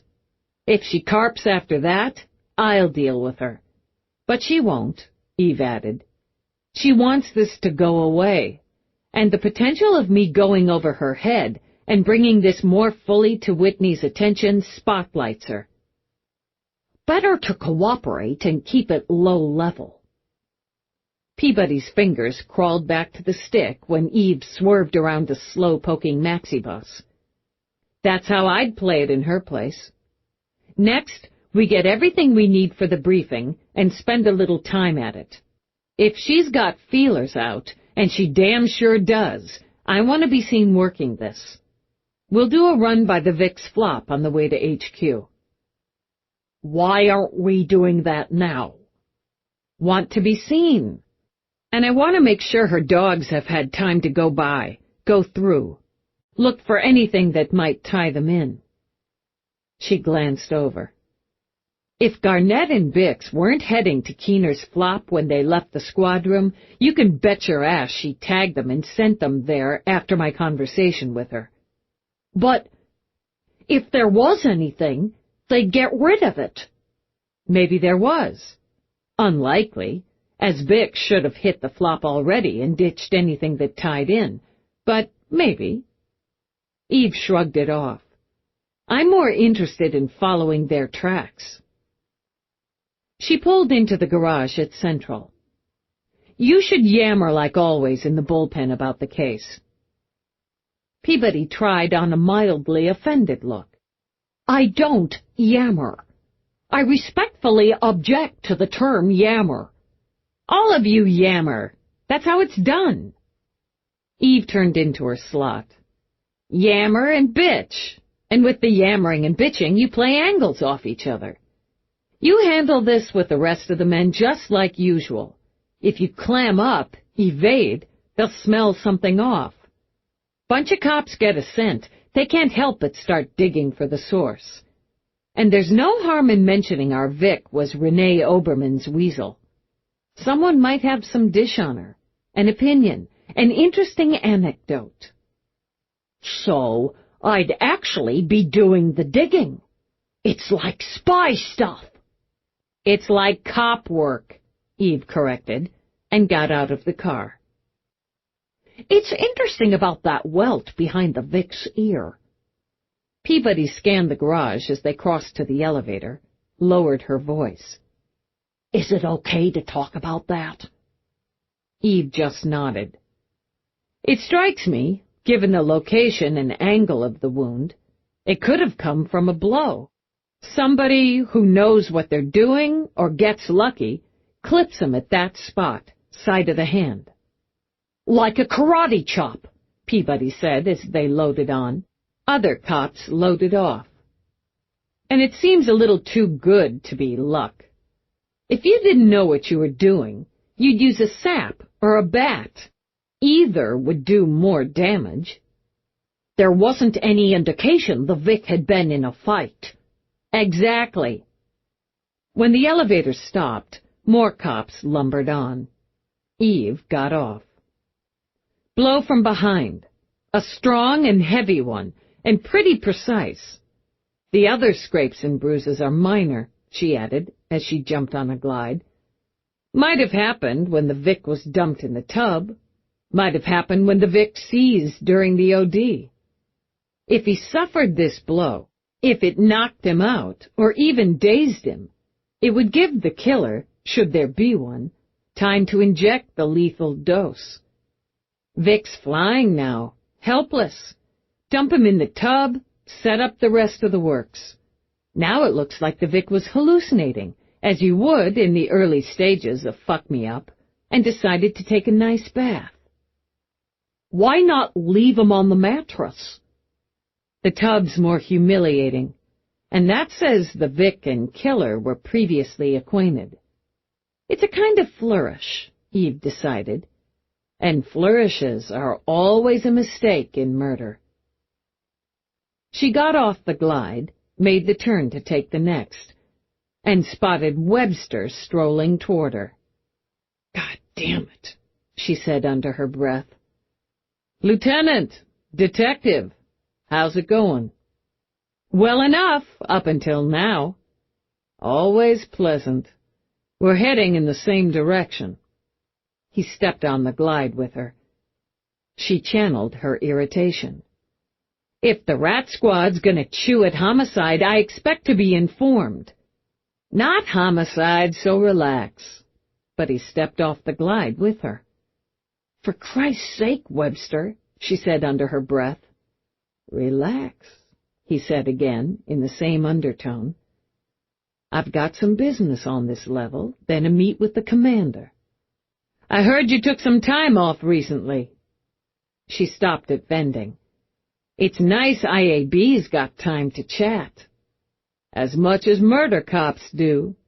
Keep it clean, Dallas." He started to back up. Then his face changed as he stared down the corridor.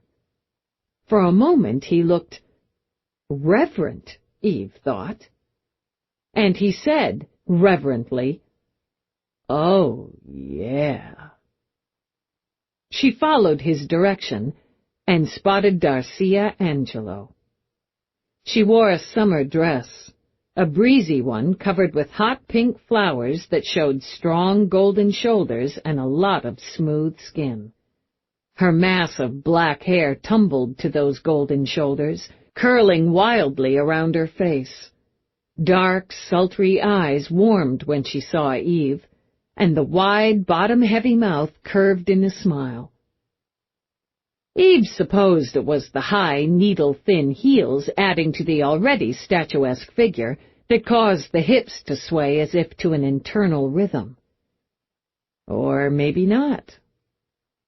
"Dallas, it's so good to see you again. And Peabody, Detective Peabody, since I saw you last. Congratulations." "Thanks. I didn't know you were on planet, much less in the city, Chief Angelo." "A little holiday, a little business." She turned that smile, those eyes onto Webster, who simply stood staring as if he'd just witnessed a miracle. "Hello." "Yeah, Chief Angelo, Olympus PD. Lieutenant Webster, IAB, Eve supplied. "Internal affairs?"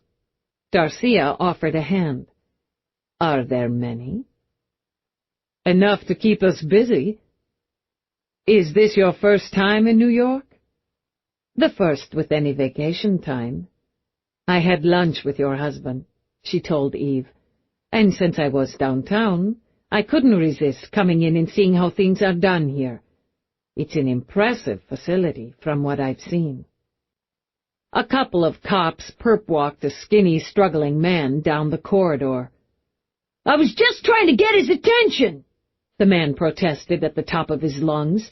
"If he'd have listened, I wouldn't have had to bash him." "And full of such interesting people," Darcia added. "Yeah, we're loaded." "My office is down this way," Eve began. "Yo, LT!" Jacobson hailed her from the bullpen doorway. "Got a minute?" She signaled an affirmative. "I'll show you around," she told Darcia. "I'd love it. Go ahead and speak to your man. I'm just going to get something cold to drink. It's awfully hot out there. I'll be right along." "Good enough. Peabody, make that tag. I want that data ASAP." "Yes, sir." Nice seeing you, Chief. Enjoy New York. I intend to. Darcia gave her hair a little toss when Eve and Peabody walked away, then turned to study the offerings. Buy you a drink? Webster offered, and she smiled. Yes, please. So, Chief Angelo, Darcia, I'm off duty. Darcia. I should have known the name would suit. What'll you have? Surprise me. In the bullpen, Eve listened as Jacobson ran through the angles he'd come up with through juggling. She did some juggling of her own, keeping the balls of murder, Renee, Darcia Angelo, and now Jacobson's brainstorm in the air. When she'd finished with Jacobson, she was half inclined to go out and see if Darcia had gotten lost on the short walk to homicide. Then Olympus's chief of police glided in. Eve distinctly heard Baxter's. The words were reverent again. "Oh, Mama," as she passed his desk. "Don't drool on those fives," Eve muttered, and walked over to Darcia. "Our bullpen. The way the unit's set now, the detectives work with a regular partner or a permanent aide whom they're responsible for training, or they can snag one of the uniforms assigned to the unit.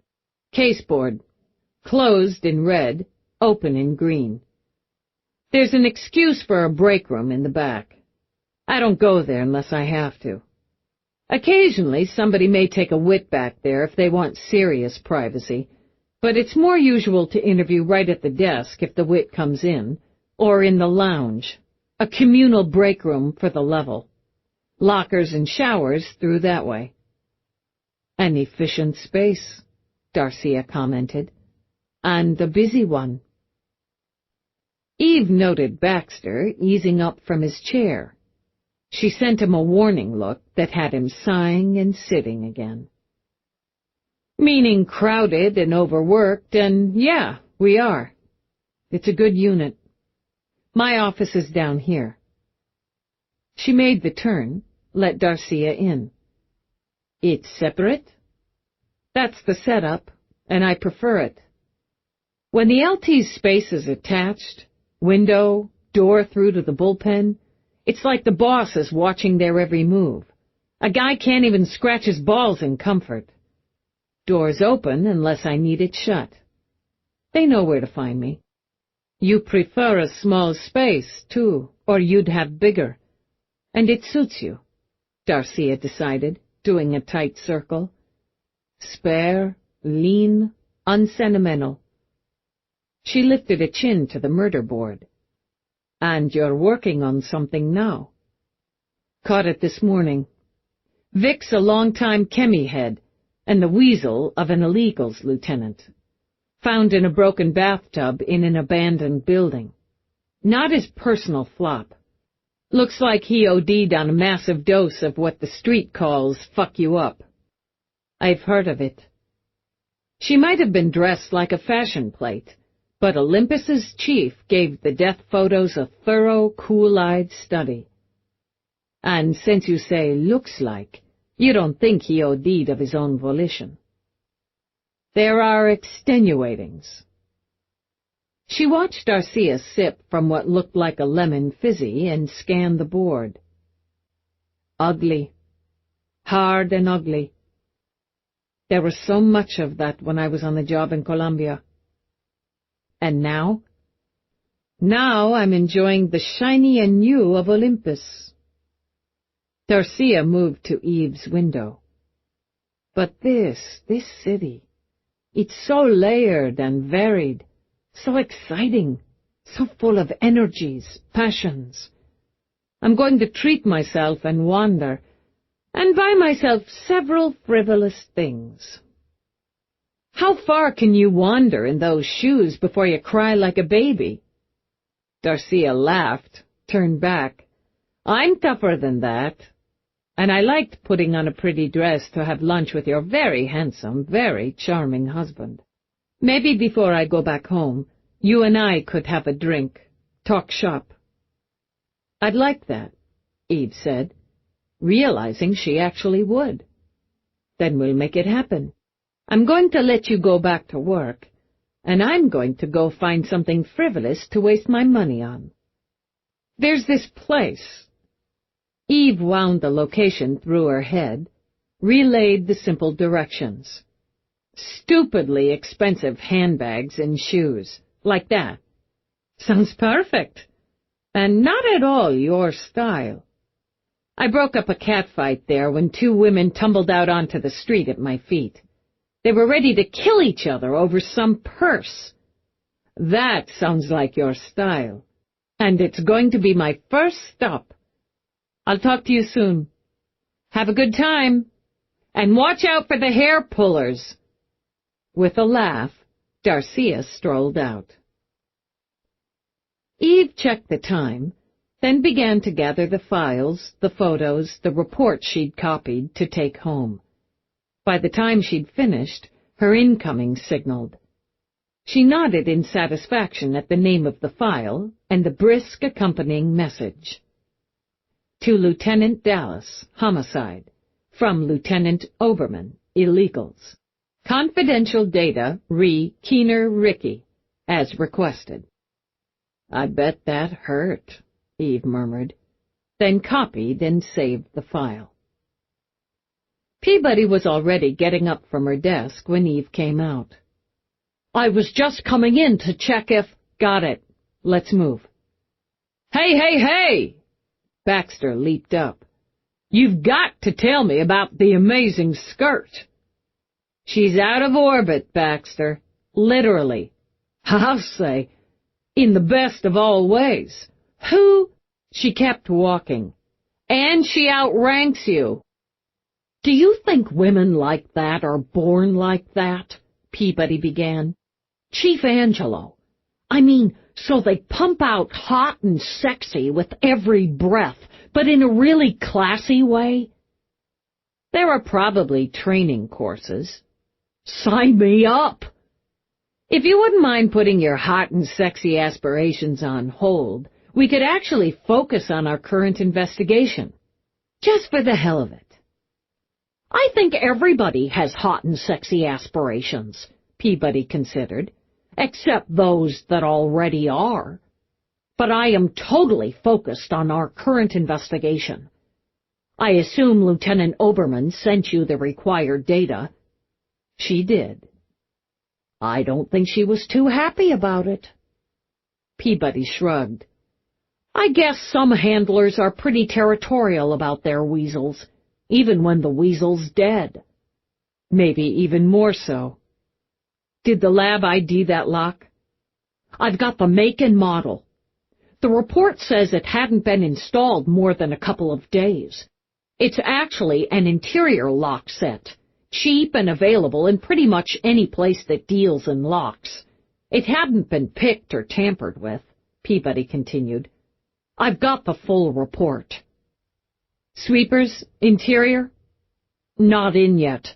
You asked for a second level." "Right. How pissed was Renee?" Eve asked when they got in the vehicle. "I'm going to say controlled fury. She didn't like getting the nudge, and my take is liked it less getting it from your subordinate. What she really didn't like was my very courteous, as directed, statement that you had copied and informed the commander." "Good."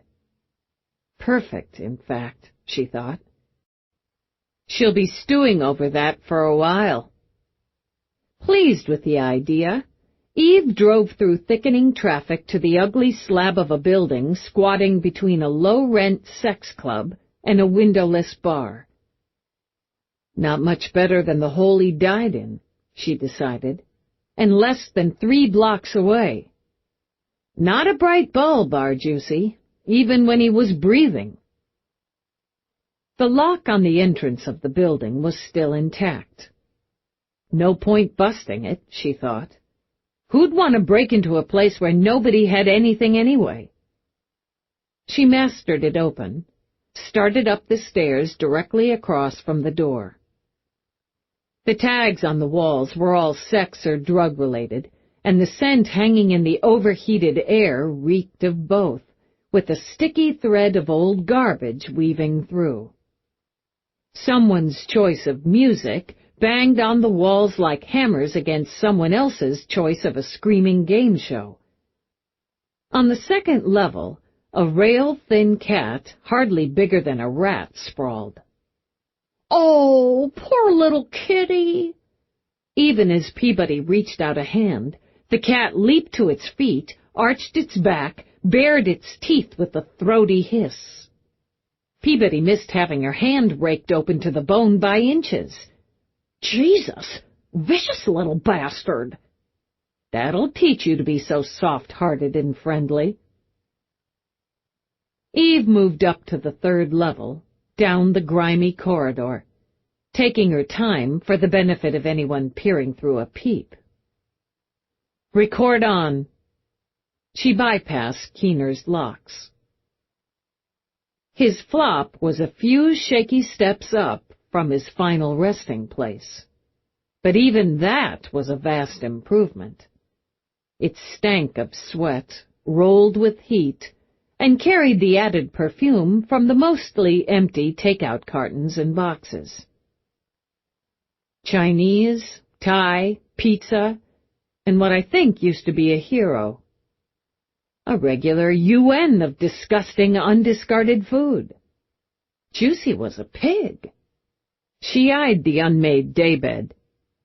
Still, that looks more comfortable than the ratty mattress in his hole, so he definitely made a few sacrifices to hide out. Single room, Eve thought. No bigger than her office. No auto chef, no friggy, no bathroom attached, which meant the flop and all or most of the others on the level shared one, likely at the end of the hall. Still, he had 8 locks and bolts on his door, another set on the single window. "Okay, let's toss it." "Yuck," was Peabody's opinion.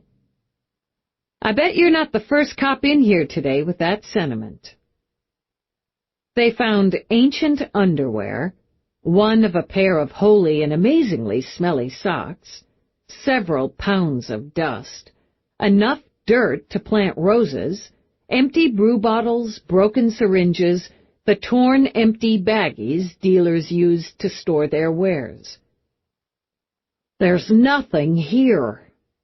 Peabody mopped at sweat. If he was getting ready to rabbit, he must have taken everything he had, except for dirty underwear, with him. "I'll tell you what we found," Eve corrected. "Ricky lived like a rabid rat. Lived with this smell, rather than dumping his trash.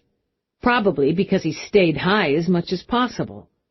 The locks inside the door aren't new, so he probably kept some of his junk in here, whatever he made off dealing and weaseling.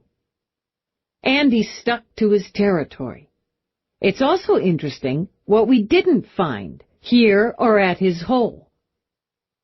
A minimal level of hygiene? That's missing, and so is any kind of client book, memo book, nothing like that on his disposable link. He might have dealt on the lower levels, but he had contacts. He was a weasel, and a weasel's useless without them. I'm not buying he kept names, locations, numbers in his rabid rat head. Shit! I hate when I miss something like that. He'd have taken it with him. More valuable to him than clean underwear, I guarantee. And Bix relieved him of it. He and Garnett had to come through here today just to make sure Bix didn't miss something after I put a little heat on the deal. We're going to make that their mistake. We are? Let's knock on doors. She stepped out, rapped on the one directly across the hall. No answer, which wasn't unexpected, even if there'd been a crowd of 12 inside. But she heard no sound. The music lovers unit was a different matter. She pounded, then pounded and kicked until she finally beat out the banging of drums. The man who answered couldn't have seen his 25th birthday. He carried the pasty white complexion of a shut-in or prison inmate, and that peppered with pox and acne scars. Stringy ropes of hair hung to the shoulders of a sleeveless tee that had perhaps once been white. With it, he wore a pair of underwear not much more reputable than those discarded in Keener's apartment. "Zup," he said, with the blissed-out smile and glassy eyes of the seriously stoned.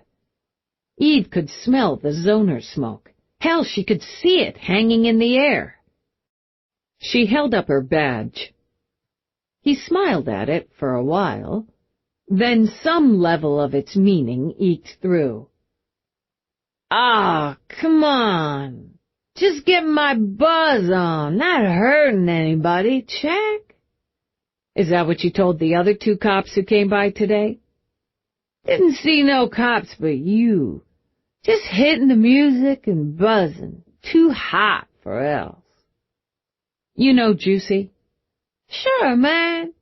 He'll tell you I'm no deal." "When did you see him last?" "Dunno. It's hot, man. Every day's hot. All the same." "Yeah. It was when you were in a permanent state of stupidity."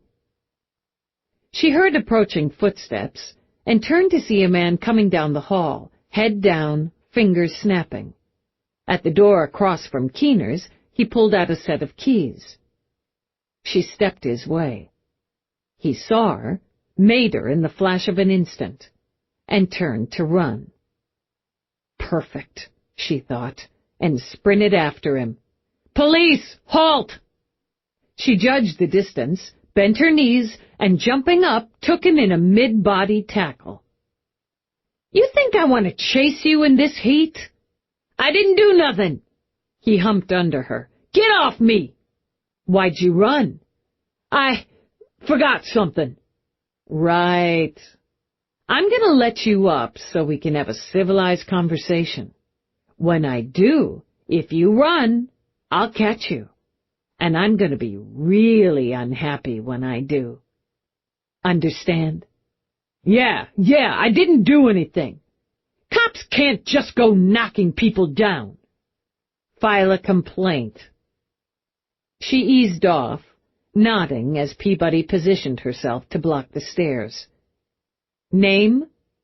"Juby. Not that it's any of your business." "Peabody, in a ball-breaking contest between me and Juby the asshole, who's your money on?" "You, sir, but I've seen your work and the many broken balls resulting from it." "True. Where you been, Juby?" "Look, I just went out to pick up a pack of herbals." He continued to aim for insulted as he shoved the hair out of his eyes, but nerves jittered through the corners. "Herbals are still legal in a guy's own place." "Then you were in your own place earlier today." "Yeah, so what? What's with you cops today, crawling all over the place? My lip's bleeding." He swiped the back of his hand over it. "I hit my lip when you knocked me down." "File another complaint. Tell me about the other cops." He crossed his arms over his chest, accenting his saggy little potbelly. "Don't have to tell you, Dick." "Well, that's true." Eve offered an agreeable nod. "Just like I don't have to tell you to assume the position so I can search you, as I suspect you're carrying illegal substances, since I can fucking see the bag sticking out of your pocket." He shoved at it hastily. "What bag?" Juby, let's let bygones be. You tell me about the other cops. I walk away and you get to enjoy your herbals, since that's what we're calling them, in peace and privacy." His eyes narrowed, shifted. "How do I know you're not doing some entrapment shit?" "You watch too many cop shows." "The cops, Juby, where were they?" He transferred his weight from foot to foot. Okay, but if you screw with me, I know a lawyer. God, that sure strikes fear in my heart. Did you hear that, Peabody? Juby knows a lawyer. I feel my feet trembling in my shoes. He scowled at both of them, but had to be considering pushing it and getting hauled in. Couple of dudes, sharp suits. One's a really big guy. They went in Juicy's place, there.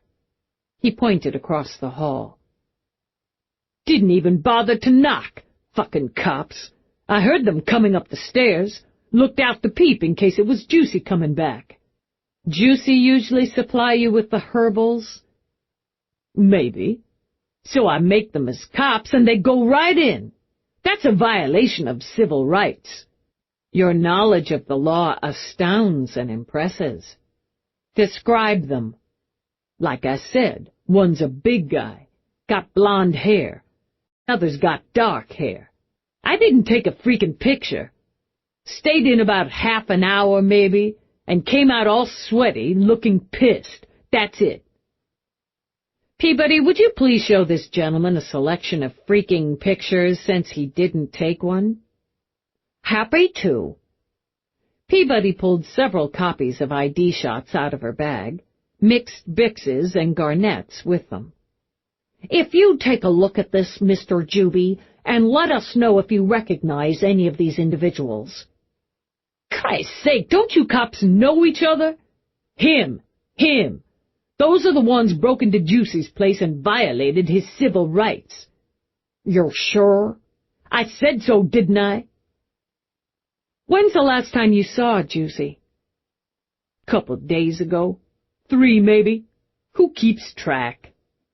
Okay. Thank you for your cooperation. Before she could change her mind, he jammed his key in the lock and did a fast turn into his flop. Got them, Eve murmured. One more stop. Pizza. It's rare for me to say, but I'm really not hungry. Between that flop and this heat, food holds no appeal. We're not eating. We're going to visit the scene of Juicy's last meal. Oh. Listen, when we finish there, is it okay if I go to my place, grab a shower, and change? Even before that fun-filled search in garbage hell, I was feeling a little grungy. Be at my home office by 1600. 30 sooner's better. No problem. And Peabody pulled her sticky shirt away from her breasts. I think everyone will thank you. True to form, the pizza joint was in Keener's territory, and in fact, between his hole and his flop. Did I say not the brightest bulb? This one was burned out for a while. Counters lined one wall and the box-sized window. A couple people enjoying a slice rolled eyes toward her, then hastily away. She could almost hear the relief slide out of them when she walked past. What'll it be? The woman behind the glass-fronted counter rolled her shoulders as if to dislodge an ache. She was black, with thin, tough-looking arms, her hair tied back in a blue kerchief, and a single hoop piercing her left eyebrow. Questions. Eve showed her badge. Look, I don't want trouble, so I stay out of it. I'm clean. I've got a kid at home, and I've got to work to pay the rent. I've got no problems for you. Do you know Ricky Keener? Juicy? Everybody knows Juicy. Who was on the counter last night? I was. She glanced toward the back with a look of avid dislike. Guy made me work the late shift, even though he knows I gotta get a sitter costs more than I make when it's night work. Was Juicy in? Yeah, he came in. Got a whole damn pie with sardines. That's as usual. The topping, not the whole pie. Whole pie, couple of brews, so he had to be flush. She pulled another kerchief out of her apron pocket, dabbed at her sweaty throat. In a real good mood, too. Is that so? He tipped me. I get a tip about once every 10 blue moons, but he laid a 5 on the counter and says, "That's for your own sweet self, Lou." Says how he's settling his accounts, closing up shop and going where there's cool sea breezes. Full of bull. Then she shrugged, stuffed the kerchief back in her pocket. I guess you know what he does, but he was always polite to me. Always said thanks, and he never did business in here. I guess he's in trouble. He's dead, Lou. Oh. Lou shook her head, cast her eyes down a moment. I guess it's hard to be surprised when somebody lives that life. How about this guy? She gestured for Peabody to show Bix's shot. Haven't seen him in here. He'd stick out, that's for sure. Big, healthy, white guy. Seen him somewhere, maybe. Yeah. I think I saw him, somebody big and white anyway, hanging around down the block when I walked home. What time did you get off? Not till damn near 3. Had the street lights out, and I don't stroll, if you get me, when I've got to walk home at that time of night. I caught a glimpse because I keep my eyes open.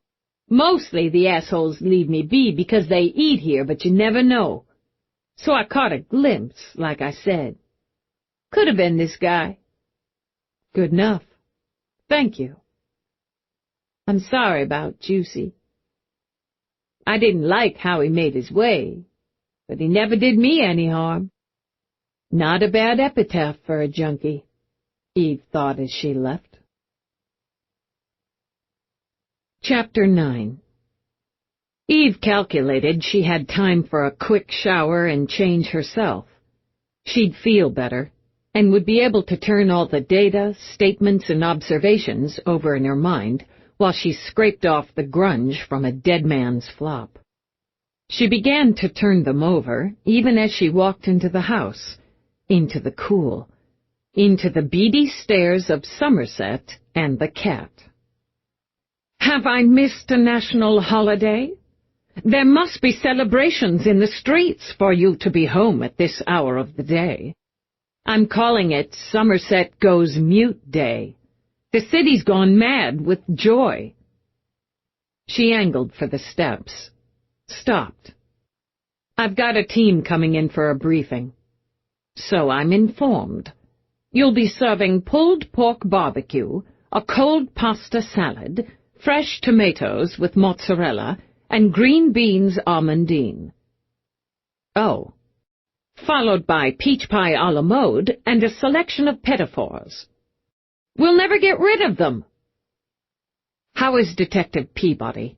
He asked as she started up the stairs. She stopped, shoulders tense. Why? I'm neither blind nor insensitive, Lieutenant. She was very obviously shaken when she and Detective McNabb arrived last night. She's steady. She's fine. I also figure you know what goes on in this house, so you know we all went out, 2 separate vehicles, and came back late. You know Peabody and McNabb stayed here. You know Whitney was here early this morning. The circuits are closed on this. Closed tight. She might have been on the steps above him, but Somerset managed to meet her eye and transmit the impression he looked down his nose. I don't discuss your professional or personal business. She ordered herself to throttle back. She knew he didn't gossip. He'd hardly be the man Rourke trusted with, well, everything, if he was a blabbermouth. I know that. This is an extremely sensitive and layered investigation, involving Detective Peabody. You could say, and that is all I can say. Would you tell me if she's in trouble? I'm very fond of her. She knew that, too, and this time didn't have to tell herself to throttle back. No, she's not in trouble. She's a good cop. That's why she's involved. Crap. Now she felt obliged. Listen, I'm sorry I couldn't spend more time with your friends last night. His eyebrows lifted ever so slightly. Perhaps it is a national holiday. Anyway, leaving it at that, she continued upstairs. Go on, Somerset told the cat. I expect she'd like the company, whether she knows it or not. Galahad padded, as briskly as his bulk allowed, after Eve. In the bedroom, he bumped against her legs as she stripped off her jacket, so she crouched down to give him a rub that had his bi-colored eyes slitting in ecstasy. I'm gonna wrap her up, Eve told him. Wrap her up like a smelly fish. Wrap her up, put her in a box, and tie down the lid. Put her in a cage. Her and every one of her murdering, cheating, lying, corrupt cops. Jesus, I'm pissed. She took a breath, another, as the raw anger she'd managed to cage the entire day threatened to break loose. Treacherous, whore, bitch, cunt, using everything and everyone to feed her own pathetic needs. Abusing what she'd promised to honor. Twisting everything she'd been given, everything entrusted to her so she could stroke her bank account and her goddamn sick ego. She tried another couple breaths. Really pissed, she admitted. And that won't help. I should be more like you. More like my cat. Cool and sneaky. She gave him a last pat, then removed her weapon, the rest of her clothes. In the shower she let her mind empty, just empty out. And in that calmer space began to test the pieces, calculate the angles, arrange the steps. Cool and sneaky, she thought again. Good tools when you were planning to take down all or most of a police squad. Once she'd dressed, she strapped her weapon back on. Hardly necessary inside her own house, but wearing it would be more official. Another symbol, she supposed. And maybe, as silly as it sounded, it offset the casual tone of peach pie a la mode. She hauled up her file bag and headed to her office. The door to Rourke's office stood open. She heard his voice, moved to the doorway. Whoever he spoke with, and whatever they spoke about, utilized the short speak of high tech that eluded her. It was, she thought, like listening to a conversation in Venusian. Whatever it was had to do with, she assumed, the weird schematics flashing on screen. And if she was following the Venusian, the changes Rourke wanted to them. Put them in and run a new analysis. I want to see the results tomorrow afternoon. I didn't know you were here, Eve said when he'd finished. What was that thing? What was one self-contained multi-compartment unit? In his beautifully cut suit, he leaned back against his desk, studied the schematics with obvious satisfaction. It should do everything but tuck your clothes in your drawers and hang them in your closet. And if you want that as well, you could purchase the droid attachment. Okay. I guess it seems a little mundane for you. You wouldn't say that if you ran out of clean underwear. He crossed to her, gave her an easy hello kiss. And people need the mundane every day. I used to take all my stuff to Mr. Ping's place around the corner from my apartment, she remembered. He was good at getting bloodstains out. An essential service in your line of work. I don't see any today. Day's not over. I've got to set up for the briefing. Things are rolling. I've got a few things to finish up. Then you can fill me in. Okay. She paused at the doorway. You know, I guess there was somebody a few 100 years ago beating a dirty shirt against a rock in a fast stream who thought there's just gotta be a better fucking way. If he hadn't found it, we'd all be wading in rivers on Laundry Day. Mundane's got a point. She moved into her office. She arranged 2 boards, one for the murder, one for the investigation on Renee Oberman's operation, adding data on every cop in Renee's squad she'd acquired through low-level runs. She grabbed the sweeper's report the instant it came through, studied it, and the lab analysis on the illegals taken from the crime scene. Little pieces, she thought. Tiny little pieces. Mundane, you could say. Once she'd input everything in her computer, she sat back with coffee and considered her approach. When Rourke came in, he went to her boards. You've made considerable progress. I know what she's doing. I have some ideas on why. I even know how, to some extent. I know some of the other players, but not all. I know who killed Keener, why and how and when, but it's not enough. Yet. I had some FaceTime with her today.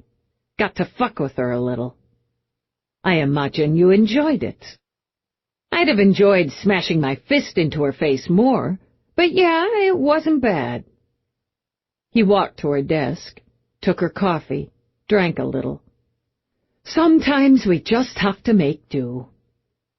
I had Peabody contact her, fuck with her a little more. Not only because it's good strategy, but you can't beat the monster in the closet unless you open the door. Our Peabody won't be as unnerved by the woman now. Plus, Renee lost that round, so even better. Renee's overplayed her hand, but doesn't know it. Eve looked at the board again, and again thought, little pieces. I'm gonna say this first. Get it out of the way while it's just you and me. All right? I've got this terrible hate-on for her. So many levels of it. It's Peabody, it's Whitney, even Mira, after I saw her today. It's the department, and it's the badge, and everything it means. I know. And it's more. He would know, she thought. He would see. Cop's daughter. Can be rough, I guess, but screw that. She had 2 parents, a decent home. No hint of anything under that. And you don't get to be commander of the NYPSD without making enemies. If there'd been anything, somebody would have found it. I'd agree with that. And I imagine you spent some time today looking for any hint of that. Yeah, I did, she admitted. No traumas. Not one that shows. And I think by now, especially with Mira taking a hard, close look, it would. Normal is what she had. Well, a cop's house probably has its own brand of normal, but she was housed and fed, educated, very likely loved, certainly tended to, Rourke continued. Her father set an example, held to a code. He didn't lock her in dark rooms. Rourke touched Eve's cheek, just a brush of fingertips. He didn't beat her, didn't rape her, didn't terrorize a helpless child night after night, year after year. Rather than value what she was given, she chose to dishonor it. She made a choice, and that choice betrays everything you believe in, everything you've made yourself. It sticks in me. I need to get over it. No, you're wrong. You need to use it. And when you end this, you'll know that what you made yourself from a nightmare beat what she made herself from normal. More, Eve, you'll know that's why you beat her. Maybe. She laid a hand on his. Maybe. But right now, I feel better, just getting that said. So, This time, when she took a breath, it worked. She's not really worried about me, but more pissed off, more annoyed at the inconvenience, at having me bump up against her authority. She handed me this homicide because she got sloppy, because she surrounds herself with people without ethics, without any respect for the job. That would be key. Rourke took another sip of her coffee.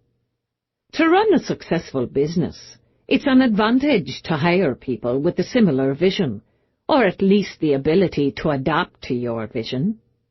Yeah, I think she's got that down. But when your business is living a lie, you have to take what you get. Hotheads like Garnett, brutes like Bix. Plus, her ego's a problem. She doesn't look for the smartest, but the most malleable, the most easily corrupted. It's most important for her to stay on top, to be in charge. To her way of thinking, as I see her, if she recruits the best and the brightest, somebody might outsmart her, outthink her, maybe figure, why should I listen to her?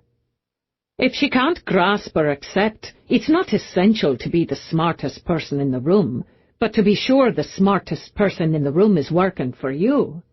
She was destined to fail. She's had a good run up till now. Eve took the coffee back.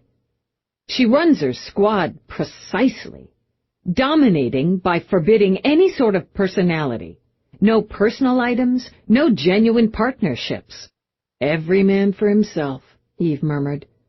That's what I felt in there. She rose to walk to the board, to tap her finger on Bix's photo. She recruited him, and I'm going to bet she helped work his transfer to her unit because of his skill set. Military, combat trained. Both parents also military. He takes orders, he'll kill on command. He's her dog. How does she turn him? I want Mira's take, but I see it could be done a couple of ways. Maybe he was a good soldier, and good soldiers are often ordered to do harsh things for the greater good or not. The mission. Illegals is an endless war. She could convince him this is another way to fight it, or she recognized in him a need, a predilection to hurt, maim, kill, and channeled it to meet her requirements. It could easily be both. Yeah, it could. Garnett? She used sex and greed, and likely appealed to a, why the hell shouldn't we get ours? That's her play for a lot of it, I think, with variations on, why the hell should we do what we do, risk what we risk, step in what we step in, and settle for a cop's lousy pay? We're the ones holding the line. We deserve more. She couldn't play on the weaknesses if they weren't there. Everybody's got weaknesses. You give in to them, you cross the line and do exactly what you've taken an oath to stop? The anger bubbled up again, the hot surge of it. You don't deserve to be a cop, and you need to be taken down harder than the assholes the rest of us risk what we risk to stop. I've been up against wrong cops before. Something the size of the NYPSD, it's inevitable. But she's more. Eve drilled a finger into Renee's photo. She's worse. A choice, you said, and that's a goddamn bullseye. It's not that she's weak, not that she's greedy or needy, or not just. She chose to be a cop. Then she chose to be dirty, to make a fucking business out of it. Deliberate, calculated. I want to hurt her for it. I want to make the choice, just as deliberate, just as calculated, to burn her for it. He smiled at her. And that, Lieutenant, is how you use it to beat her. Peabody and McNabb arrived first. She handed off some new runs to Peabody, gave McNabb the same names. I want a property search, one that doesn't show yet, just a standard inventory check. What you're looking for are check-ins of these illegals. I want who was on the property desk, who generated the invoices for them. I want those crossed with the officers who confiscated and with their reports. Just Central for now. We'll keep it focused. "What can I do for you, Lieutenant?" Rourke asked her. "Garnett has property in the tropics, which covers a lot of area. I need to find it. I need to find it without sending up any flags, and not using unregistered equipment," she added, lowering her voice. "I figure if you've got a nice beach property, you go there whenever you can manage it, which means you have to use transportation." "You would, yes. That's quite an interesting puzzle. I believe I'll enjoy it." "He'll have a vehicle at that location. Something high-end. Probably a boat. And almost certainly an alternate ID to cover all of it. I figure it's a long-term project. Picking out the pin in a pretty massive haystack, that would be needle. Whatever. It would be good information to have at some point. I'll get started. The rest should be here in about 20. I guess I'll have them chow down first so they're not distracted by the thought of food. Might as well have them temporarily distracted by actual food." Since Peabody and McNabb were on her comp and auxiliary, she went into the kitchen and used the mini on the counter to run a few probabilities. Sneaky, calculating, deliberate.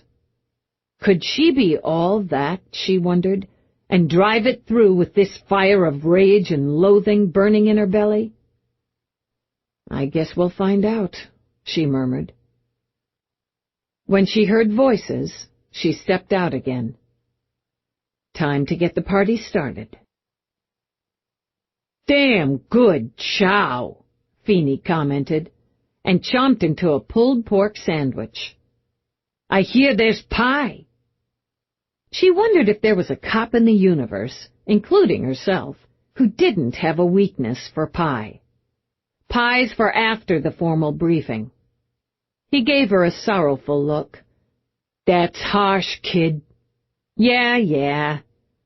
She moved to the front of the room. "I'm going to begin while all of you finish licking your plates clean. If you'll direct your attention to the boards and the two separate but connected cases." It was brief, as most of the team had already been updated on the steps and progress. She called on Mira to present personality profiles on Renee Oberman, William Garnett, Carl Bix, and the victim. "What's your opinion, Dr. Mira, in determining if the Keener case is homicide, accident, or self-termination?" "Self-termination isn't consistent with any of the victim's actions. He moved himself and his possessions to another location. On the night of his death, he had a meal and spoke with his server. According to her statement, his mood was pleasant, even expansive, and he spoke about relocating." "Accidental overdose is always a risk with an addict," Mira continued. "However, the massive dose injected isn't consistent with the victim's previous habits. In my judgment, based on facts, statements, and personality, this was homicide." "Renee's gonna have a hard time arguing with that," Feeney put in. "That's the plan. I'm gonna have to ask her opinion on how her weasel, a low-rent street dealer, got his hands on that much of a high-grade illegal substance. And I'm going to want to know who deals in that substance.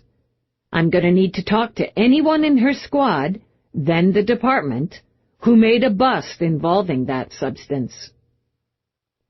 Which takes us to property. McNabb? He swallowed pasta. "At the lieutenant's direction, I initiated an inventory run on specific illegals' invoices in Central's property room. Do you want to see the work or just the results?" he asked her. "The work will go into the file, be copied to all team members. Let's have the results here and now." "Illegal squad under Lieutenant Herod. Detectives Petrov and Roger had a pretty nice bust about 6 weeks ago. They confiscated a number of illegals, including a large batch of street name FYU. I should add that Detective Roger and 2 uniformed officers were injured during the bust. In Detective Petrov's report, he estimated the FYU at 30 keys. That's a street value of about $250,000. They also bagged what he estimated to be 90 keys of dust and 500 capsules of exotica. I took the majors first, Lieutenant, McNabb explained. I haven't had time to do a thorough run. Petrov checked the confiscated substances into property for weighing, registering, and invoicing. On-site estimates are over a lot of the time. They're just eyeballing them, and, well, who doesn't like bigger numbers? The official count after check-in was 22 keys of FYU, 84 of dust, and 375 caps of exotica. That's quite a discrepancy. Yes, sir, it is. Roger was being transported to the hospital, so Petrov didn't wait for the weigh-in. Who received and weighed said substances? Runch, Sergeant Walter. Computer display on-screen data of Runch, Sergeant Walter. I conducted a standard background and ran an analysis of property officers, Eve continued when the data came up. She needs a man on the desk, or else she's limited to her own men, and watching all that profit swim right by her. An analysis of Runch in the 2 years, 4 months he's been on the desk shows that his weigh-ins are regularly under the estimate. His percentages of those discrepancies increase when said estimate is outside Renee's squad. When the cop on the bust is one of hers, Feeney put in, he takes the weight off the estimate before weigh-in. That's what plays, Eve agreed. Not every time, not even most of the time, but with regularity and most particularly when dealing with major busts. As you see, Runch was assigned to property after receiving a rip for busting up a bar while beating the hell out of his bookie after he lost 5 large over a 3-point spread in arena ball. Runch has a little gambling problem and was given the opportunity for counseling and reassignment, which he accepted. Eve picked up the photo she'd already printed out, added it to Obermann's board. "You already had him?" McNabb asked. "I had the probability. You put the bow on it." "What does IAB have on Runch?" she asked Webster. "I didn't work him, but if there's more, I'll find out. I have interviewed her detective Marcel regarding a termination. He and a detective Strum, both under Lieutenant Obermann, were covering an undercover, Detective Freeman. Freeman was up as a buyer, had been working this deal for a couple weeks, and it was due to go down. It should have been a play-by-play, but it went south. Dealer brings along his muscle and his woman. The woman makes Freeman, screams how he's a cop, how he busted her for possession. Everybody draws down. Marcel and Strum move in to assist. Freeman's wounded. Strum and the dealer end up dead. Muscle's wounded, according to Freeman and Marcel, but he and the woman managed to get in the vehicle and escape, with the money and the product. "Handy," Eve commented. It added up. Freeman's and Marcel's statements meshed. Freeman ID'd the woman, and he had busted her for possession 6 months prior. Crime scene reconstruction played out as the officers reported. Marcel acknowledged terminating the dealer, citing self-defense and defense of his partner as Strum was down. He went through testing, and the results corroborated. What did you think? What I thought was he probably terminated the dealer out of revenge for his partner, but I didn't have it on him. 3 days later, the bodies of the muscle and the woman were found in a motel off the turnpike. Throats slit. No money, no product. And I thought he might have gone after them. We looked at him for it, but he had a solid alibi. He was with his lieutenant, Detectives Garnett and Freeman at TOD in the back room of a bar, holding a private wake for their fallen comrade. Webster nodded at the screen. Put it together with what we know now, it smells. Peabody, generate Freeman's and Marcel's ID shots. Put them up. That's 4 in her squad, 1 in the property room. Generate Lieutenant Harrod's Detective Roger. For wounded officer? Peabody asked. I'm wondering if the estimate would have been so far off the weigh-in if he hadn't been wounded, and therefore unable to do the estimate himself. He's a possible. She's got more, Eve added. Weighing Mira's personality profile, I did an analysis on her history as boss of the squad. Within 6 months of her assignment, 3 officers were transferred to other squads or divisions. In 2 of the cases, Renee was able to request specific detectives to replace them. One of those was Freeman. The other, Detective Armand, who came in from Brooklyn PD, where he'd worked in their E division. E added his ID shot. She needs an E-man. The third detective transferred out in under a year, as did another from the original squad. One of the later replacements who transferred in, female, went down in a multi-squad bust 8 months after joining the squad. Another remains under her command. Detective Palmer previously worked 3 years with a squad focused on organized crime. She needs the contacts, Eve said, and added his photo. How many are you looking at? Whitney demanded. How many of that squad? It won't be all of them, Commander. She needs scapegoats, fall guys, sacrifices. As it may turn out, both Strum and the female transfer were. She has to have at least 1 man in accounting, for the same reason she needs 1 in property. The numbers have to add up to keep her squad under the radar. It's likely she has at least 1 in another squad, and I'm looking at Roger, or has someone who she's cultivated who'll just gossip, somebody who passes information about investigations, planned operations.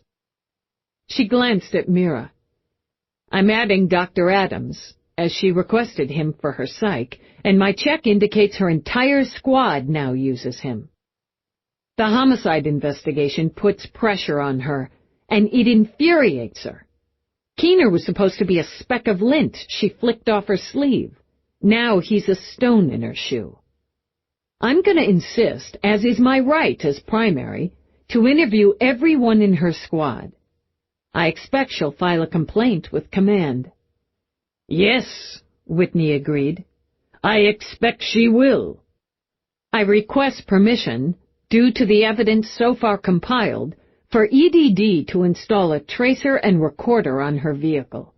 It's a department issue, sir, and not her personal property. So we slip around the need for a warrant. Slip's the word, Webster put in. She can give you grief on that at the end of the day. It's questionable, and lawyers love questionable. How about this? Her current vehicle experiences some mechanical problems. She has to requisition a replacement. When she accepts said replacement, she signs a waiver. Who reads those things? We cover it carefully, and if she signs, she's agreed to accept said vehicle as it comes to her. That'll work. Feeney, who can you glad hand in the vehicle pool to find out what gets earmarked for her? I've got a couple guys. That's not a problem. Can you and McNabb get to the vehicle, wire it up so it doesn't show on a standard sweep? He tipped his head down, eyes narrowed on her. I'm insulted you'd even ask. Fine. Peabody, generate a standard vehicle waiver, and we'll make a few amendments. How are you going to decommission her vehicle? Webster demanded, much less slip her the doctored form. I'll take care of it, Eve told him, careful not to so much as glance at Rourke. Feeney, just let me know ASAP when you nail down the vehicle. And you could use your geek magic to get me the exact location of her old one. He loved to watch her work like this, Rourke thought. How she laid it out, ran it through, timed it, even down to giving the nod for pie to relieve some of the tension in the room. He looked at her board now, thought of how deliberately she'd added one name, one image at a time, so each had its own specific impact. So each mattered as much as the next. Not one melded group of bad cops, but individuals. Now, with the pie lending a less formal mood, she brought him into it. Clever girl. From the conversation between Renee and Garnett Peabody overheard, we know Garnett owns property. Tropical, beachy. I've asked Rourke, as expert consultant, civilian, to try to locate that property. If Garnett owns a little tropical paradise and has gone to any lengths, perhaps illegal lengths, to conceal that ownership, it'll help wrap him up. It may help flip him, if and when we need one of her crew to flip on her. Not that I don't think that's a good idea, Webster began, but anything that scratches too deep at his financials, his assets, without the filter of a warranted search or IAB status, is going to alert him. Even with those, if he's taken the precautions, he could catch wind of a sniff. Which is why I'll have to be very quiet about it, Rourke returned. Listen, if you obtain any data by questionable means, the data becomes questionable when the lawyers start on it. I'm aware of that. Rourke angled his head. I'm married to a cop. Would you like me to tell you how it might be done, Detective? Go ahead. One might, particularly as a businessman with many interests and investments in transportation, generate a kind of survey. And as an example, we might collect data on how many men with a certain demographic travel from New York to a tropical location more than 3 times a year, the same location. It might be worth our while to increase our transportation services to those locations and offer incentives to that specific demographic. Yeah, Webster began to smile. I could see it might. As our services include private transports, and it always pays to offer perks to those who could afford them anyway, we'd look at those individuals, particularly if we found those individuals owned property. People who own multiple homes and can afford to travel to them regularly are excellent customers. I bet they are. It's a good angle. If you get a hit, let me know. I could work a filter from there, so you could take it down a few levels. When Rourke lifted a brow, Webster nodded. A filter sanctioned by IAB keeps it from edging into questionable. Understood. If that's all for tonight, I've got to take off. Webster pushed to his feet. I'm meeting someone. As pertains to this? Eve demanded.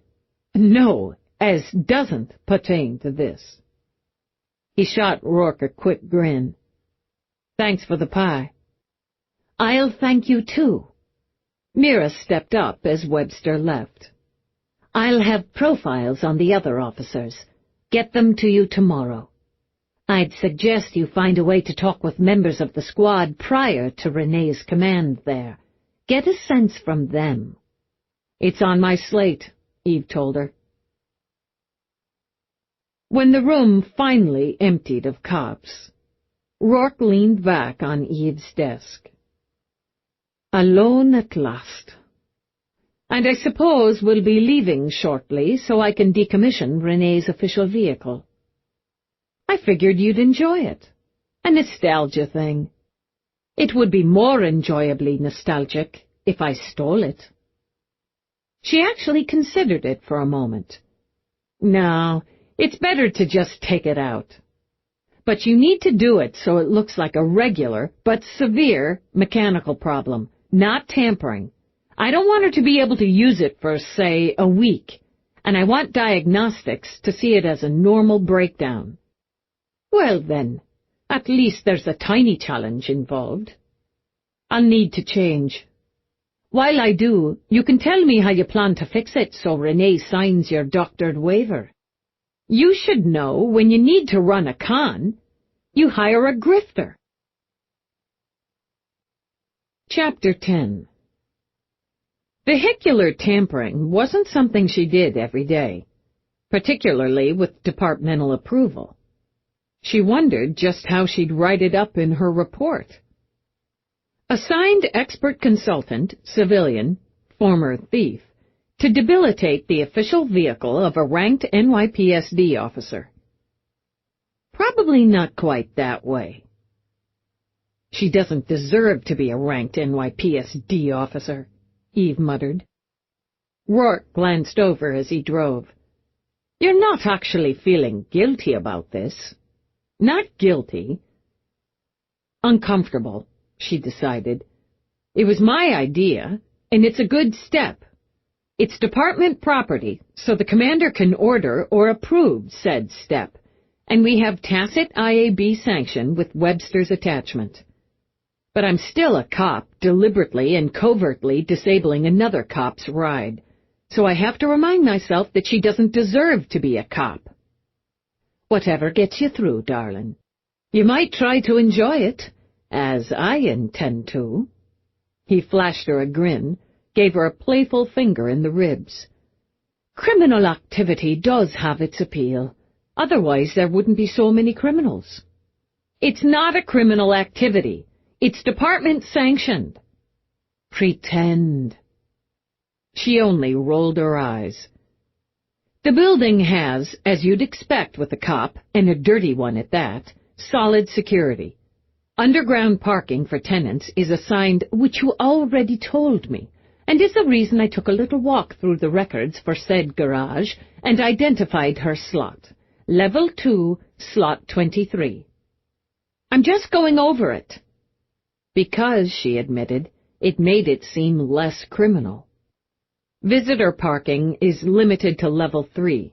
Visitors have to clear garage security. The simplest way is to key in a name and corresponding apartment. He tipped her a glance, quick and full of humor. No, there are simpler. Which I have here, she added, willfully ignoring him, from your little walk-through. Apartment 1020, Francis and Willow Martin. There'll be cams at the entrance to the garage, and on all levels. They'll document the vehicle and tag going in and out, she continued. But Renee will have no reason, if you do the job right, to suspect tampering and request a review of the discs. I've often wondered what sort of partner in crime you'd make, should we have met back in the day. Now I see, sadly, it would never have worked. I fear, darling Eve, you're much too tight-assed. I take that as a compliment, she said between her teeth. Which proves the point. Listen, smartass, I don't want to give her any reason to question the disabled ride or to take too hard a look at the new one. Trust me, he said simply, and turned to the gated doors of the garage. Apartment 1020, she reminded him. He said, even as the gates lifted. How the hell did you do that? I could cite professional secret, but since I'm among friends, I activated a jammer just before I pulled up. It released the gate while it briefly disabled the cam. They'll have a bit of a video snag, the cam's flicking for a time. On the way down, he continued, as he snaked the downward curve. Then when we're done, on the way up. Slick, she thought. Pretty damn slick. But still, I don't know why that's simpler than just keying in some data. Well, now, we don't know Francis and Willow, do we? Whether they've got a visitor's block up, or are off in St. Martin's having manic sex on the beach. I've checked their data, I'm not an idiot. She's an OB, and has regular office hours tomorrow. They're not in freaking St. Martin's having any kind of sex. More's the pity for them. Maybe they're out for the evening. Perhaps she's delivering a baby as we speak, and taking advantage of her absence, Francis slipped out to visit his young nubile mistress for a bit of that manic sex. He stopped the car, aimed his PPC out the window. Point being, we don't know what Francis and Willow are up to, so why risk it? What are you doing? Just a minute. She shifted in her seat. He'd tied his hair back, work mode, and was keying a series of numbers, letters, who could tell, into his handheld. He had a half-smile on his face, but she knew those eyes.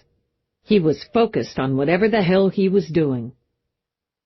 That should take care of it. Of what? For the next 5 minutes, the cameras on this level will record the area as it is now, without us in it. He drove on. It's not the Royal Museum, but still it would be awkward if a security man decided to check the garage and saw me fiddling with Renee's vehicle. He pulled in long ways behind it. This won't take long, he told her as he got out. Frowning, Eve shoved open the passenger door. She followed him around to the hood. She started to remind him the hood would be secured, but was glad she saved her breath. He had it open in seconds. How did you deactivate the alarm without quiet? He took another of his little toys from his pocket, attached it to something under the hood with a thread-thin wire. He keyed in a command that had numbers and symbols flashing by in red on the mini-screen. He watched them, then paused the sequence. He keyed in another command, generated another series of codes. Smiling, he held out the device. Here. Push Enter. Why? Partners in crime. Crap. She pushed Enter and distinctly heard several sharp electrical snaps. Nicely done. You're a natural. Bite me. One of my favorite activities. He entered yet another series, another command, then detached the device, secured the hood. That's it? It is. I put the extra time blocking the cams in case you want to search the vehicle. Would you like me to get you in? She would. Oh boy, would she. I didn't get clearance for that. Stickler. Which is much the same as tight ass. He waited, watching her fight her internal battle. No. If I need to toss a ride, I'll do the new one, with a warrant or at command directive. Let's go. That was fun. Rourke got back behind the wheel, made the turn to curve up to the exit. But vaguely unsatisfying. What did you do to it? Identified, copied, then countermanded the mainframe system code with an incompatible command issued by a diagnostic clone issuing feed directly into... He trailed off, smiling at her. I do love it when you get glassy-eyed over tech. It's not altogether dissimilar from when you come. Oh, please. Deliberately, she darkened the look with a scowl. I'm the one privileged to look in those eyes of yours at such moments. Basically, I fried a number of chips, which will disable the starter. I issued a second command so when she gets in, tries to start it, the action will set off a further reaction and essentially completely bollocks the engine. Okay, that's good. Will it pass diagnostics? He sighed, long, deep, exaggerated. I wonder why I tolerate such abuse and cynicism. Ah, yes, it's those glassy eyes. It'll read like a starter defect, which, in turn, compromise the engine. That's perfect, thanks. My pleasure. On to our favorite grifter? Yeah, they're expecting us. Lieutenant Renee Oberman clipped into the squad room in a very bad mood. "LT," Detective Strong began, and received a furious shut-the-fuck-up glare. "Officer Heiser, contact requisitions and tell them I want the damn paperwork on my vehicle ASAP." "Yes, ma'am." "And I don't want to see that piece of crap they hauled out of my garage this morning again. If they replace it with a similar piece of crap, I'll make their lives a living hell." "Yes, ma'am," he repeated, even as she stormed into her office. Renee pulled up short when she saw Eve in one of her visitors' chairs. "Lieutenant, nice hours you have here in illegals." "Don't start on me." Renee strode around to her desk, opened a bottom drawer, tossed her purse inside. "My vehicle rolled over and died this morning." "Sympathies," Eve said, with no sincerity whatsoever. "They are crap. Now I'm dealing with those idiots in requisitions and the vehicle pool." "Pain in the ass," Eve agreed. "I'm here to give you a bigger one.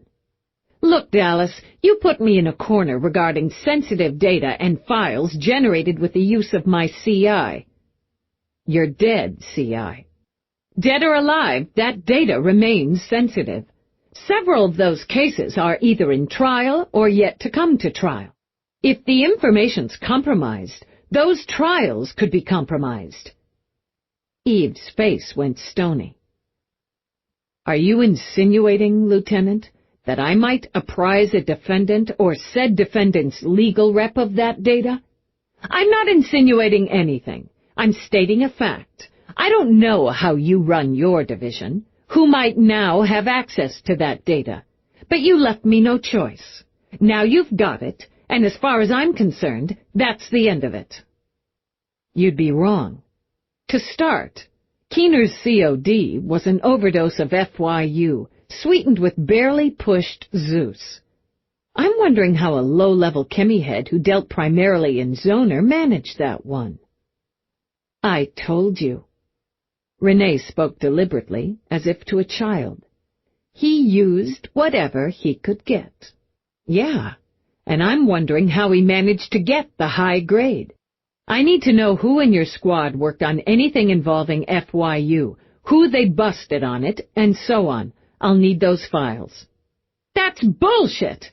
Are you standing there, in my office, implying one of my people passed my weasel high-grade illegals?" Perfect, Eve thought. Simply perfect. "I wasn't implying that. Should I be?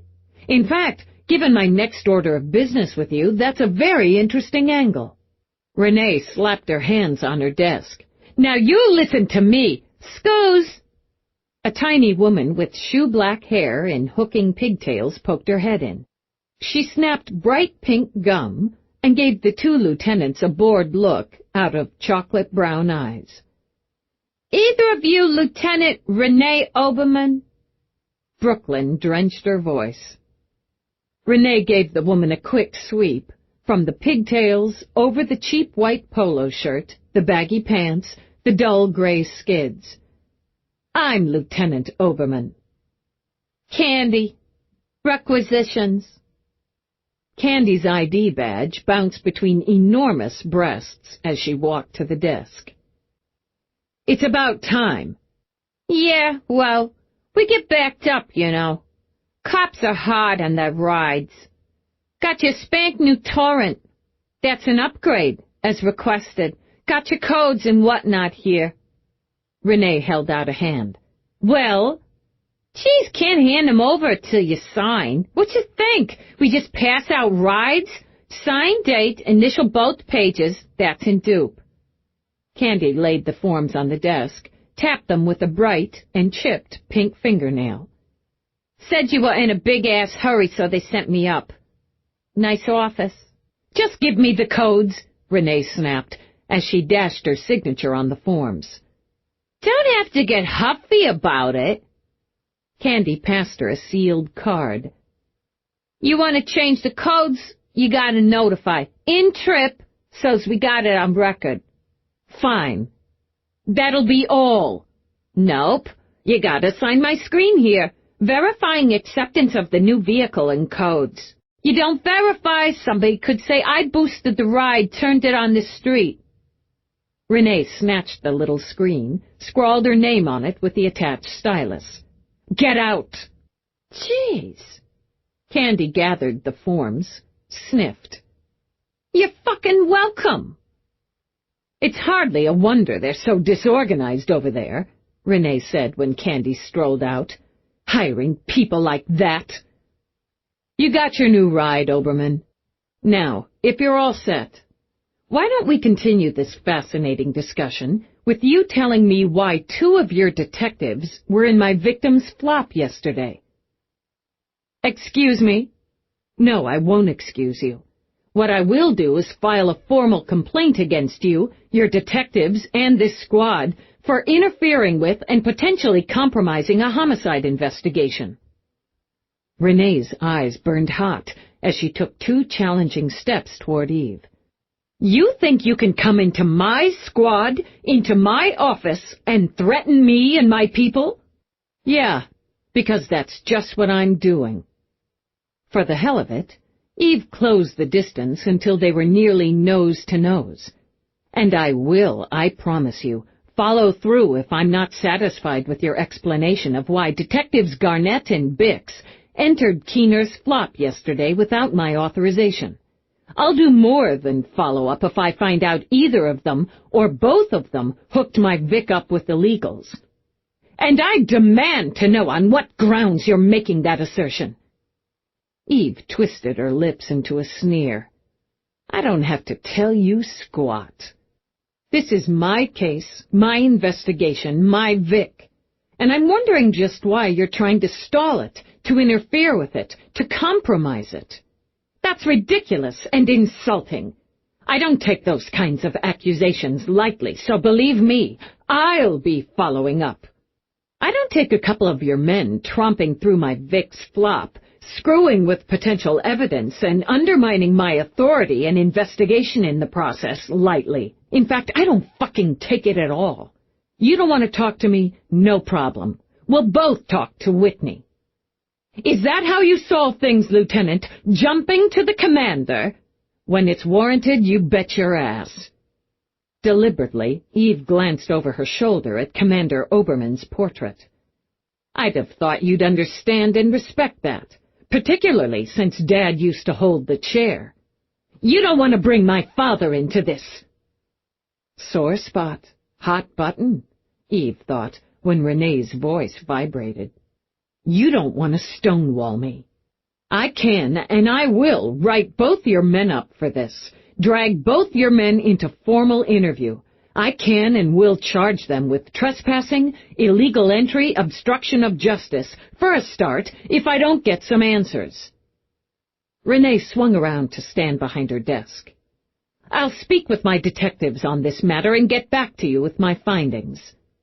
Oh, you're pissed, Eve thought, and trying to convince both of us you're in charge.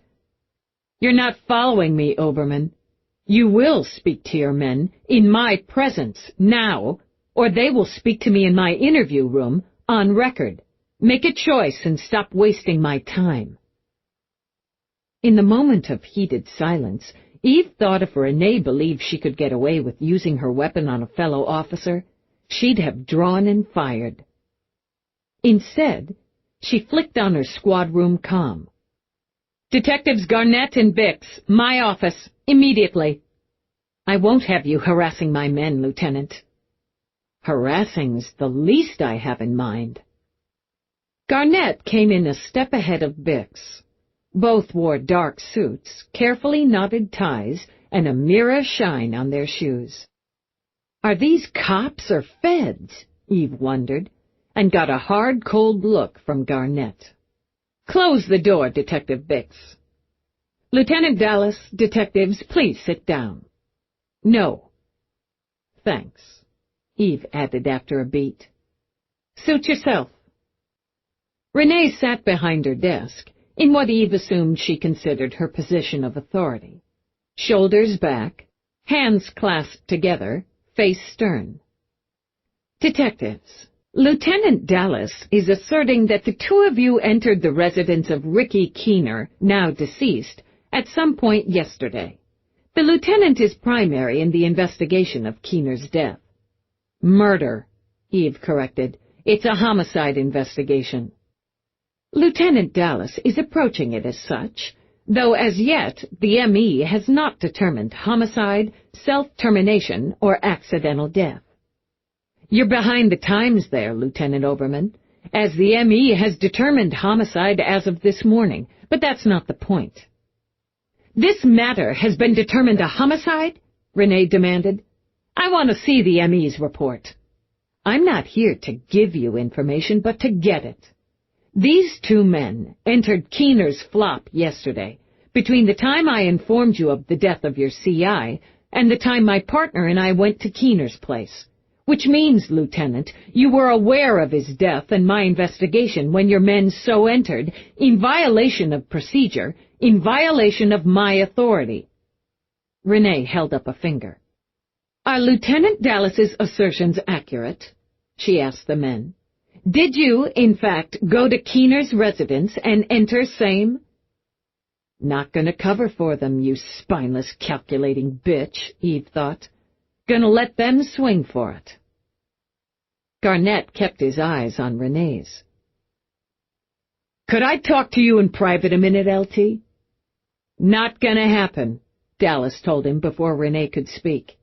I hear it now from you, or I'm charging you both, as I've already informed your lieutenant, and I will be informing command. Detectives, I know you've been focused on the Giraldi investigation. I failed to see how that would take you to Keener's residence, if indeed the lieutenant's information is correct. We had some intel. We had a tip. Garnett glanced toward Eve, then back at Renee. LT, the investigation is at a sensitive point. I understand that, but the investigation will stall, or worse, break down if the lieutenant files a complaint, or worse, charges. For God's sake, Detective, did you go into Keener's? We got wind he had some juice on... He broke off, glanced at Eve again. Some information on an individual with a connection to our investigation, so we went over to talk to him. We weren't aware, at that time, he was dead. We didn't find him in his usual location, so we went to his flop. He didn't answer. Everybody knows Juicy enjoys his own product and has a habit of zoning out. She'd thrown them a hook with this Giraldi angle, Eve concluded. Now Garnett was spinning his line from it. Let's say, he continued, if we're going to make it official, we believed we smelled an illegal substance emanating from the residence. Bix was uncertain whether it was an illegal substance or smoke. Bix? Affirmative. Might have been smoke. Therefore, we obtained entry in order to determine if the occupant was in need of assistance. That's your story? Eve asked.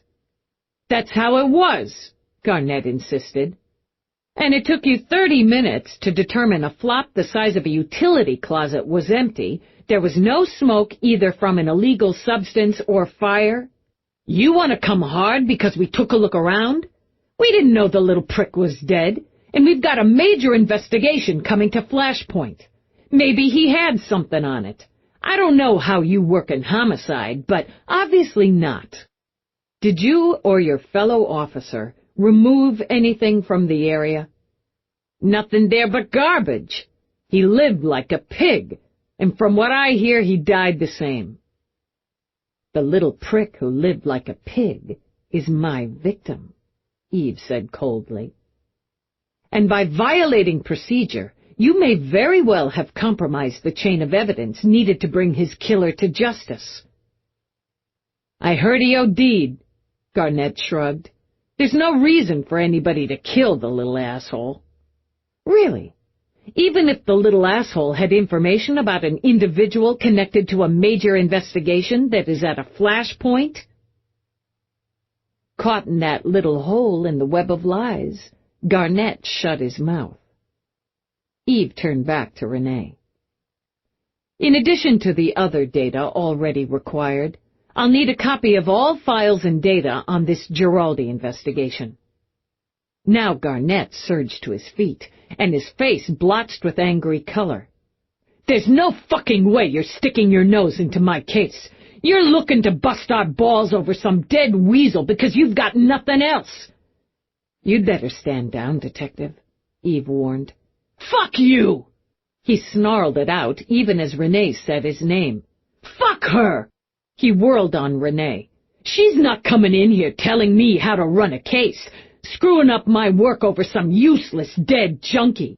You better back me on this, goddammit, or Detective Garnett!" Renee's voice sliced through the air, cut off his words so his breath heaved in and out. "You'd better back me," he repeated. "I'm going to have that data, per procedure, Detective. Deal with it." Eve stepped a little closer, angled, lifted a hand. "You've already crossed over into insubordination, so—" He spun around, and as she'd hoped, his forearm smacked sharply into hers. To make it a little more dramatic, she fell back a step. "Get off my back! You're not in charge here!" "From where I'm standing, nobody is." Eve spared Renee a brief, disgusted look. "And you, Detective Garnett, just earned yourself a 30-day rip. Another word comes out of your mouth, it'll be 60, she warned, then gave Bix a cold stare as he got slowly to his feet. "Sit down, Detective Bix, unless you want the same." "Bix." Renee spoke quietly when he didn't move. "Take your seat." Good dog, Eve thought when he obeyed. "Detective Garnett, sit down and calm down. Not another word," Renee added. "Lieutenant Dallas, obviously we have a situation where emotions ran hot. My detectives are running a difficult investigation that appears to have bumped into yours. There's no reason why we can't work this out, reasonably, and without any undue interference to either investigation, right here in this office." "You want a favor from me?" Eve looked amazed.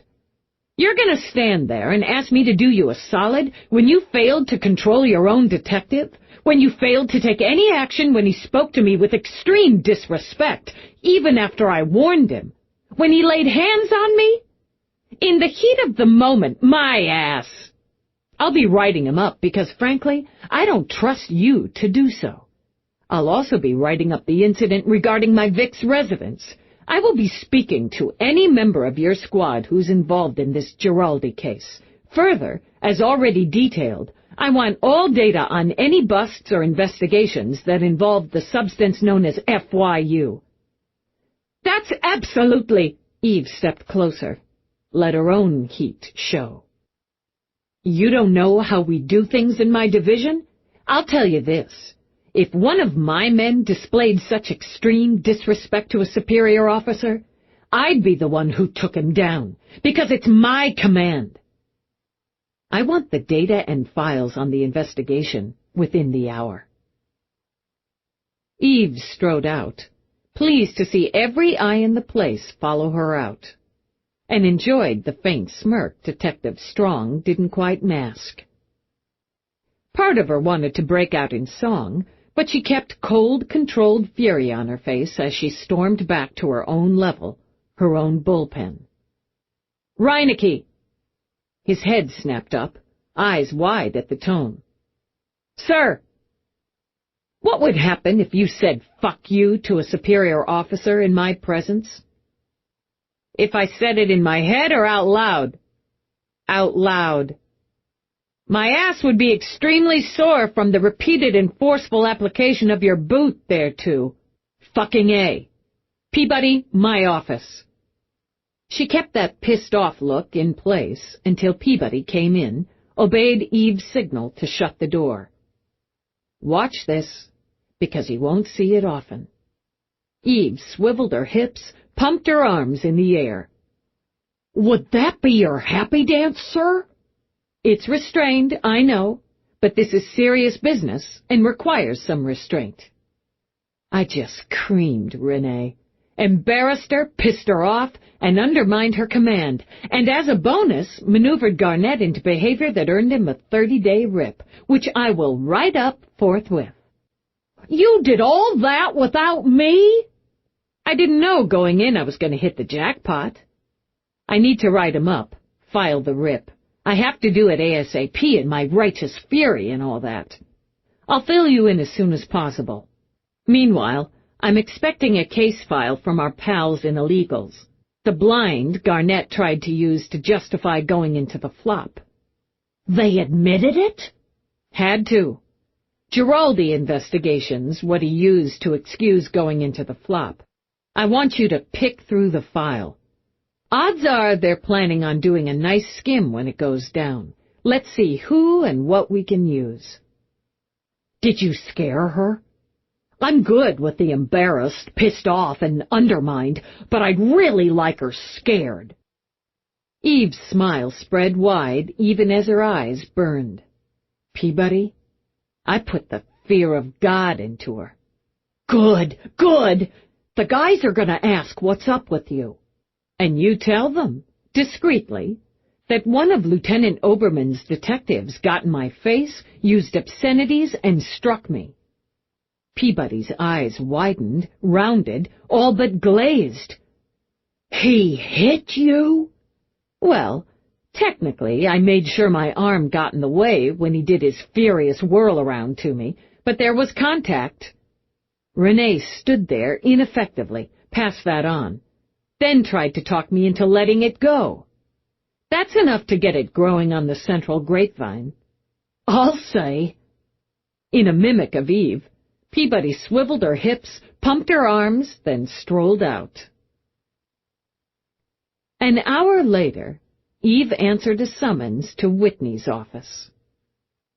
He leaned back in his chair. I just had a long conversation with Lieutenant Obermann. I'm not surprised, sir. She wished me to countermand your 30-day suspension of Detective Garnett. I read your report on him. How did you manage to incite him to basically tell you to get fucked and to make physical contact? It was surprisingly easy. He's got a temper, and once the right buttons are pushed, feels entitled to use it. Bix is more controlled, sir, and I found it interesting that her tone with him is almost maternal. Garnett does the talking, Bix the listening. Bix immediately obeys an order. Garnett ignores them, at least when he's hot. Lieutenant Obermann cites a current investigation in which both Garnett and Bix are involved as the necessity for me to countermand, or failing that, to postpone the rip. The Giraldi matter. My opinion, sir? She waited for his nod. Renee pulled that out of the air, and they tried to run with it. But without time to plan and coordinate, it tripped them up. She relayed what happened, her version of what happened during the time you were in her office, assures me she will discipline her detectives and order Garnett to issue an apology to you. Not accepted. Nor would I accept in your place, but, he lifted his big hands, don't you think it would be more useful to the investigation if Garnett remained on active duty? He's a hair-trigger, Commander. He's already steamed at Renee, already questioning, even ignoring her authority, her strategies. Now he's taken this knock, and she didn't fix it. His dissatisfaction with the status quo just increased. He's gonna find trouble in his current mood and situation. There's a crack, Whitney said with a nod, and you use him to widen it. I think he'd shatter it. When we take him down, he'll flip on her. As much as making a deal with him leaves a bad taste, Commander, Garnett will flip on all of them for a decent deal. Bix won't flip. He's loyal, but I can flip Garnett. Compromise, even with the bad taste, is something command routinely swallows. All right, Lieutenant, the suspension holds. Has Renee copied you on the investigation? The data came in right before I received your request to meet, sir. I've got Peabody going through it, and I'll do so myself. As will I. You've made an enemy of her, Dallas. She always was, Commander. She just didn't know it. Chapter 11. Eve kept her stony face on as she traveled back to her division. From the few glances shot her way, the occasional murmur, she was assured the central grapevine was spreading the gossip. She needed to close herself off in her office a while, do some probabilities, and use her instincts to select the next step.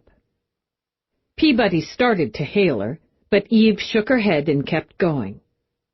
She heard the squeal when she was a few short steps from her door. There was baby Bella, decked out like a daffodil with her sunny curls, her chubby body tucked into a bright yellow sundress decorated with pink candy hearts. The hearts matched her mother's hair. Mavis Freestone bounced her baby girl and giggled at the squeals of delight. She'd scooped her hair back into a trio of stacked ponytails. What there was of her summer dress exploded with interlacing circles in vivid purple and pink. Green eyes sparkled with laughter in her pretty face as Bella bapped her hands together. Applause! Applause! Mavis gurgled, and the baby slapped her hands together again. Now, take your bow. On cue, and how the hell did a brain that tiny know? Bella pushed her feet in tiny pink sandals that were a mini version of her mother's, and rose up to stand on Mavis's lap. She lowered her chin to her chest. Kisses to the crowd! Mavis switched her handhold to Bella's waist so the baby could smack her palm against her lips, then wave it. Eve had to admit it was a pretty good routine. You brought the baby to a cop shop? Mother and daughter both turned, and big happy smiles spread. She wanted to visit. Bella threw out her arms, babbled. Eve inched back. What does she want? You, which is great. Mavis popped up. 'Cause I absolutely have to pee. BRB, she added, and shoved the baby at Eve. Hey, hey! But Mavis's shiny pink sandals were already skipping away. Jesus Christ. Bella giggled, patted her drool-dewed hands on Eve's cheeks, then got a Herculean grip on her hair. She tugged, then slurped her wet lips on Eve's cheek. Slooch. Yeah, I remember. Smooch, Eve thought, and eyed Bella's lips, and more drool. On the mouth? Slooch. Bella pursed like a guppy and made kissy noises. Fine. Eve gave her a little peck, then stared into her big blue eyes. Now what? Bella widened her eyes and looked, to Eve's mind, very serious as she babbled and garbled, head turning side to side, little butt bouncing on Eve's forearm. Nobody understands that. Anybody who tells you they do is just stringing you, kid. She decided to sit. Safer and closer to the floor if the kid wriggled free. Plus, maybe she could start on the probabilities. But the minute they were down, Bella pushed up. God, I wish you wouldn't do that. Sit! In response, Bella pumped her legs and danced on Eve's knees. She grinned like a maniac and squealed, Das! Sure. Eve eyed the mountainous purple bag taking up most of her desk. Probably something in there to keep you occupied. One of those plugs, something. Hooking an arm around Bella's waist, she pulled out things at random. shaking things, beeping things, singing things. But all the kid wanted to do was dance. She pulled out a box highlighted with the baby's cherubic face. Bella danced harder, cried, "Yum!" and made it grab for it. "Hold it, hold it!" It was a struggle, but Eve managed to hold the box out of reach and peek inside at what appeared to be thick crescents of stale bread. Those looked disgusting. Bella narrowed those big blue eyes, slitting them into what looked suspiciously like a warning. "Yum!" "Is that a threat? Do you see how much bigger I am than you? Do you really think that's going to work?" Now the little mouth quivered, and the big blue eyes filled with tears. "Yum," she sniffled. A single fat one slid down the rosy cheek. "Okay, that works." Eve dug one out. The box wouldn't have a baby on it if it wasn't for babies, she reasoned. Bella clutched it and brought the biscuit and Eve's hand to her mouth to gnaw. Tears miraculously vanished into a sunny smile. "Yum!" "You're a player, aren't you? I have to admire that. But turning on the waterworks to get what you want, that's weak. Effective, but weak." Still smiling, Bella pulled the gnawed biscuit from her mouth and shoved it at Eve's. "No, thanks." "Oh, God, it is disgusting." "Yum!" Bella insisted, then plopped her butt on Eve's desk and happily gnawed away. Eve looked around quickly as Mavis bounced in. "If she's not supposed to have that thing, you shouldn't have left it here." "No big deal. Those are her yums." "So she told me, I guess." Mavis pulled a heart-covered bib out of the bag. "Loves you, and because you've pretty much stopped holding her at arm's length like she's a boomer full of poop." "Poop is sometimes involved." "True." Mavis took a quick sniff. "But not now. She can say your name." To prove it, Mavis gave Eve a kiss on the cheek. "Dallas." "Das!"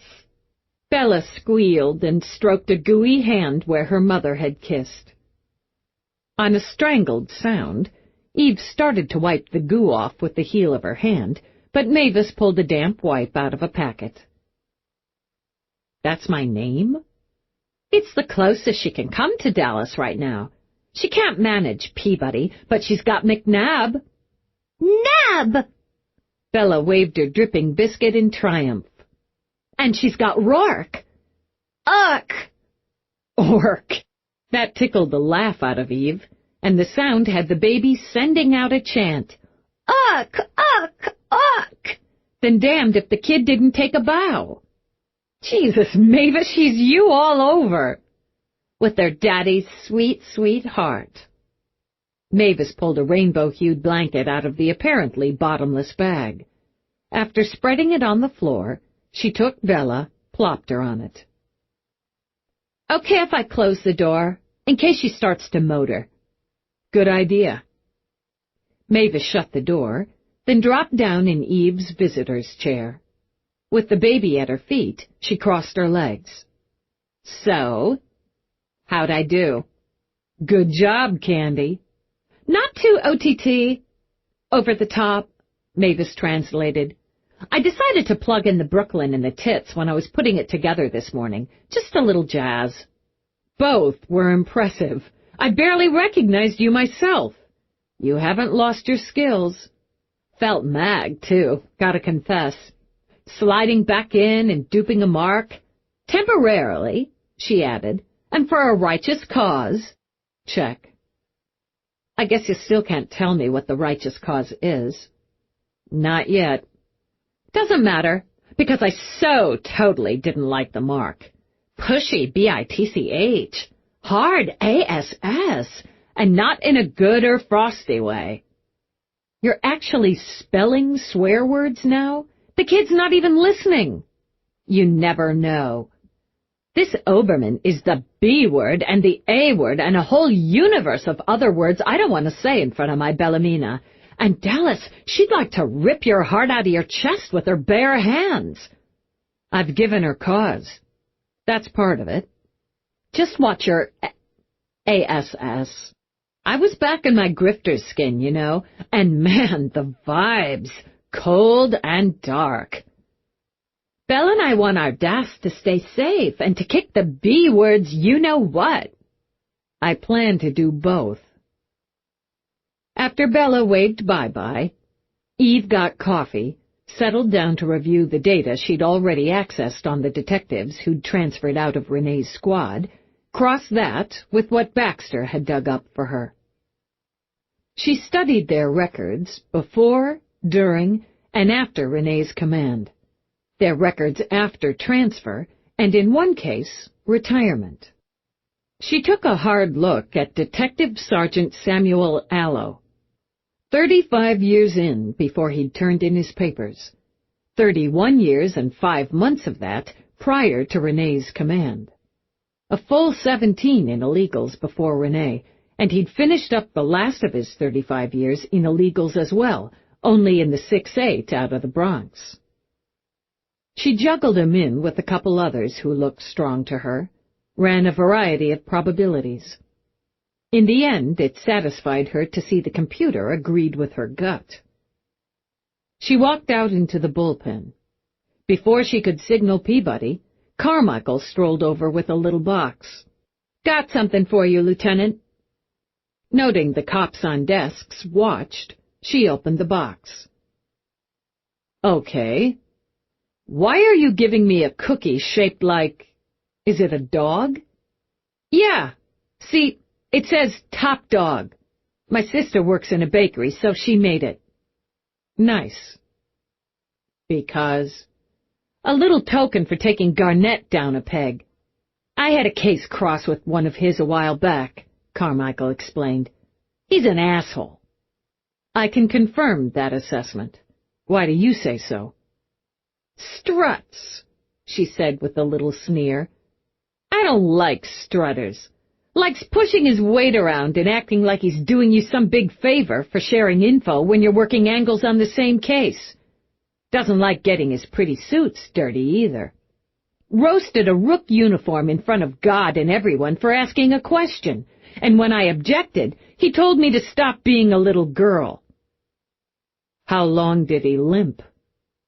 Carmichael smiled. "I was tempted to bust his balls, but deemed it more appropriate to secure the scene, preserve evidence. So, in the spirit of what goes around, a token for the top dog for busting his balls now." "Happy to so bust. Thanks. Peabody, with me." Eve bit the dog's head off as she walked out, then glanced back at her men. "Tasty." As Eve chewed the dog, Peabody sent her a puppy dog look. "Jesus, here!" She broke off a foreleg, handed it over. "Thanks. It is tasty." "Everything chill with the commander?" "Completely. I want to recanvass the area around the crime scene. Try to hook with my weasel. See if he's got any more I can squeeze out of him." Since there was no weasel in this case, Peabody just nodded. "He was pretty rattled about what happened to Keener. He may have gone under for a while." "Then we'll have to dig him up." When they were in the vehicle, Peabody asked, "Where are we really going?" "We'll take a swing by the scene.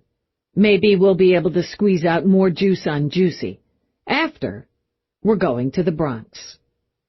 "I guess it won't be to catch a Yankees game." D.S. Samuel Allo, retired. All data indicates he was a solid cop. Probability confirms my analysis with a 94.7. "I recognize the name. He was with the squad before Renee got promoted. He transferred out." "About 7 months after she took command," Eve confirmed. "Out of her squad and out of Central. He put in another 3+ with the Bronx PSD. Did 35. He has a few bumps and a lot more commendations. 1 rip under Renee for insubordination. Her evals of him over the 7-month period were not stellar. Coasting, she claimed, just riding out his time, questioning her authority, balking at doing OT when deemed necessary. Oddly, his evals and records with the 6'8" in the Bronx did not reflect his previous lieutenant's opinion. She squeezed him out. That's my take. I'm interested in his. Detective Sergeant Allo had a modest house in a neighborhood of modest houses, and in the short driveway sat a huge boat.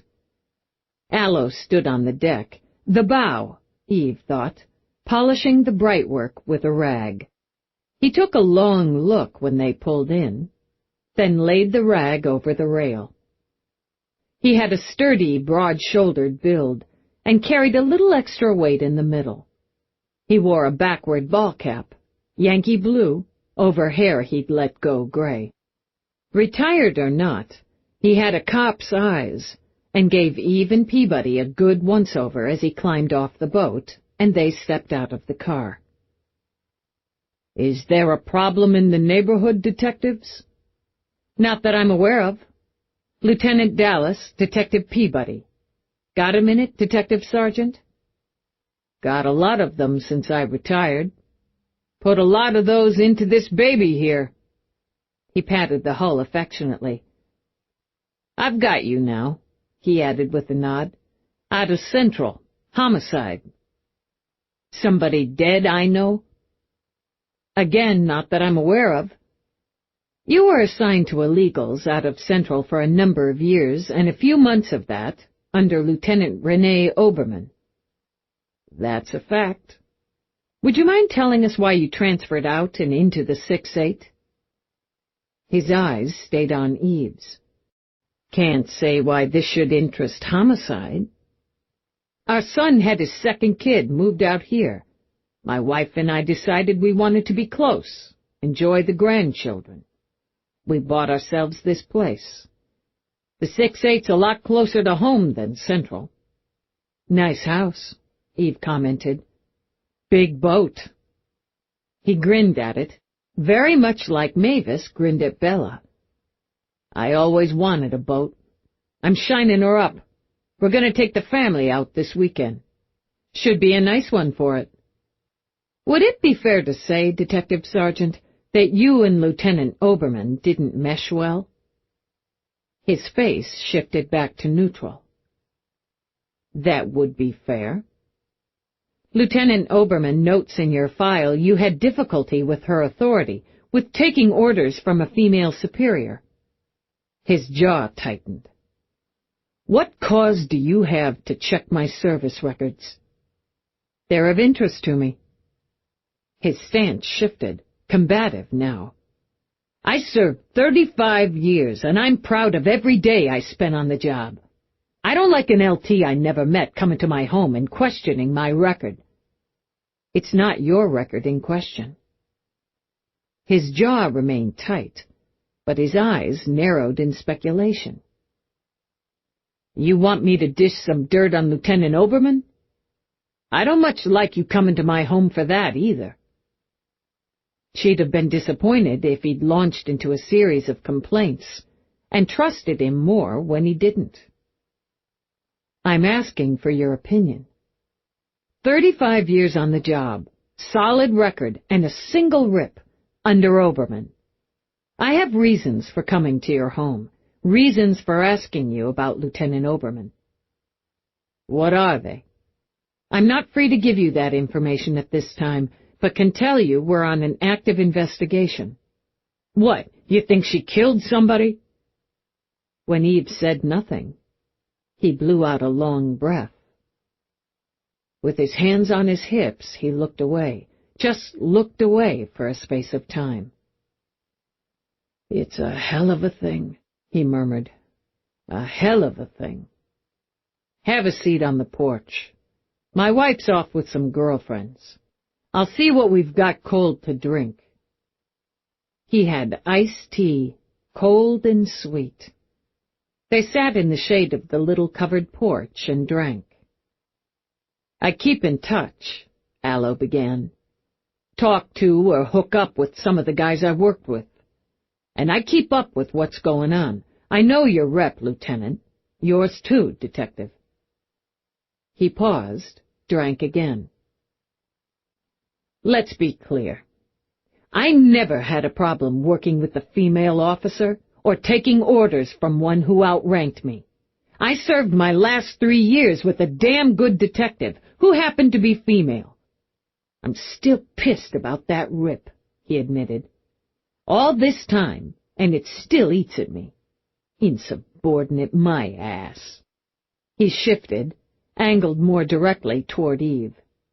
"I argued with her, sure, but I never disrespected her.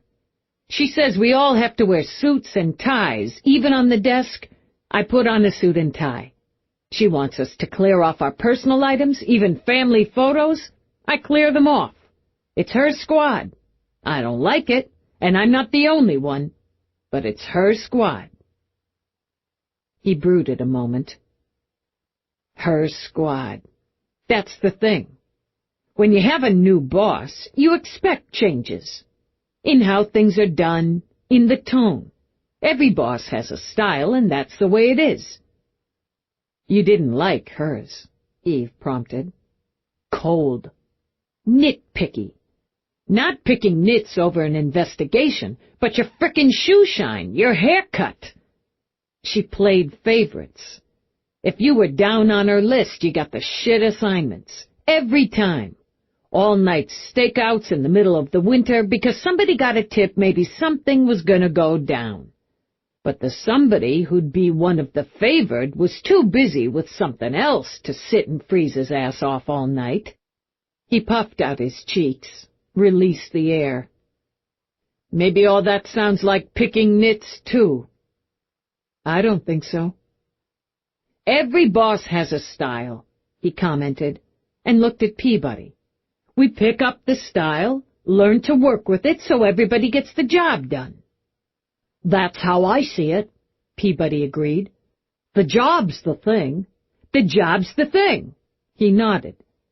"But she'd question the direction of an investigation, pull you off one and stick you on another, dump somebody else's petty case on you. That happened to me twice. I'm this close to making a bust, and she pulls me in, reassigns. When I argue it, she sits there behind her fancy desk and tells me she's not satisfied with the quality of my work or with my attitude." "That's not style," Peabody put in. "That's not making the job the thing." "Sure as hell not." "Did you complain up the chain?" Eve asked him, though she had the answer in the file.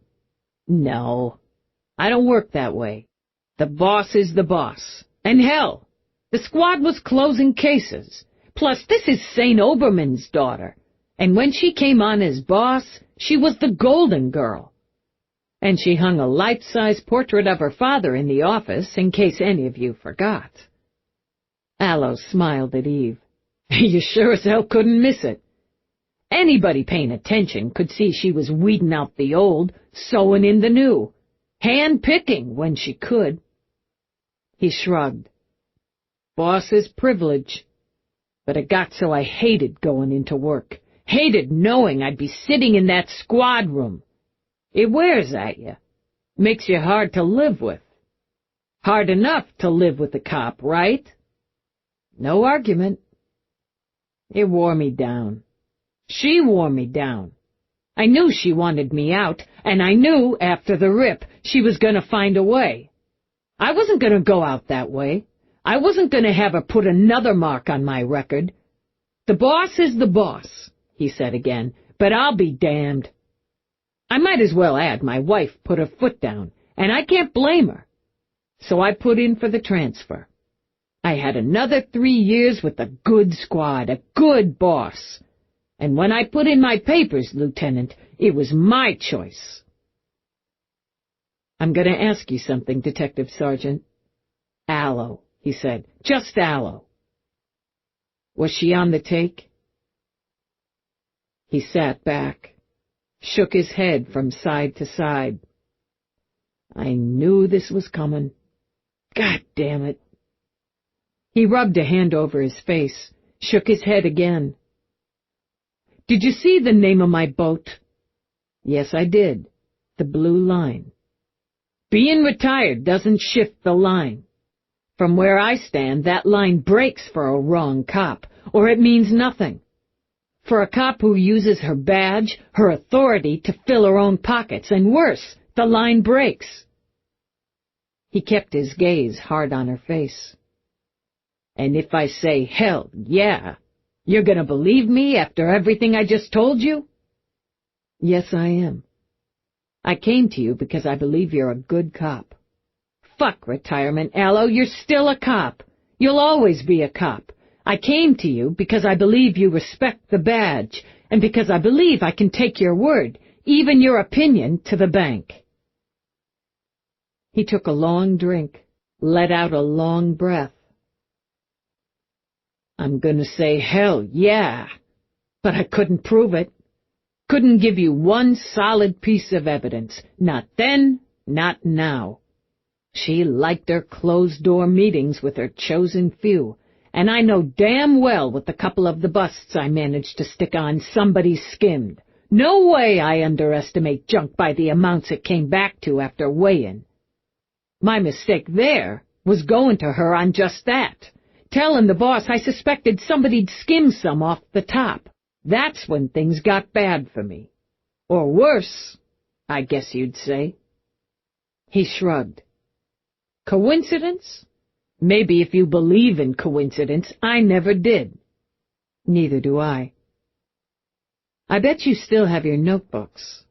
I bet you still have your records of the investigations and busts you took part in under Lieutenant Oberman.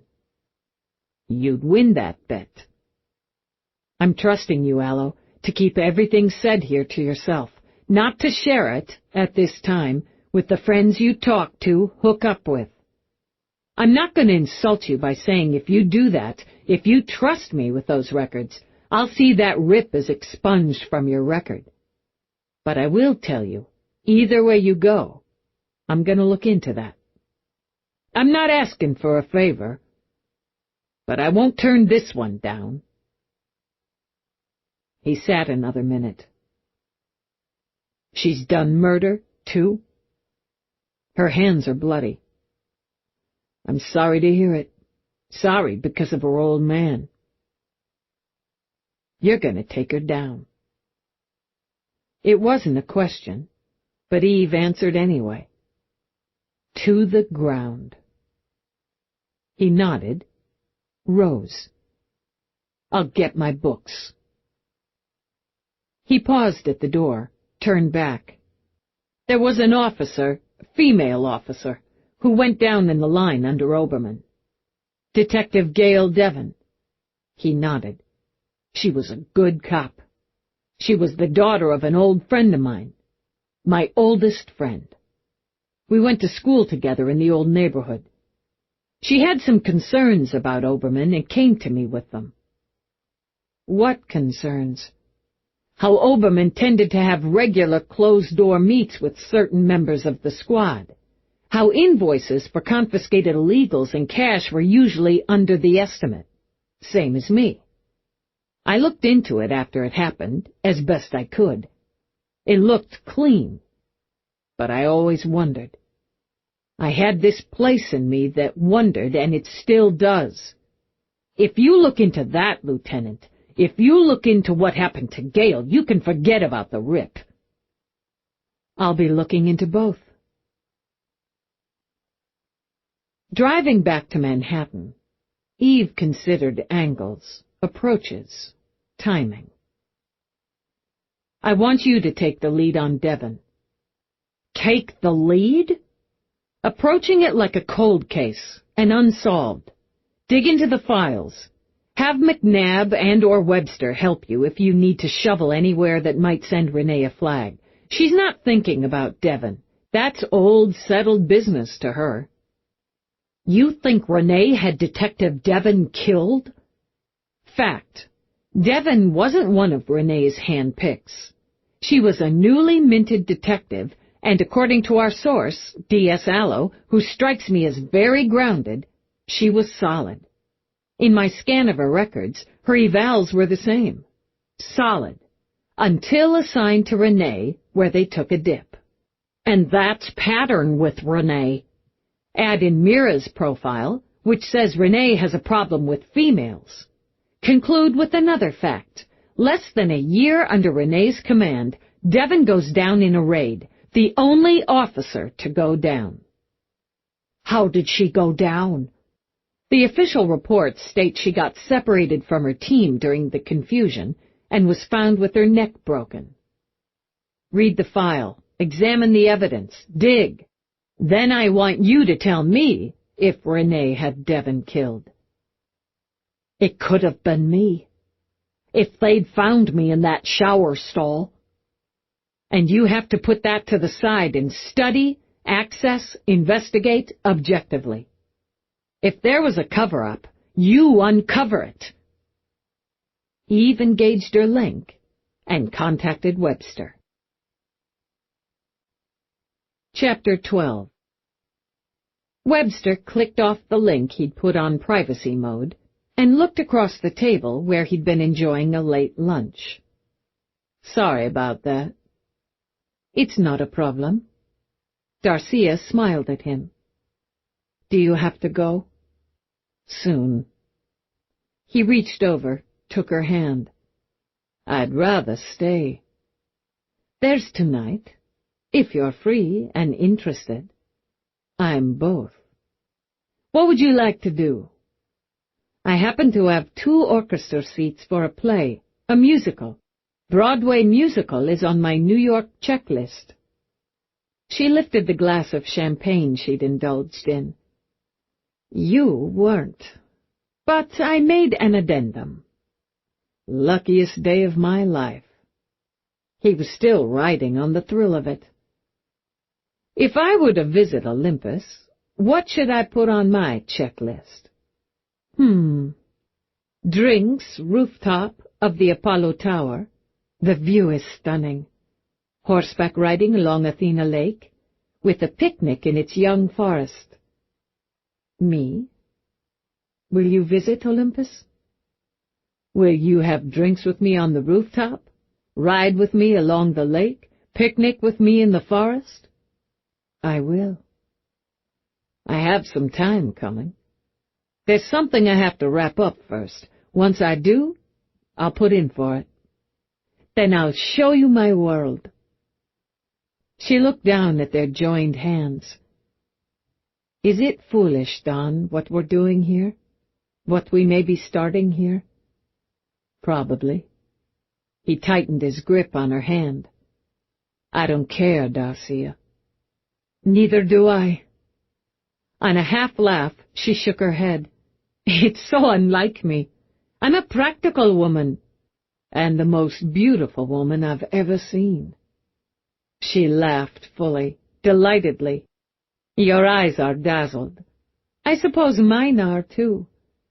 I'm sitting here in this lovely restaurant in this exciting city, and all I can think is I'm sitting here with this handsome man who can't take his eyes off me. There's nothing I'd rather look at. Handsome.